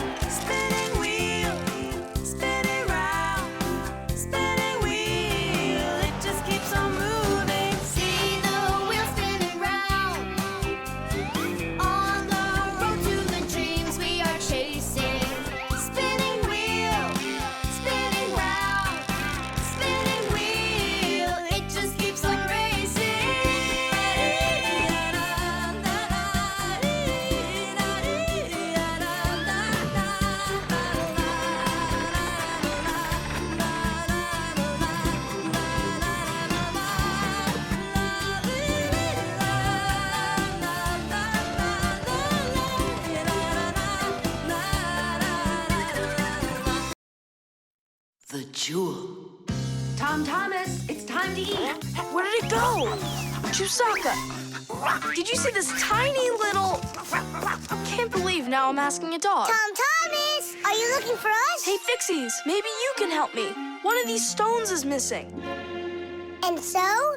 And so, this pin is very valuable. And so's the stone. If I don't find the stone soon, it's gonna be the end. Honey, your lunch is getting cold. There's no reason to panic. Your precious stone will be found.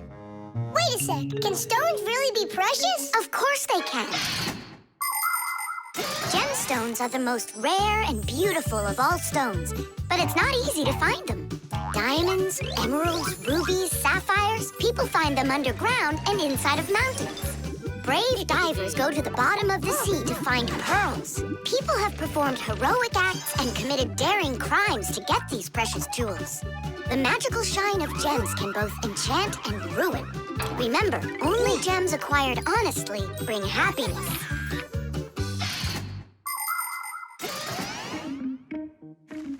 I can't find it anywhere. Maybe Chusaka took it. She saw that it was valuable and... You're right. Chusaka, give us back the gem, all right? Give it back, we said. Why are you making Chusaka angry? Because she has to give the stone back. What stone, Simka? One that costs a ton. Dogs are supposed to keep treasure safe, but this one eats them.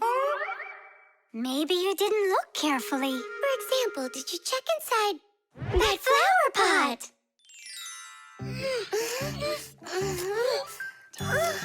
This digging's just a waste. How could it end up in here? Because I know this is where we left it. Oh, is that so? All right, spit it out. Look at this! A diamond! This will look absolutely perfect on my back-a-mat. But I was the one that found it. It would look perfect on mine, too. Let's bring our back-a-mats and try it on them. We'll put it here for safekeeping. Well, who could have taken it? We still need to check inside of Chusaka. You gotta be joking. She'll eat you up.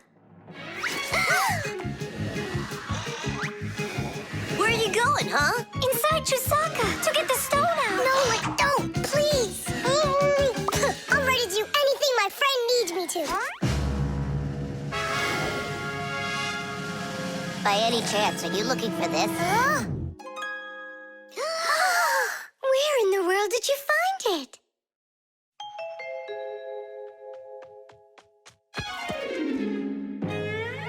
I found a buried diamond.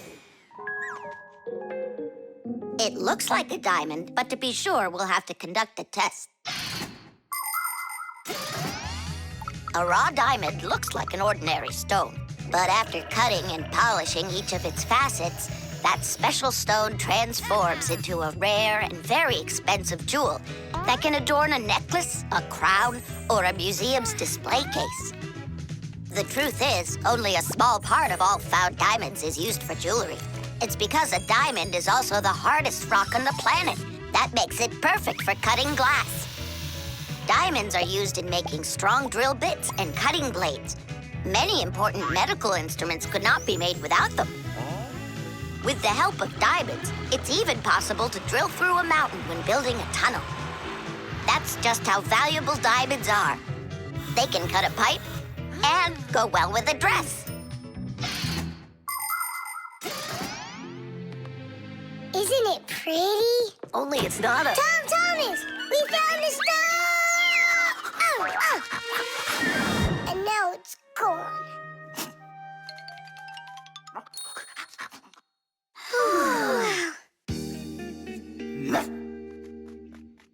Chusaka did great!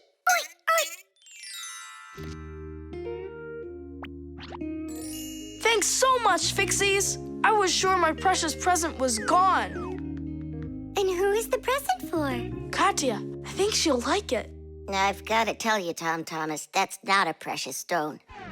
You got nothing but glass there. I know. But it doesn't matter. What? I was risking my life for the sake of a piece of glass? First, it was for the sake of your friend. And second, the cost of the gift doesn't matter. It's only the thought that counts. The heart. Where's my packing mat? It's not here either. I think my head's got a screw loose. Oh! Tom Thomas, why are you throwing your stuff around? Oh, because I got a real problem. What is it? I can't decide which club I should pick. Johnny signed up for robotics, and Katya's gonna be in chess. You call that a problem? Go with Johnny. And why not Katya? Then go with chess. But they don't have robots. My mom told me I should listen to my heart. Do you know how to do that? I found it. See you. Gotta go. Nolik. Simka can tell you. She knows everything. The heart is the main pump of a living organism. It's a unique muscular organ with a multitude of blood vessels attached to it. The main function of the heart is to continuously move blood throughout the body. The human heart pumps about 6 liters of blood every minute, even though this pump is not that large. Make a fist. Your heart is about the same size as that. To make sure your heart stays healthy, you need to strengthen it with plenty of exercise and a healthy diet.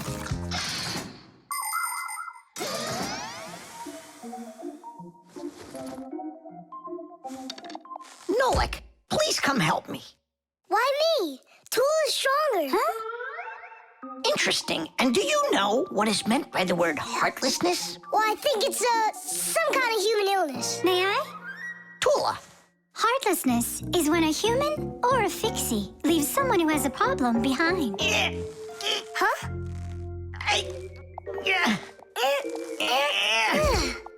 Thank you very much, young man. Young fixie. Heartlessness. Does it last forever? Of course not. We just need to help one another more often. Uh-huh.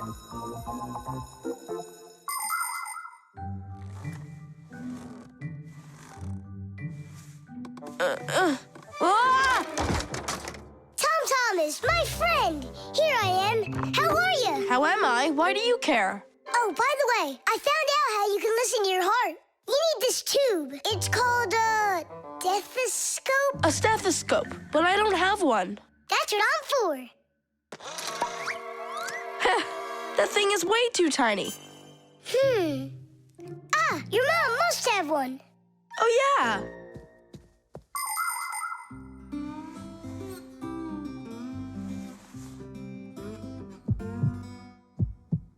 Well? It's beating. Loudly. And what is it saying to you? Not a word.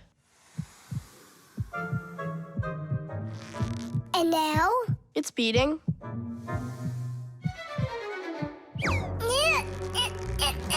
Huh? What was that?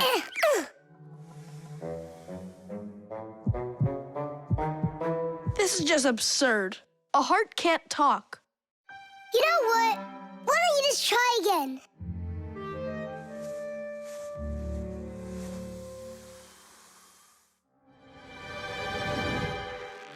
Tom Thomas.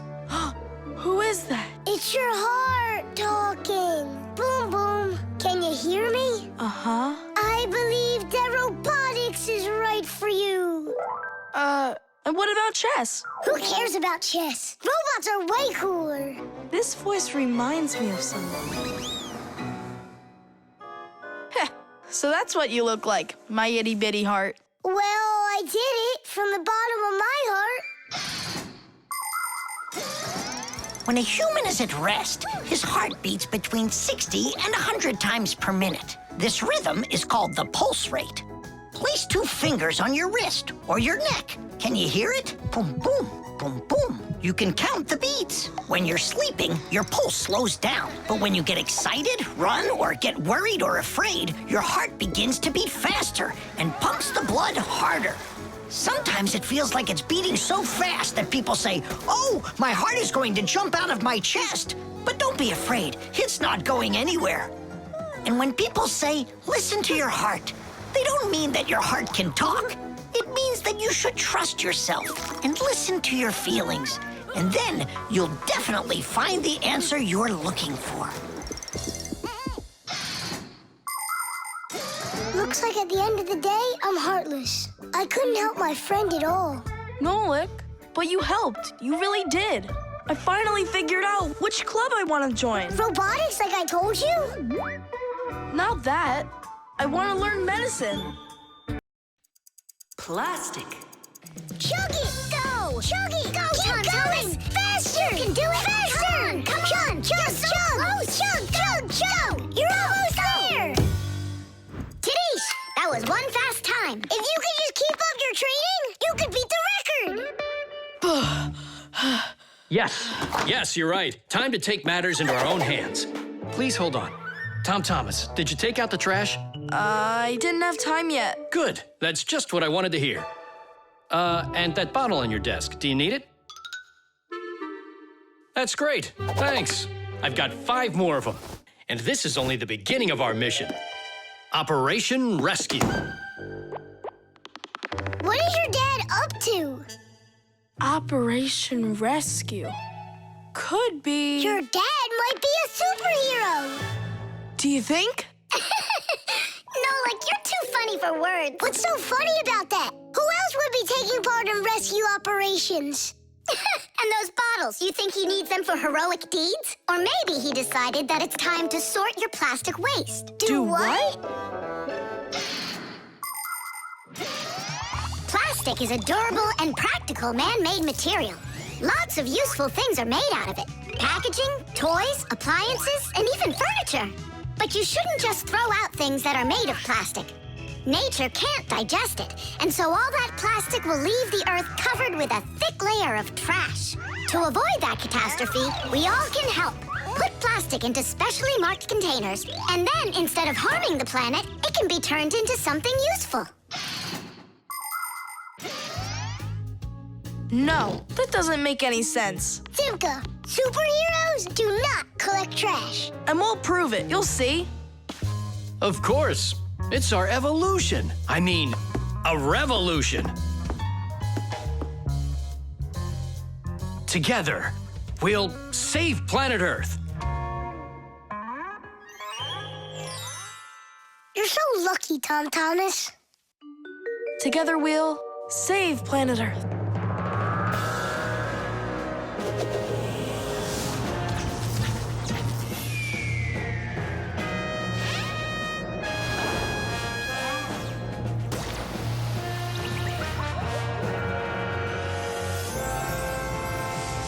Tom Thomas, do you have any more plastic in your room here that I can take? 1 second.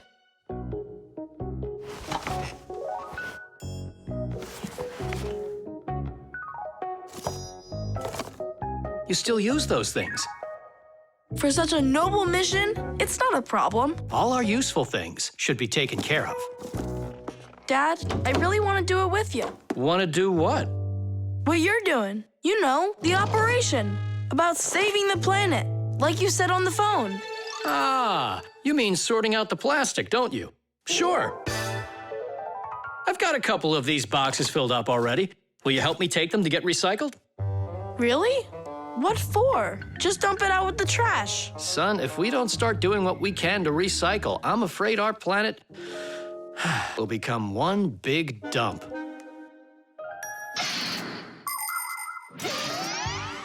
There's lots of stuff that humans just throw out that can be transformed into something totally different. For instance, an ordinary plastic bottle can be turned into a ballpoint pen, or a watch, or a chair, or dishes, or even some clothing. For example, there are some factories where old plastic is sorted, ground into pieces and cleaned, and then stretched into thread that can be used to make brand new clothing. Isn't that fantastic? But this is only possible if people learn to collect and dispose of unneeded bottles, bags, cups, and other plastic separately from the rest of their trash. Imagine how happy nature will be when the piles and piles of plastic disappear from our woods and from our seas. Let's take care of our planet together. I thought you were trying to rescue the planet. like a superhero. Actually, we are superheroes, and we're also a bit like magicians. Really?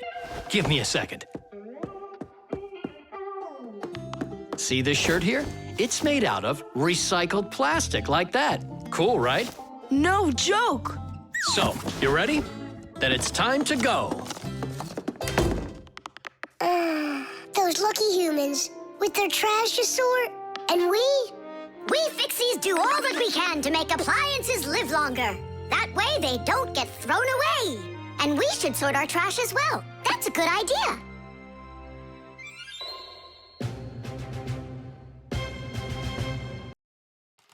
The toothpaste. astronaut food. Ready, rocket ready. And who's flying to the sun? Me. I'm ready.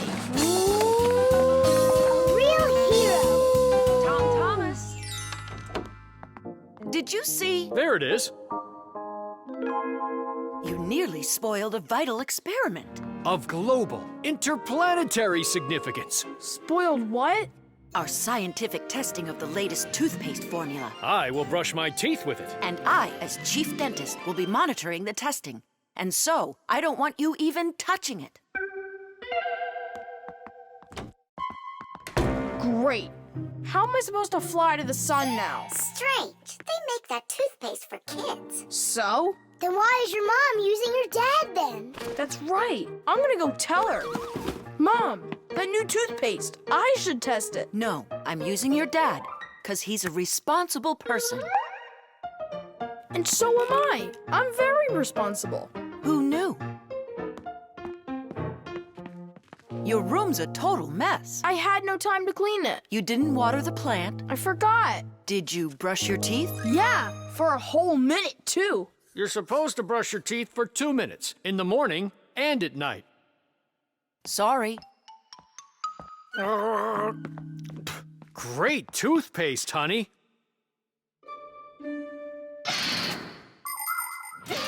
If you don't want to get a toothache, you need to take good care of your teeth by brushing them with a toothbrush and toothpaste. Toothpaste helps remove food that's stuck on your teeth, kills harmful bacteria, and keeps your teeth strong, healthy, and beautiful. Toothpaste should be in every house.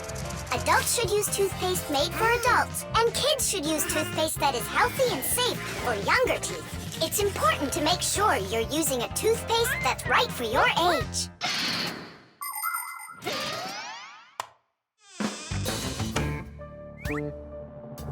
Tom Thomas, don't touch it. It's for the experiment. I'm just gonna smell it. Don't worry. Well? It smells like bubble gum. Hey! Just a peek at the collar, that's all. Come on, do you want to spoil the experiment? Now put that toothpaste right back.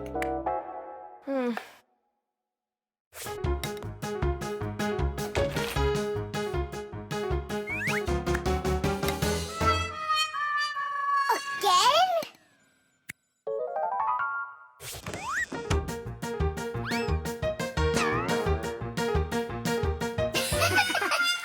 Whoops.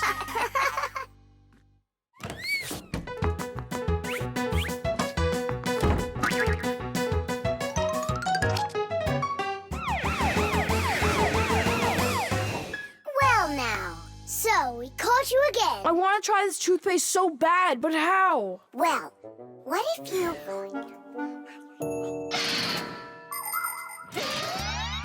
Do you know how to brush your teeth correctly? Let's check. First, take your toothbrush and rinse it with water. Then squeeze on a bit of toothpaste. A small pea-sized drop is all that you'll need. Now 1, brush the outside of your front teeth up and down. 2, brush the backs of those teeth from the gums on down. 3, open your mouth real wide and brush the teeth in the back. These are the teeth that you use for chewing. Go back and forth, over and over. You should brush a full 2 minutes, no less. Now it's time to rinse out the toothpaste from your mouth and clean the brush. That's right, the brush needs to be clean too. And please, don't be lazy. If you brush your teeth 2 times a day, they'll stay in great shape for many years to come.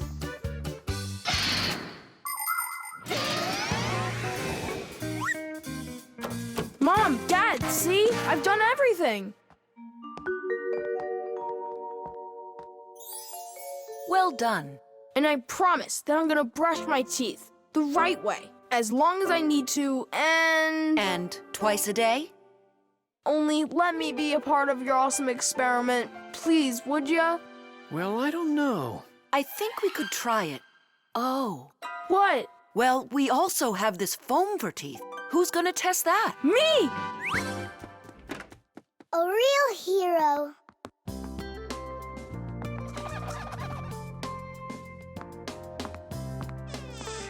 How many ways did we try to get him to brush his teeth before that didn't work? We never sparked his imagination before. Your idea about the experiment was brilliant. Simka, do you think we should tell him? The answer's no. We can't disrupt the experiment.